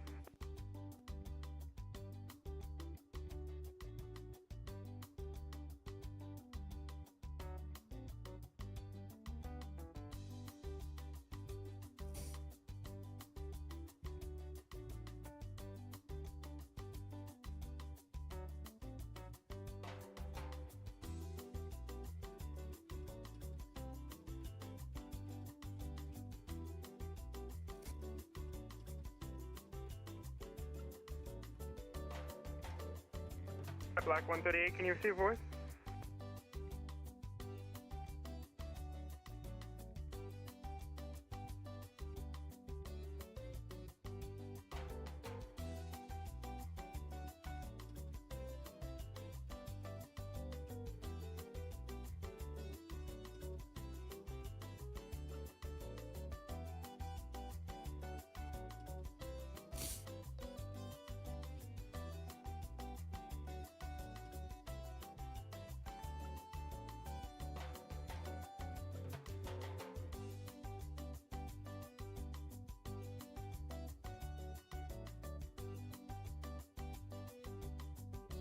Southwest 2737, where are you currently, Director? Say again, for Southwest 2737? Southwest 2737, where are you currently direct to? Currently we're flying to Bravo position for Southwest 3737. Southwest 2737, roger, cross Trava, at or above 4,000, clear ILS runway 23, runway 23, clear to land. Okay, Brava out of 4,000, clear for the LS 23, and also clear to land Southwest 2737.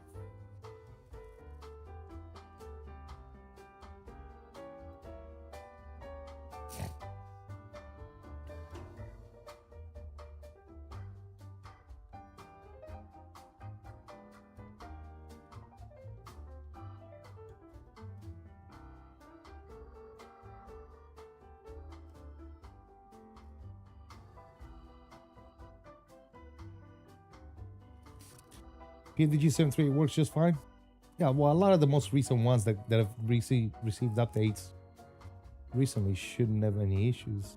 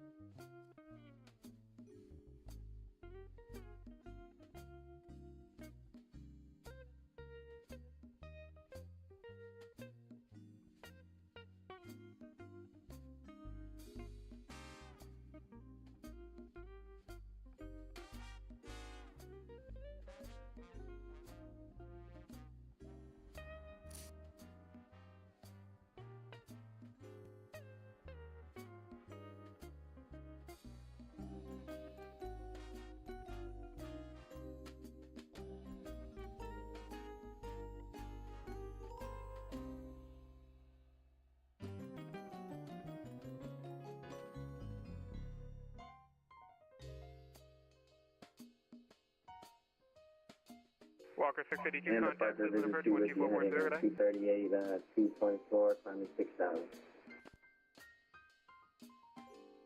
Blocked. Walker 862, contact Cleveland approach 124.0 today. 124.0, have a going Walker 862. Bye. Vision 2, Hello, visit departure, with Cleveland Center Hill, 2.8, maintain level heading 190. direct wish, climbing 6,000.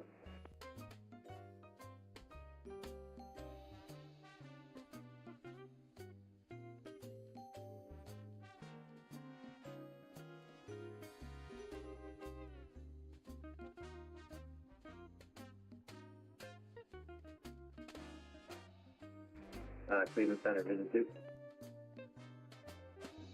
Vision 2, Cleveland. Yeah, we're on direct wish at 3.5, climbing 6,000.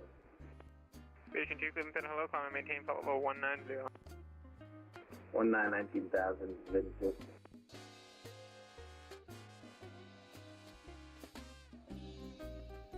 Some people's microphones are so bad, dude.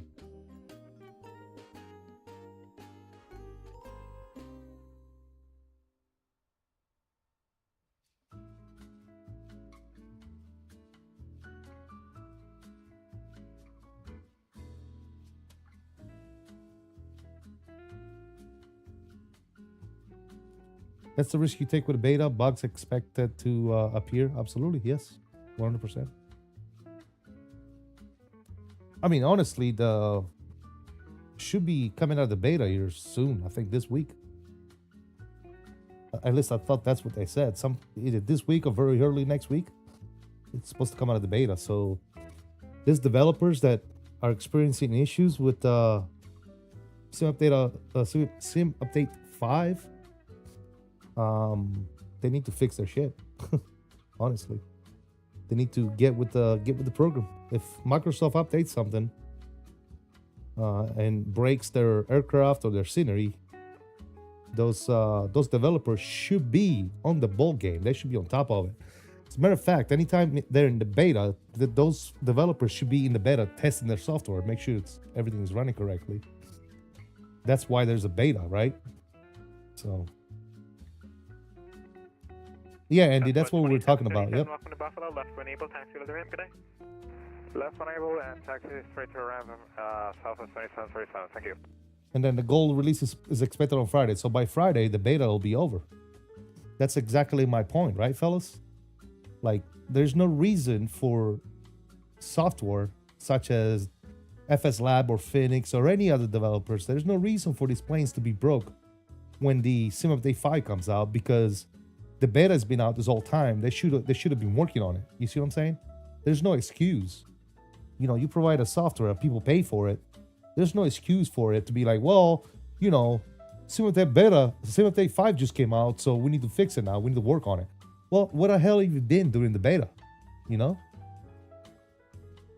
You should have been testing your product to make sure everything is smooth and updated if necessary. You know? It took Phoenix damn near, what, 2 months to get those windows figured out? That's insane, right? For the Sim Update Beta 5? Like, it should have been like a day one beta update for the Phoenix. As soon as they saw that shit was broke, they should have fixed it right away, dude. There's no reason to go months with a broken ass plane.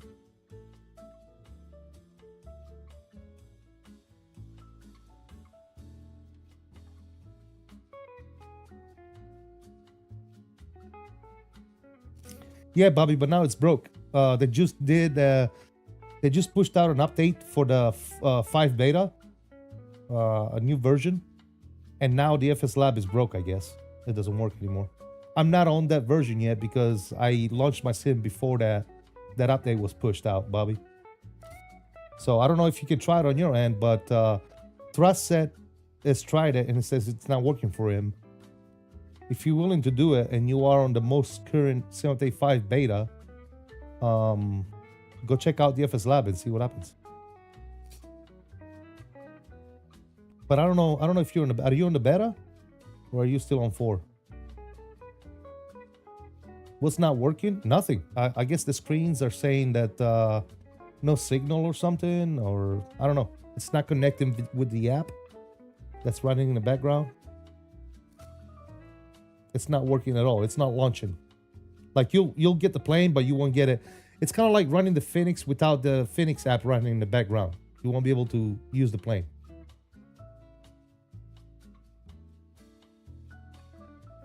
Jet 823, you up?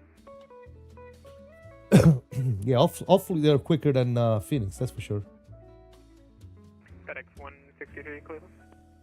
A lot of devs don't support the betas because Microsoft dropped beta version every few days. It's impossible to keep up. I don't know, Andy, bro.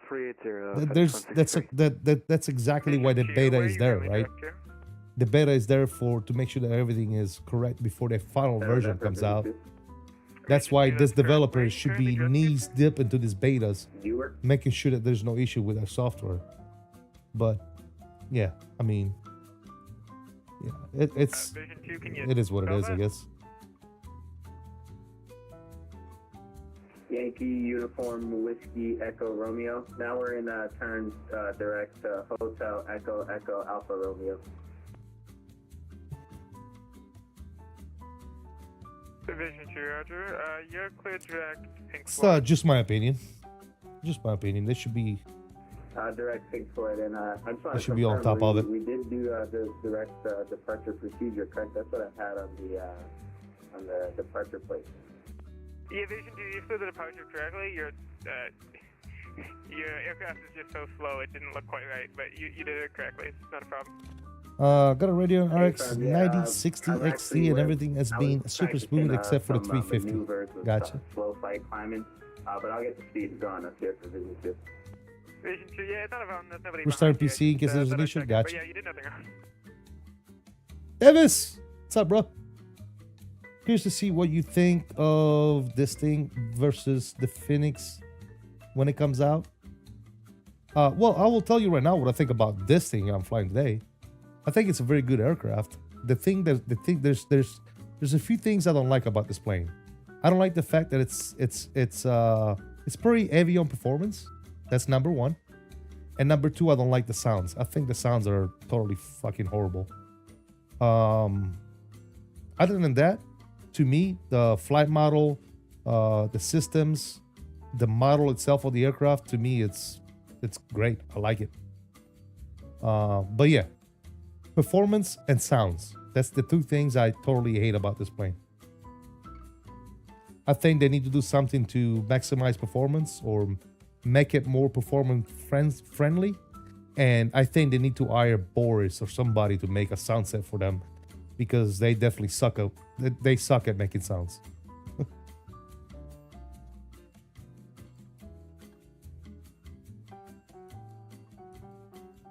Interesting. I remember when it first came out, people said they didn't like the sounds. I would have thought there would have been an update. No, they haven't done shit with the sounds, dude. The sounds are still shit since the very first day they came out. I think the sounds are horrible, dude.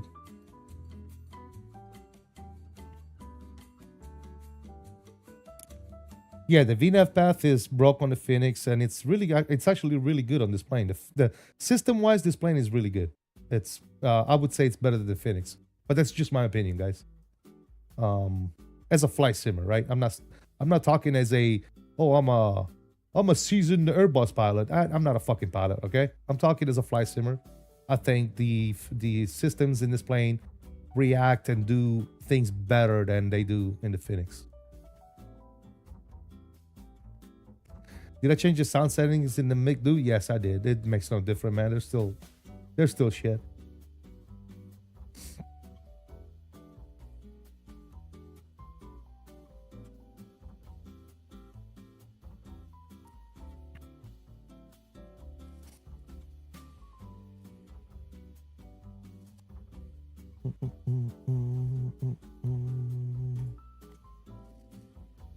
By the way, welcome, Mr. Davis. How you doing, buddy?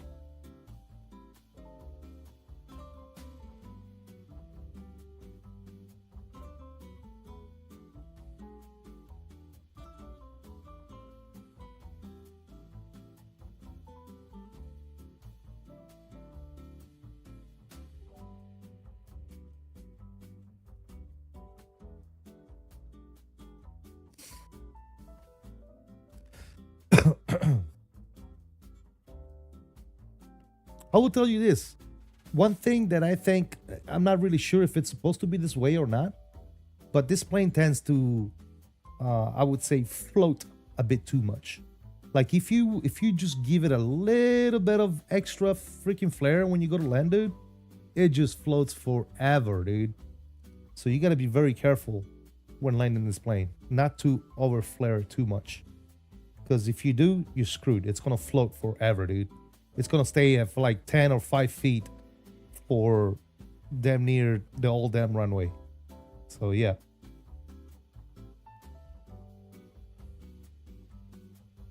Doing Florida man things here in Tampa, nice.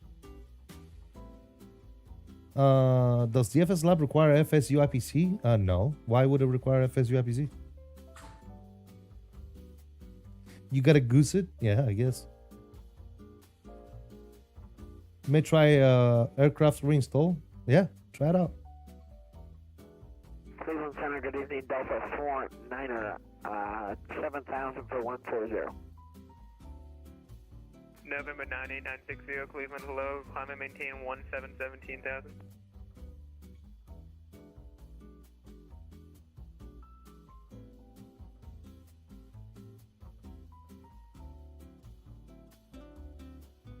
Is there the other aircraft that was calling?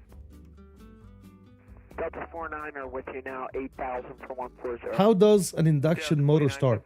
Piscoff. Maintain for level 400. You realize this is CST's flight deck live chat, right? FedEx 163, Indianapolis offline, your radio service terminates, frequency change approved. Gauging on the type of questions you're asking, I'm thinking that you think this is ChatGPT or Grok or some shit.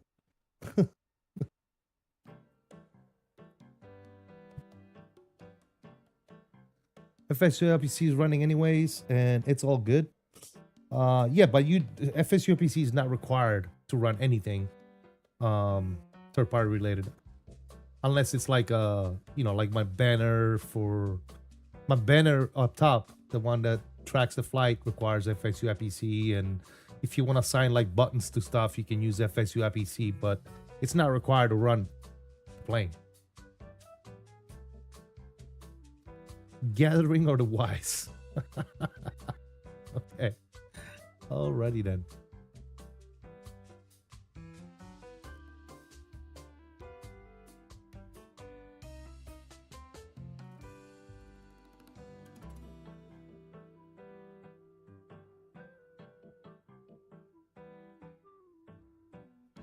Oh yeah, I got you, Transit. Yeah.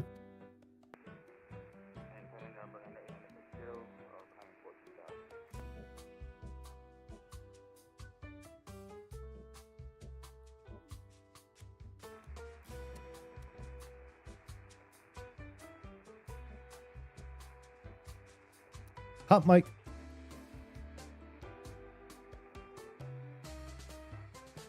Very hot mic. There you go. And Cleveland Center, Delta 49er, if you could possibly, could you give us an early handoff to Unicom? Delta 49, sure. Radar for the 782, continue approved, good day.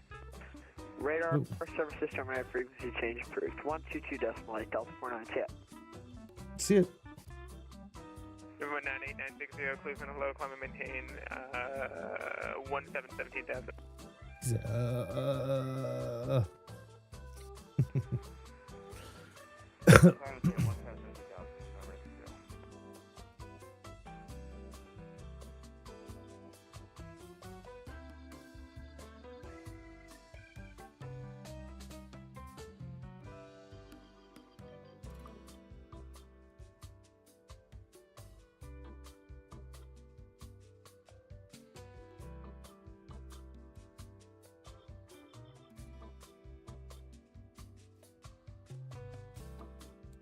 Cleveland, JetBlue 779, step away for about 2 minutes.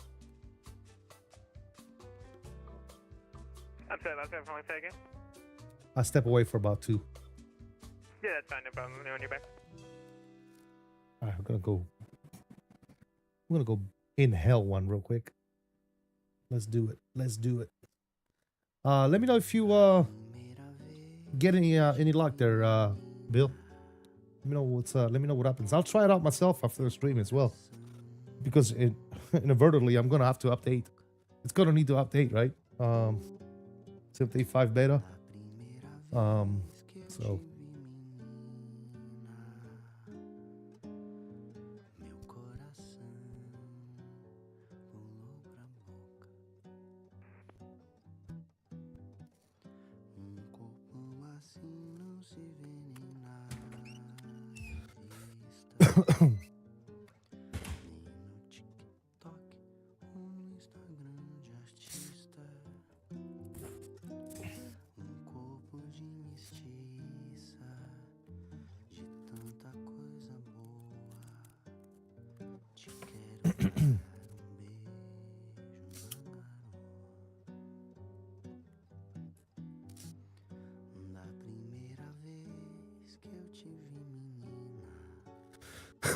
We just went across the whole Midwest with clear skies, not a single cloud, and now we're over here on the East Coast.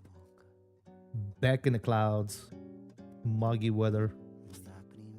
What's the weather like in JFK right now, fellas? Let's see if my chat works. See if my night boat is working today.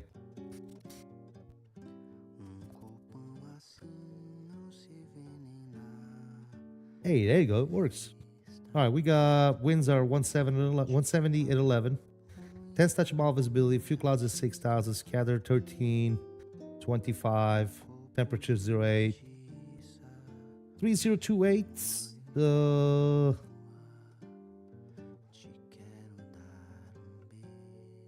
What the hell does that mean, guys? What is that? Those of you that are experts. SLP 252 FU plume. Northwest drifting. North. Is that like wind stuff? What is that? Is that clouds? Clouds formations? I think that's probably what it is. Drifting north from northwest.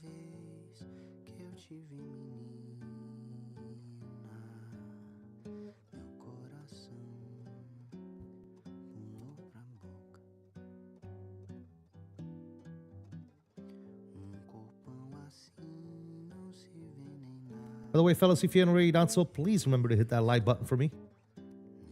Smoke drift. Is that fires up there somewhere? Or is that from the from like the stacks or something? Smoke stacks or some shit in the area.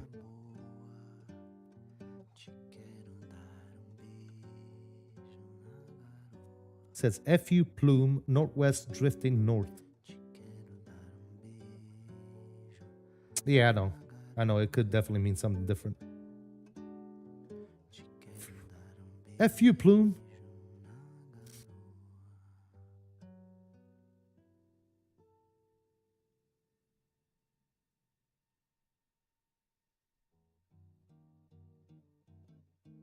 FU in a meter is smoke. Okay. So smoke plume, northwest drifting north. That's probably what that means.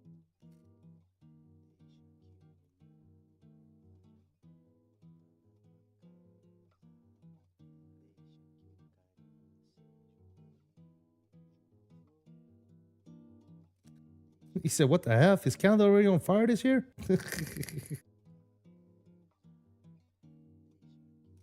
Could also mean the meteorologist is sick of your shit. Yeah, possibly. It's telling you to go F you. F you.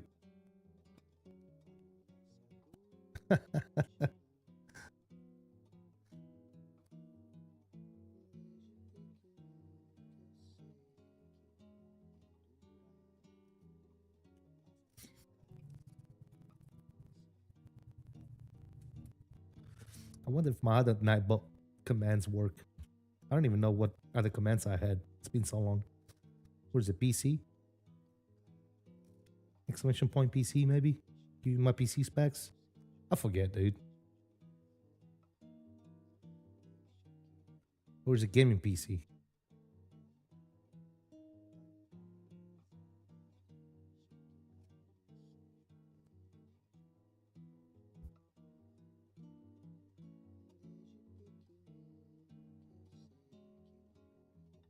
Oh, yeah, there you go. It's gaming PC.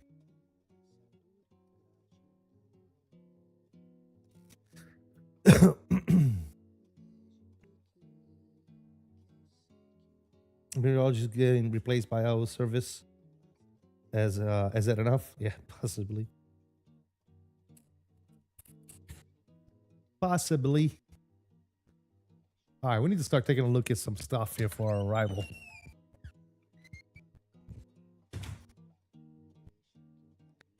That's what we need to do.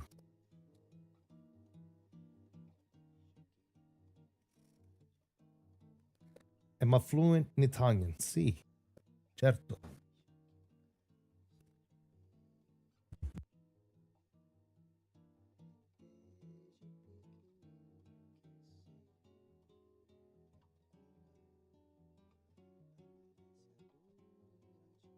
I hope so. That's what I was born.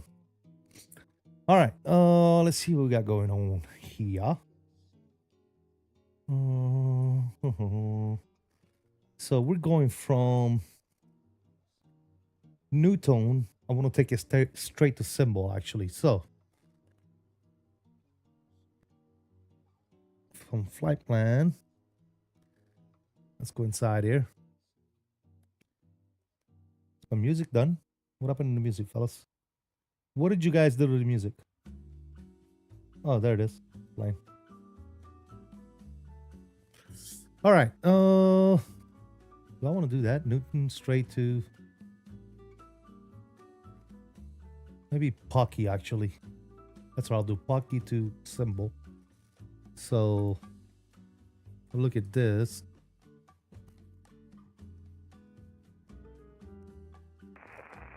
Pocky 8000. And then we got Delta 421. Rosalie. What the fuck?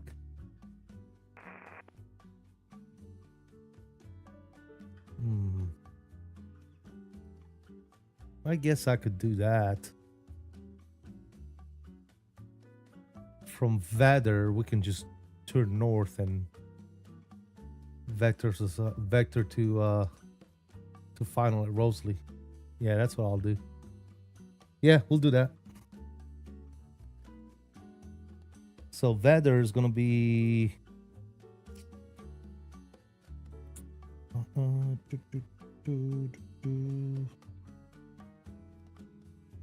Vader.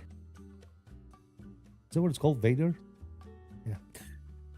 So it says Pocky 190. That's insane. What? Wait a minute.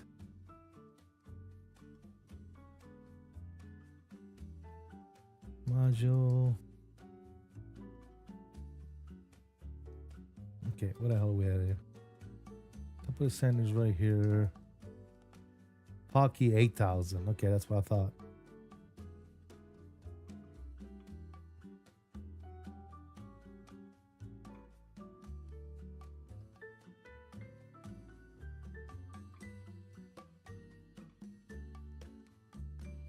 Okay. So we're going down to 4,000 and better. Yeah. That's what we'll do.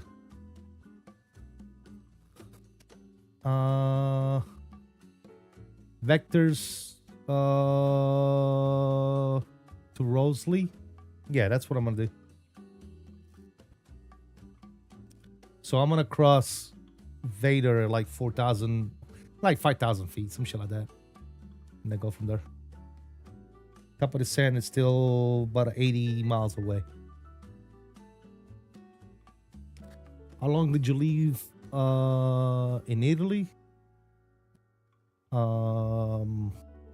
Shoot.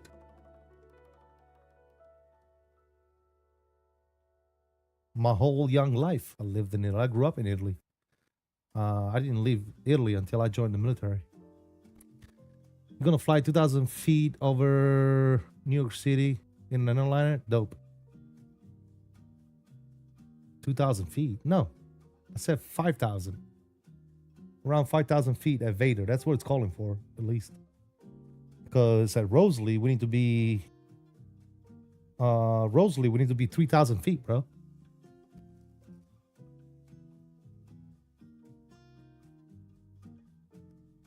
JetBlue 779, New York Southline, the radar service terminate, circuit change approved. Apologies, I totally forgot to report back, but thank you so much. We'll switch it over to advisor 779. We'll see you later, American 10. Bye-bye now. See you, advisory. All right. You can make it from 190 at Plucky down to on vectors.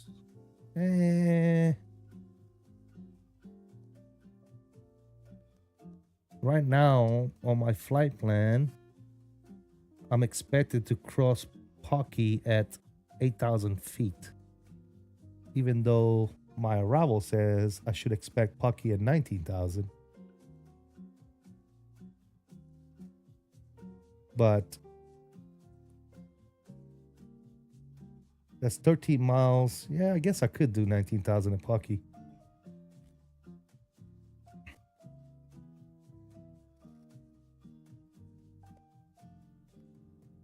Let me see. Is that gonna fuck shit up?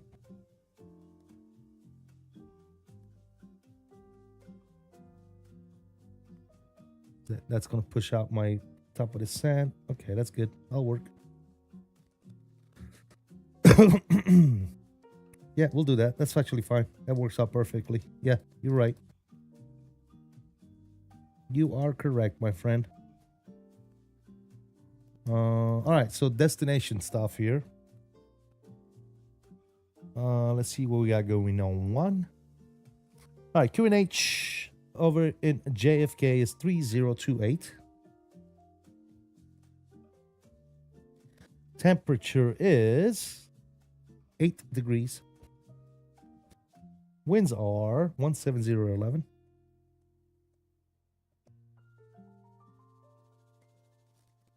And our barrel is 212.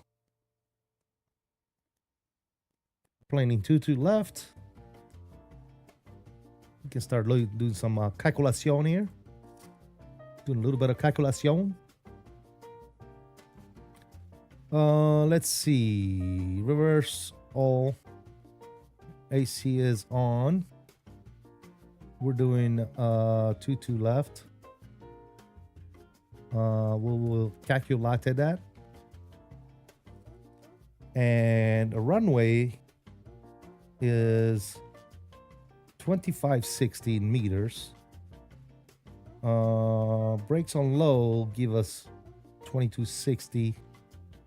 Full 2599.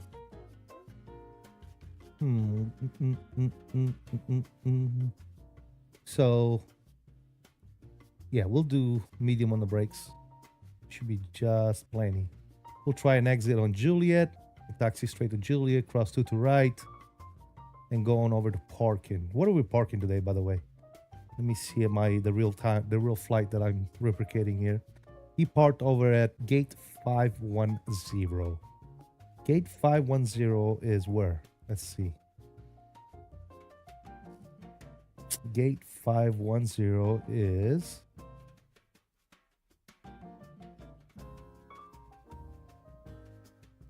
right there. Terminal 5. Cool. Yeah, we'll taxi Alpha straight to 510. We should be just fine. Perfect. All right. I think we have a good plan, ladies and gentlemen. We have a good plan. Top of drop is in 82 miles. I know, follow the chart. Yeah, I was gonna do my own thing. There's no ATC on, but you're right. Follow the chart. Follow the chart. Actually, ATC just logged on, ladies and gentlemen. So we have information Foxtrot. 22 left is in use, and departing is 22 right. And yeah, looks like we have good old ATC here now.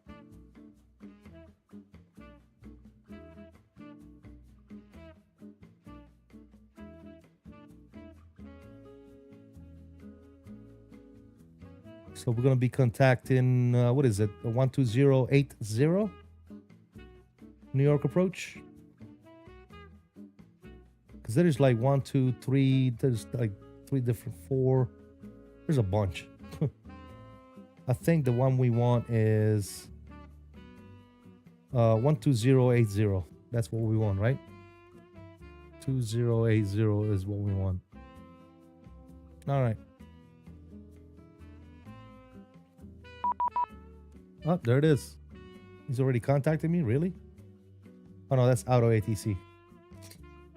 Auto ATC. All right, so again, Pucky 190250 on the speed. Cool.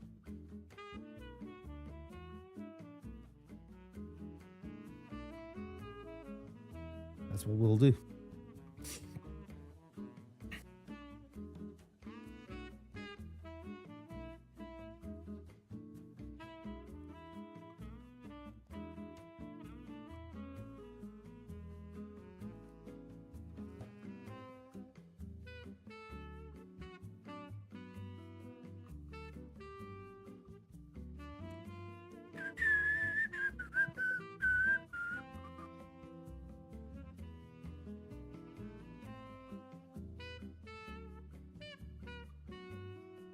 Hey, Mamba, what's up, brother? Can't catch them all? Oh, it's all good, brother. Yeah, I did a cross country today, so I kind of wanted to start a little bit earlier. Because, you know me, man. I don't like to be live at like fucking 11 o'clock at night.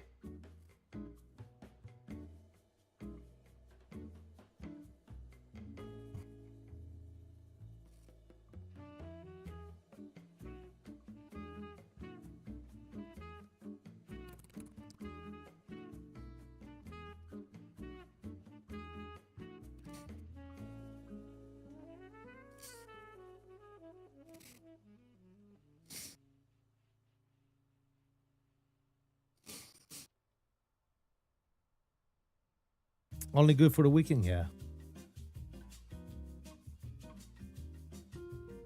That's exactly how Stan gets sounds of tenor. West Coast cold jazz player. Nice.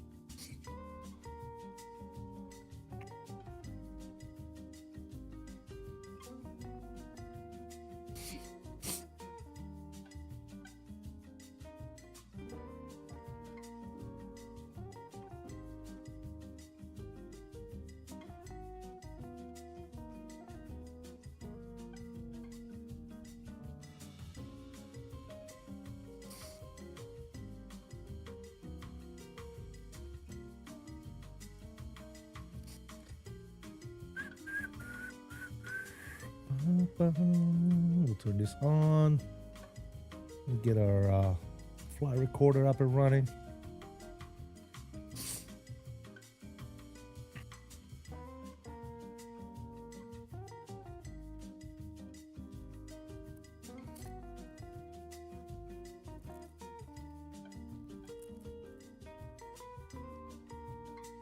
Did a repair that didn't help reinstalling now? Gotcha. I wonder if Bobby has tried it. Actually, Mamba, are you home? Are you at the casa, my friend? Because Mamba has it too.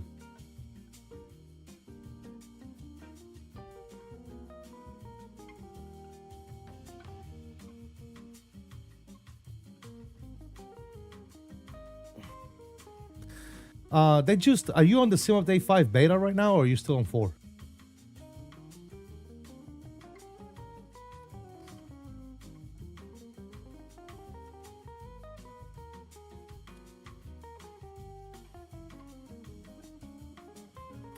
Okay, if you're on Sim Update 5 beta, they just pushed out an update for the beta. Can you launch the FSLab and see if it works?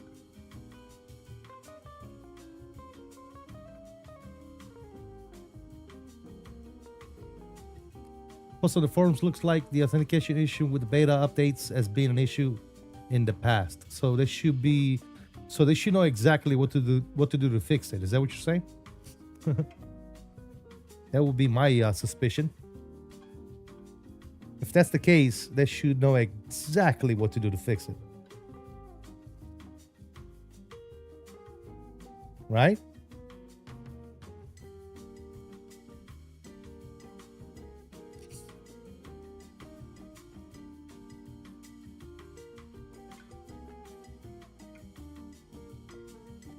Yeah, if you could, man. See if you have any luck. Trusted is saying it doesn't work for him.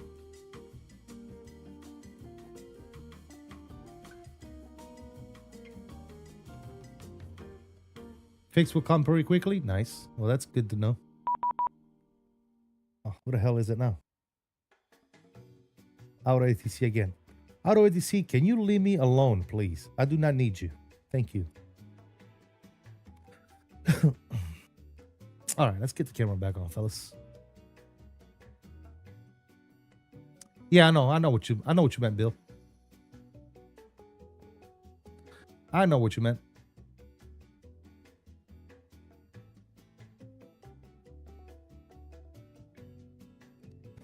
I got you, my friend.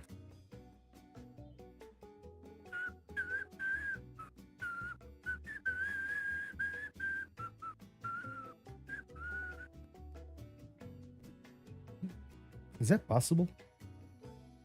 Let me see.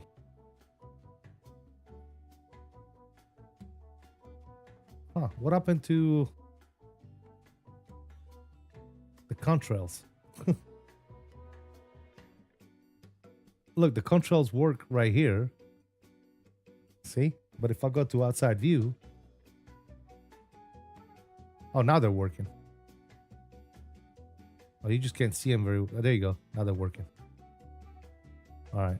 I'm like, what the hell happened to the controls? You reinstalled it, got you. Face cam is back. Yes, it is. Yes, it is.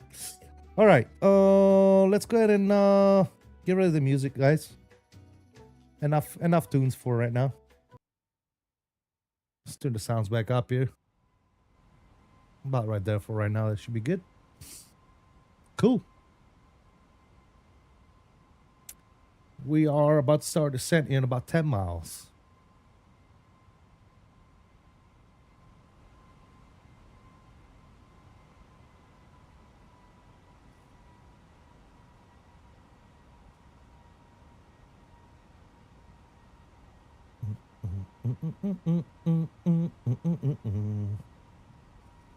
All right, let's go. That's good.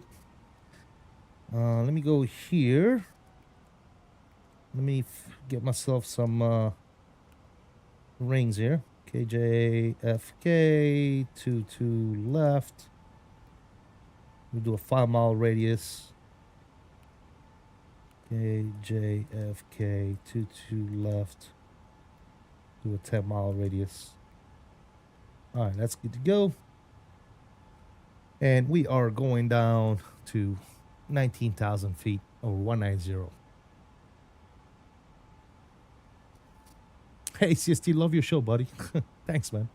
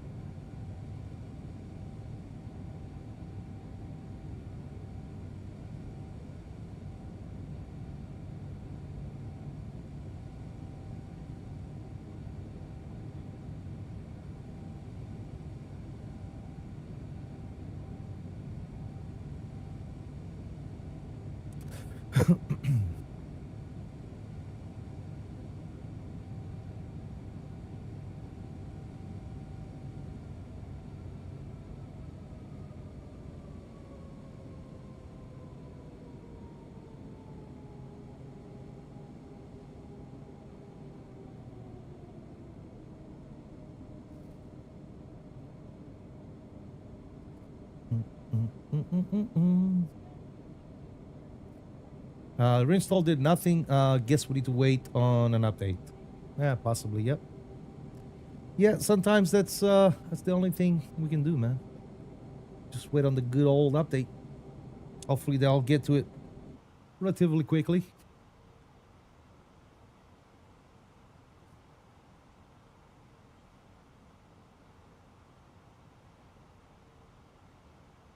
All right. Again, we're going to be on 20.8. And we'll call them crossing. We'll call them in a few minutes. 20.8. Runway 22, group Delta 2321. Delta 2465, descend and maintain 2000, turn right heading 050. Down to 2000, right heading 050, Delta 2465. York, good afternoon, JetBlue 1053. All right, let's go ahead and turn the seatbelt signs back on. Kennedy, clearance deposit. I'm using the, yeah, I'm on 5 beta, yes. Lufthansa 401 Heavy New York, departure radar contact, say altitude. Unless you were asking Bill, he's on the 5 beta as well. Lufthansa 401 Heavy New York, departure radar contact, say altitude. 1000. Lufthansa 401 Heavy, turn left heading 090, climb and maintain 11000. Left 090, climb and maintain 11000, Lufthansa 401. Air Portugal 1212, contact Boston Center 134.7. What's your for 47, Air Portugal 1212. Delta 2465, turn right heading 130. 130, heading Delta 2465. And New York Project 121, pulling short Alpha at ramp 17. We got Alpha on board. Delta 120, runway 13, taxi via Bravo, Papa, hold short runway 22. Bravo, Papa, hold short 22, Delta 121. Delta 1349, continue via Alpha to the gate, good day. Alpha to the gate, Delta 1349, thanks, bye.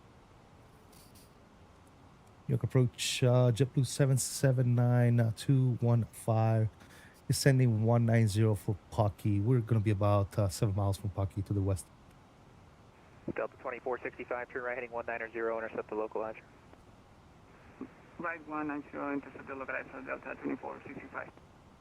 Lufthansa 401 Heavy, turn left heading 050. 050, Lufthansa 401 Heavy. JetBlue 779, New York approach, you can expect runway 22 left at Kennedy, depart Pucky heading 180. Port Pucky 180, we'll expect 22 left, 779. 10 New York, negative PDC for 1053 at this time. Yeah, it'll come in a second. And New York approach, good evening, American 10 Heavy 210 for 190 Plucky. American 10 Heavy, New York approach, expect runway 22 left, depart Pucky heading 180. And expecting 22 left, will depart Plucky 180 for American 10 Heavy. Delta 2465, you're 4 miles from Greco, maintain 2000 until established on the localizer, quit ILS 22 left approach. Clear ILS runway 22, approach Delta 2465. Lufthansa 401 heading at, correction, Lufthansa 401 Heavy, that heading is 050, 050. 050, my mistake, sir. Sorry about that.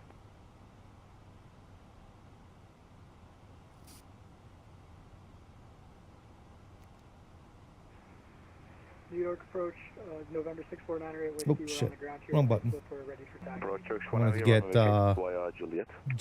JFK right there, baby. Manhattan. You can taxi the gate via Juliet Alpha, cross runway 22 right. Very cool. Taxi the gate via Juliet Alpha, cross to right, Turkish 1 Heavy. Delta 2465, wind 180 and 10, runway 22, clear to land. Runway 22 here to land, Delta 2465.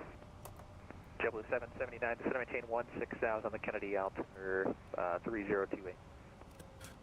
16,000, correction, 3028 on the altimeter, 779. Delta 2321, taxi via Bravo Echo Alpha to the gate.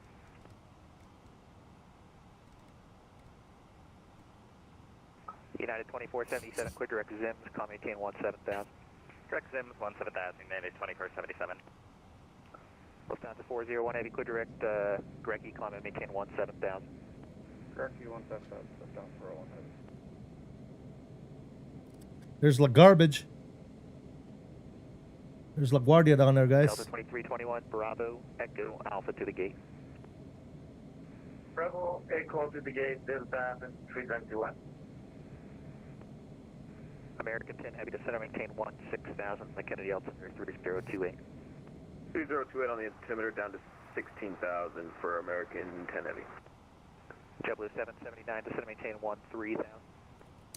13,000, JetBlue 779. November 6498 Whiskey, we're ready for taxi, correct? Yes, sir, for Monterey Whiskey. November 6498 Whiskey, runway 24, taxi via Whiskey Bravo, Bravo 2, Delta. And there's good old, right. good old JFK right there. Very nice. Taxi to 24 via Whiskey Bravo, Bravo 2, cross runway 15 right for Monterey Whiskey. United 2477, frequency change approved, no further ATC available, good day. To the Void, United 2477, we'll see ya. York departure, JetBlue 1024, ready to taxi, north side of Terminal 5, information Foxtrot. It is what it is. Mamba, I'm sure they'll get to it. They'll fix it.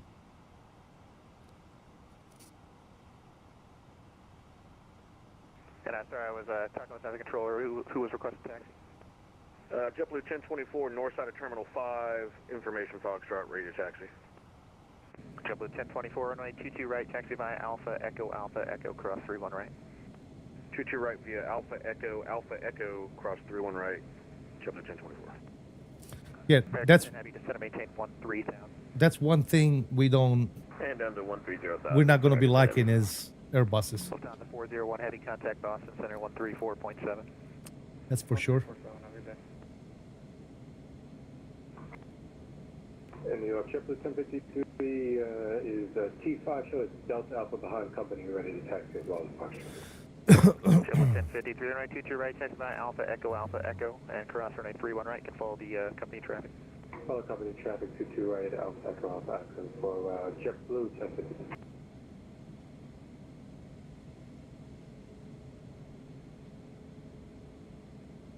JetBlue 779, just maintain 8,000. Could you send down 8,000, JetBlue 779?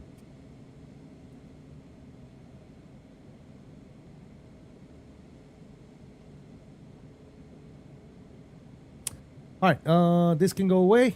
We don't need that anymore.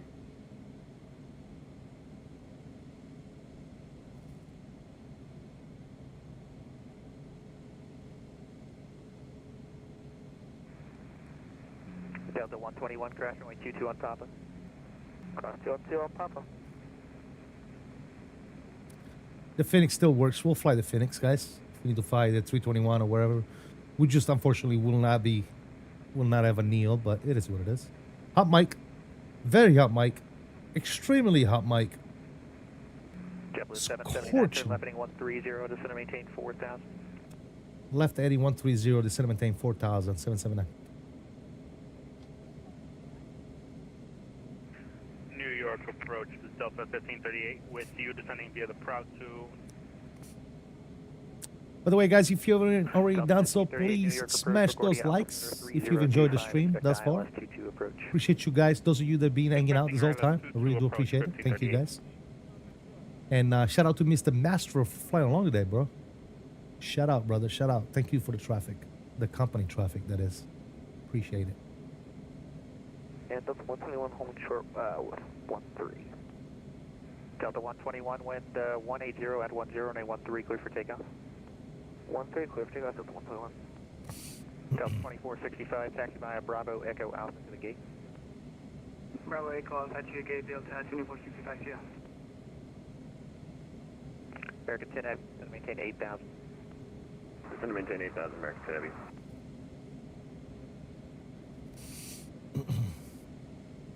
Delta 1538, descend and maintain 10, 10,000. 10,000 for 1538.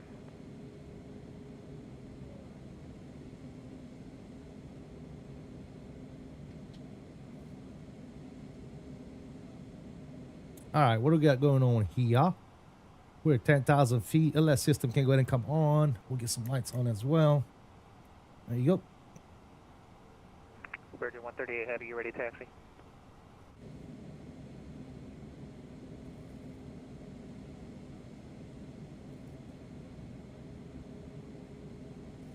Looking fantastic, fellas. JetBlue 779, turn left heading 050, descend and maintain 3,000. Left 050, descend and maintain 3,000, JetBlue 779. American 10 Heavy, turn left heading 130. Left turn heading 130, American 10 Heavy.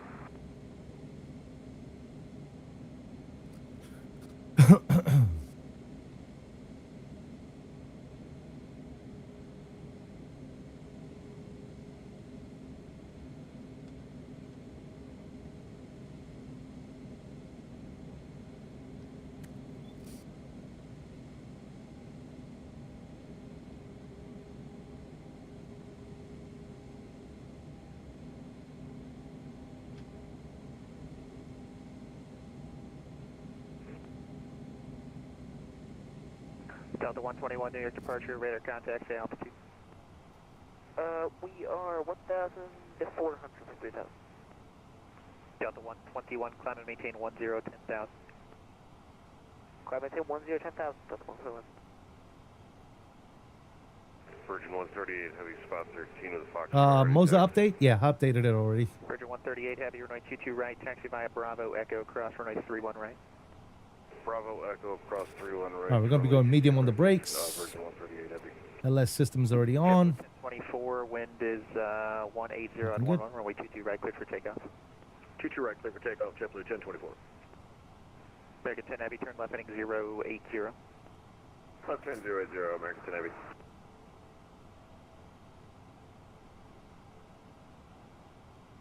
American 10 Heavy, descend and maintain 4,000.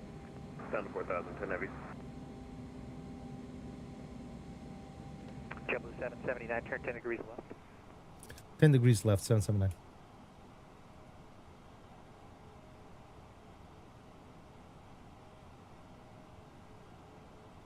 The new FSLab update is already out for Simulate 5. Thank you, FSLab, for not being like the Phoenix. They got on that shit quick, fellas. 6498 Whiskey New York departure on departure fly heading up Oh, 170. good lord. You hear that, Trusset? 160 at 1024 clear for takeoff. Now, that's a quick-ass update right there. LAX takeoff, quarter fly heading 170, Hmm. runway 24, clear for takeoff. American 10 Heavy, turn left heading 040. Left turn 040, 10 Heavy.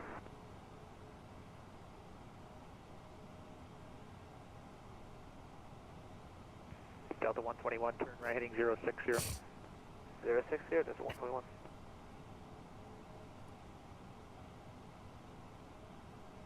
That's some quick shit right there. JetBlue 1053 is ready to do it. JetBlue 1053 near departure, runway 20 right, line up and wait. Line right, 22 right, JetBlue 1053. York approach, JetBlue 606 with you, 13.2 descending 11,000, flow 4, we have information Alpha. JetBlue 606, Newark approach, the Newark altimeter 3025, expect ILS 22 left approach. 3025, expect I don't see it. Well, you should. Delta 121, clear direct Merit, economy maintain 17 down. Inbound Canterton, information Foxtrot. Delta 121, clear direct Merit, economy maintain 17,000. Locked again. Delta 121, clear direct Merit, climb maintain 17,000. Merit 17,000, Delta 121. Delta JetBlue 1024 airborne 1.5, climbing 5,000 via departure. Delta 1538, descend and maintain 7,000. Descend maintain 7,000, good 1538, thank you. Captain. JetBlue 779, turn left heading 360. Left 360, 779. Speedbird 33 Kilo Heavy, New York approach. KJ altimeter 3028, expect ILS 22 left approach. 2028, expect ILS 22 left approach, Speedbird 33 Kilo Heavy. Number 6498, Whiskey New York departure, radar contact, say altitude. 1,500, climbing 3,000. November 6498 Whiskey, New York departure, climb maintain 6,000. Yes. Calamari's just responded on the forum. There you go. Yeah, update. You probably need to relaunch your shit. Make sure and get the update. Departure JetBlue 1024 airborne 3,000, climbing 5,000. JetBlue 1024 Newark, correction, New York departure, radar contact, clear direct to Robbinsville, climb maintain 11,000. Up to 11,000 and going to Robbinsville, JetBlue 1024. JetBlue 1053, runway 22 right, clear for takeoff. I'm going to slow it 210 the speed. We're going to start getting some slots out.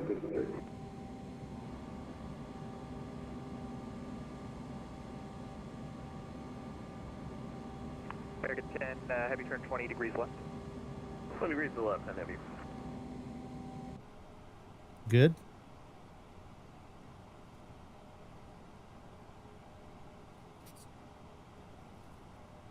Door 98 Whiskey, clear direct to Orca.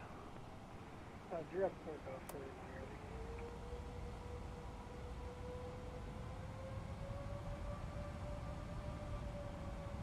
Delta 121, contact Boston Center 134.7. 134.7, Delta 121, great job. Thanks, we'll see you.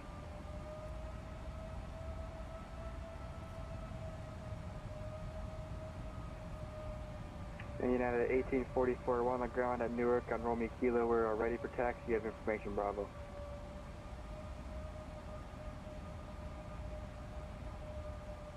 United 1844 Heavy, runway 22 right, taxi by, correction, runway 22 right at Whiskey, taxi by Romeo Kilo, uniform and Whiskey. 22 right at Whiskey, taxi via Romeo Kilo, uniform and Whiskey for United 1844 Heavy. American 10 Heavy, turn left heading 360, reduce speed 210. Left turn 360, speed down to 210 for American 10 Heavy.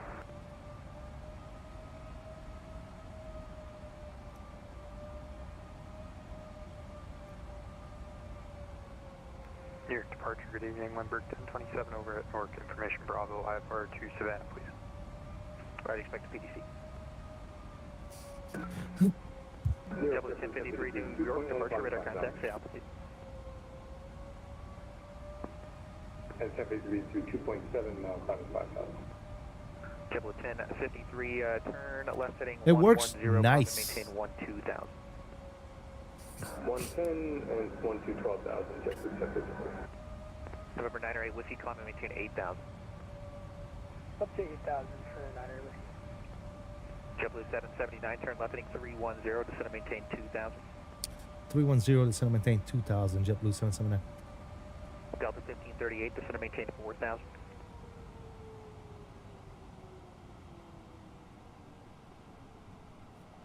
Delta 1538, descend and maintain 4,000. Descend and maintain 4,000 for 1538. JetBlue 606, fly your present heading, descend and maintain 6,000. Present heading 6,000. New York Fiumicino. Nice. American 10 Heavy, descend and maintain 2,000. And down to 2,000, American 10 Heavy. JetBlue 779, maintain 210 knots. Maintain 210 knots. 779.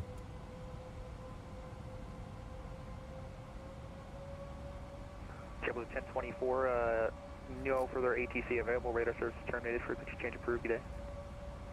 All right, over to the dark side for JetBlue 1024. Thanks for the help today. See ya. Delta 1538, turn left heading 030. Blackbird Kilo just arrived. Nice, Left system. heading 030, vectors for approach 1538. Beautiful. I'm expecting a left turn here soon. I'm gonna go ahead and give it another notch of flaps. Delta, correction, JetBlue 606, turn left heading 030, vectors for approach.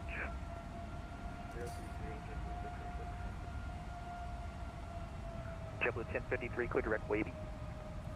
Direct wavy, 1052. JetBlue 779, turn left heading 250, intercept the localizer. 250 to intercept the localizer. 779. Virgin 138 Heavy, ready to go 22 right. Virgin 138 Heavy, wind 180 Alright, and localizer is active. Clear for takeoff. Let's get the Logstar. 22 right, Virgin 138 Heavy. American 10 Heavy, turn left heading 310. Up 10310, American 10 Heavy. JetBlue 779, you're 7 miles from Zalpo. Maintain 2,000 until established on the localizer. Clear ILS 22 left approach. Maintain at or above 180 knots until Zalpo. Air about 10 above 2,000 to fully established with the localizer 22 left. 779.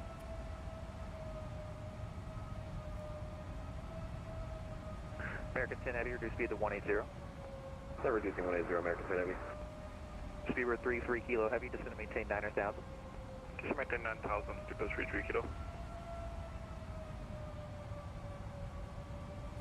Alright, we're about to catch this localizer. I'm going to go ahead and go 190 on the speed. Localizer star captured. Let's go ahead and activate the approach. Up to, I think you said... Let's catch that glide slope, guys. That was correct. American 10 Heavy, turn left heading 280. Left turn 280, American 10 Heavy. JetBlue 779, the wind is 180 at 14, runway 22 left, clear to land. 22 left, clear to land, JetBlue 779. All right. 1053, New York Center offline, radar service is terminated, frequency change approved, good day. What do you got, basic one? JetBlue 1053, appreciate your help today. New York, Northern 679, Delta Charlie with you at 1,400. All right, we're about less than 9 out. Let's go and drop that gear, guys. American 10 Heavy, 8 miles from Zalpo, maintain 2,000 until established on a localizer. Clear ILS, runway 22 left approach, maintain 180 knots or less until Zalpo. And we'll maintain 180 knots until Zalpo, 2,000 until Zalpo, until established on the localizer for American 10 Heavy. Here comes the glide. Go 180 on the speed. 1844, we're holding short of 2D right at Whiskey. One more notch of flaps coming in. 1844, Newark departure, wind 150 at 9, runway 22 right at Whiskey, clear for takeoff. 2D right at Whiskey, clear for takeoff, and 1844. Let's turn the rest of our lights on. Nose lights. And I think somebody called trying to check on. Sounds are coming up. We've been cleared land, ladies and gentlemen. November 679, Delta Charlie. November 679, Delta Charlie, New York approach, go ahead. We just wanted to let you know we're into Bravo. We'll be landing shortly. We'll let you know when we can get the vectors into final. It's for your TV, Biscoff. Delta Charlie, you know you need to ask me to go into the Bravo, right? Am I diverting? No, I'm landing we in were JFK, into Bravo, but then something happened in our end, and we didn't want to just restart everything. All right. What are your intentions? I see that you're in the Hudson corridor right now. Where did you say you want to go? Yeah, we're just flying All right, around final the approach Hudson speed right is now. coming I'll in. let you know when we get vectors into Flaps the 4. Kennedy final. Control cam. Ladies and gentlemen, wish me luck. Be on flight ball with me to stay in the Bravo. You can squawk 2705 and I-10. Wait for that. 2705. Let's go ahead and 9 Delta Charlie. take over the aircraft now. My aircraft. 10 Heavy, when 1801492 left, clear to land. Runway 22 left, clear to land, American 10 Heavy. Speedbird 33 Kilo Heavy, descend and maintain 5,000. A little low here. The glide slope took us a bit too low. I don't know why I did that. It's all right. 1538, We'll turn correct. degrees right, descend and maintain 3,000. 040 and center maintain 3000 to 1538. Over 679 Delta Charlie, New York approach radar 500. contact. Cleared into New York class Bravo airspace. Maintain VFR at 1,500. LaGuardia 400. 3025. Almost forgot the recording, guys. Jeez. We're back on track now. Put that nose down. Put that nose down. 9er Delta Charlie, did you get that? November 679 Delta Charlie, negative, please repeat. 300. Over 679 Delta Charlie, New York approach. Cleared 100 into the above. New York class Bravo airspace. Maintain VFR at 1,500. 200. LaGuardia altimeter 30. Minimum. We're landing. Cleared into the Bravo airspace, maintain VFR at 1,500 and altimeter 3025. 9 Delta 50. Charlie. 40. 30. November 9er Delta Charlie, what's your 20. aircraft? Retard. Cessna 172 Skyhawk. 10. 5. That 1844 Heavy New York departure radar contact, say altitude. Nose down gently. Charlie, Versus coming out. 1844 Heavy.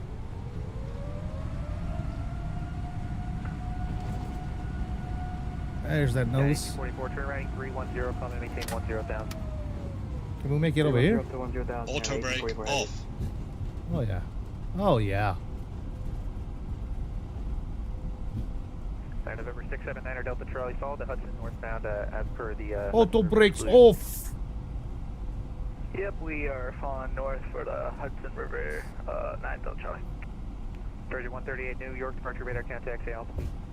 Auto brakes off. Virgin 138 Heavy.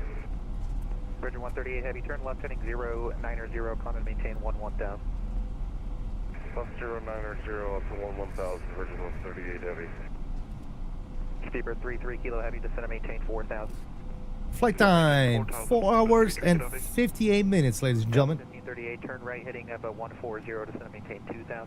4 hours and 58 minutes.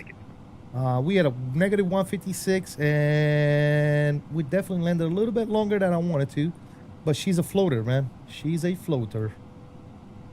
She's a floater, my friend.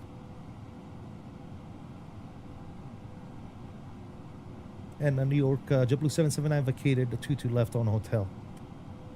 JetBlue 606, turn right heading 070, descend and maintain 5,000.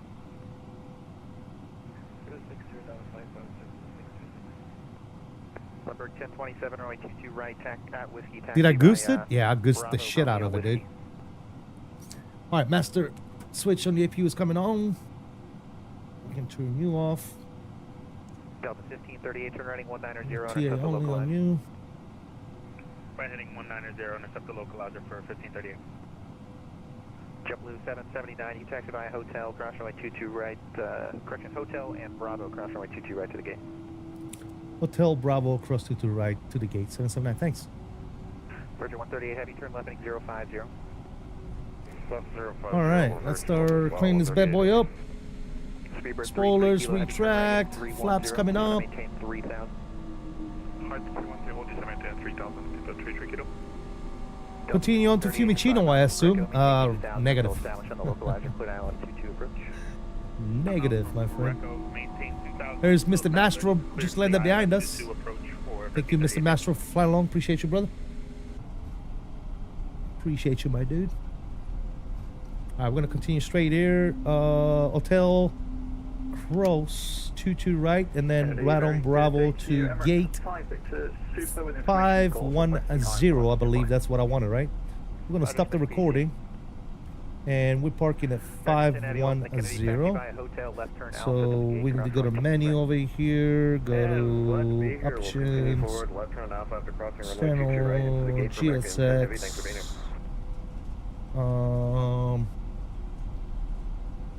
Request select from map, and then we'll go to 510, which is, where the fuck is 510 at? 510 should be right here somewhere, right? Roger, 138, heading for direct Merritt, climb and maintain 17,000. Direct Merritt 17,000. Okay, Virgin where's 138 heavy. 510 is Terminal 5. It's right here. So JetBlue 606, heading 100. for this is gate 10, I guess. United 1844, Select. clear direct Newell, climb and maintain 17,000. Direct Newell, climb and maintain 17,000. No. 1844 heavy. Delta 1538, Alright, to should be wind good. 190 at 14, gust 21, runway 22, clear to land. Runway 22, clear land, 1538.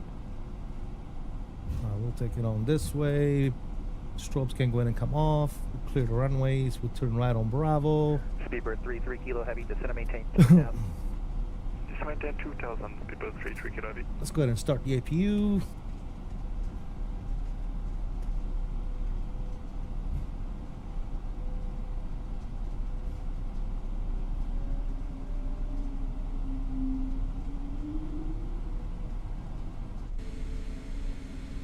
JetBlue 606, descend and maintain 4,000. 4,000.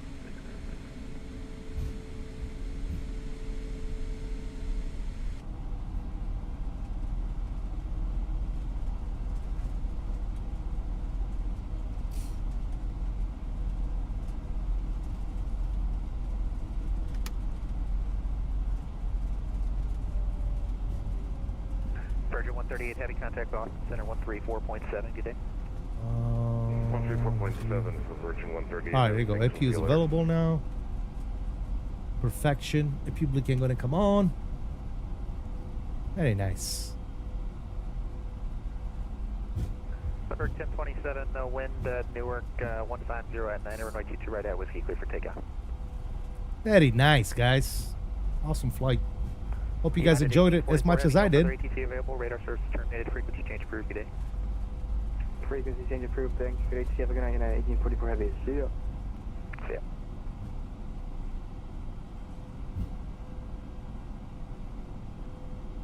JetBlue 606, turn right heading 140. 140, JetBlue 606. Speedbird 33 kilo, maintain 180 knots. Speed 180, Speedbird 33 kilo.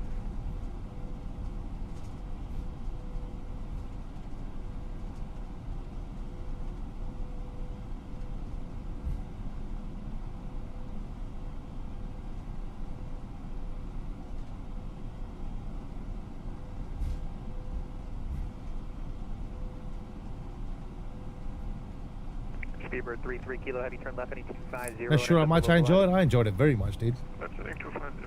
And I enjoyed it mostly because I had a bunch of you guys in the chat giving me company, talking about stuff. That's the best part. All right, taxi light is off, New York approach, Kennedy Alpha 3028, expect ILS 22. and we're parking right there. This is exactly where the real world flight parked, right here. Maintain 2,000 until established on the localized. Quit ILS runway 22 left approach. Maintain 2,000. Hang, what's going on, man? Over on the vertical stream, how you doing, buddy? JetBlue 606, turn right heading 190, intercept the localizer, descend and maintain 3,000.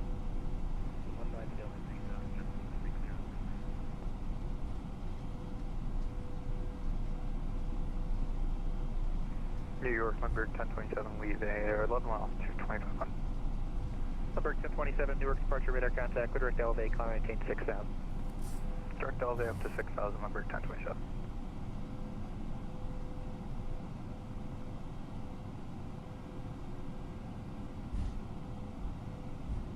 JetBlue 606, you're 5 miles from Guinea, maintain 3,000 until established on the localizer, quit ILS 22 left approach. Send to maintain 3,000, maintain 3,000, established on the ILS 22 left approach, JetBlue 606. And stop it. Parking brake is on. And shut him down. Kilo heavy, wind 180 at 14, 922 left, clear to land. To left, clear to land, Speedbird 33 kilo heavy. Cabin crew doors to manual and cross check. In that case, I enjoyed it as much as you did. Nice. He kind of liked us. All right, ladies and gentlemen, there we is. Why is that jet bridge not doing anything? November 679 Delta Charlie, you turned around here. Oh well. You gotta let me know if you're gonna do that. What's your intention? Cool. Very nice. Sounds can go ahead and come down. We just want to go south on the Hudson River now. We'll be Mr. Mastro, thank you so much for flying along with us today. I really do appreciate you. Here's what's gonna happen. You're gonna Thank you for that. Actual rent time. What was our rent time? 5 hours and 15 minutes.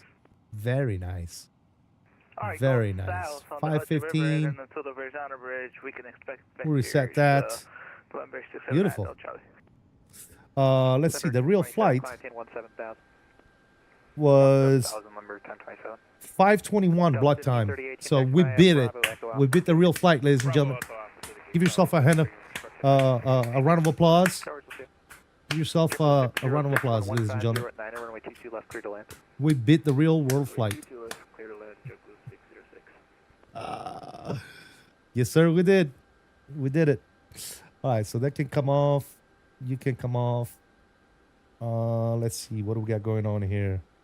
We got to disconnect off the network. Thank you so much for all the great ATC today. That was amazing. Yes, sir. That was awesome. If you haven't already done so, guys, before we start watching our replays and all that good nonsense, please be sure to smash that like button for me. Let's go inside the aircraft here. Let's start setting ourselves up for the replay. Start the engines and let's get going, guys.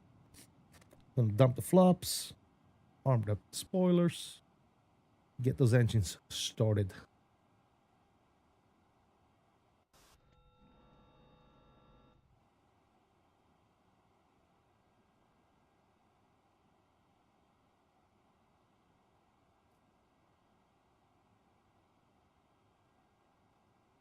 Hello?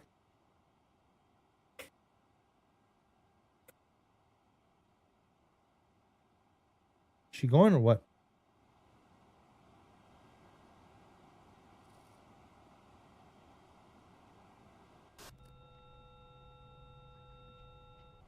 It's not giving me a cooldown.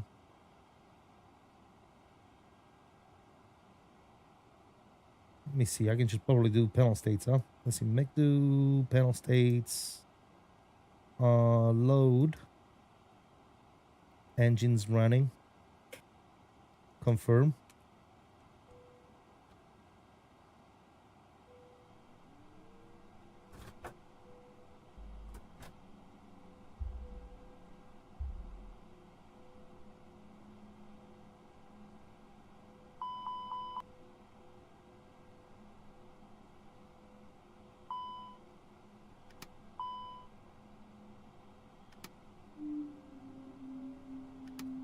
Always have this problem with where one engine starts but the other one doesn't.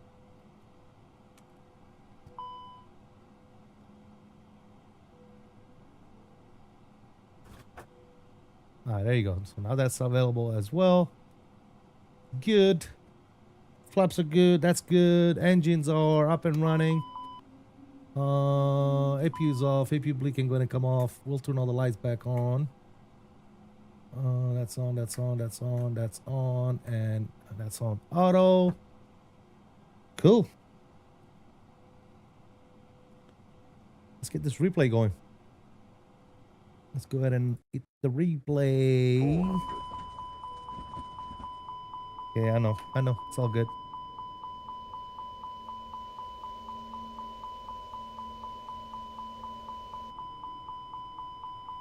Don't sink. Shut up, plane. 300. All right, now we're good. All right, let's see how she does. Let's see how she looked. Ladies and gents.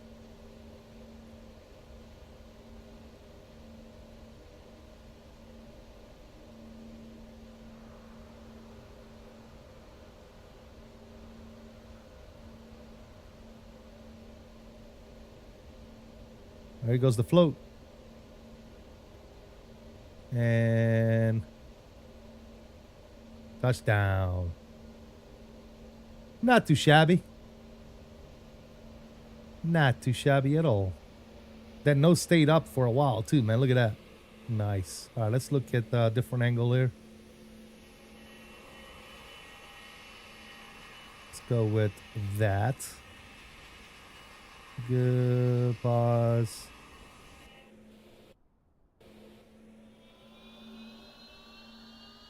Very nice. Very, very nice.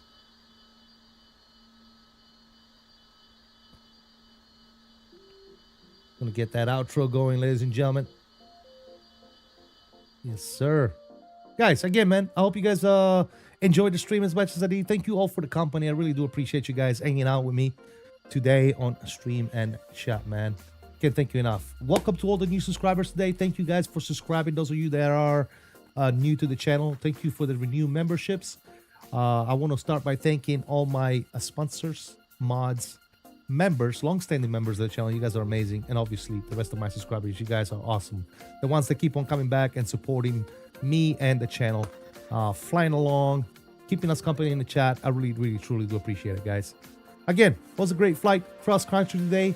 We did LAX to JFK, ladies and gentlemen, in the beautiful FSLabs A321NEO JetBlue colors. It was absolutely amazing. Cool landing. Not the best, not the worst, but definitely a good landing.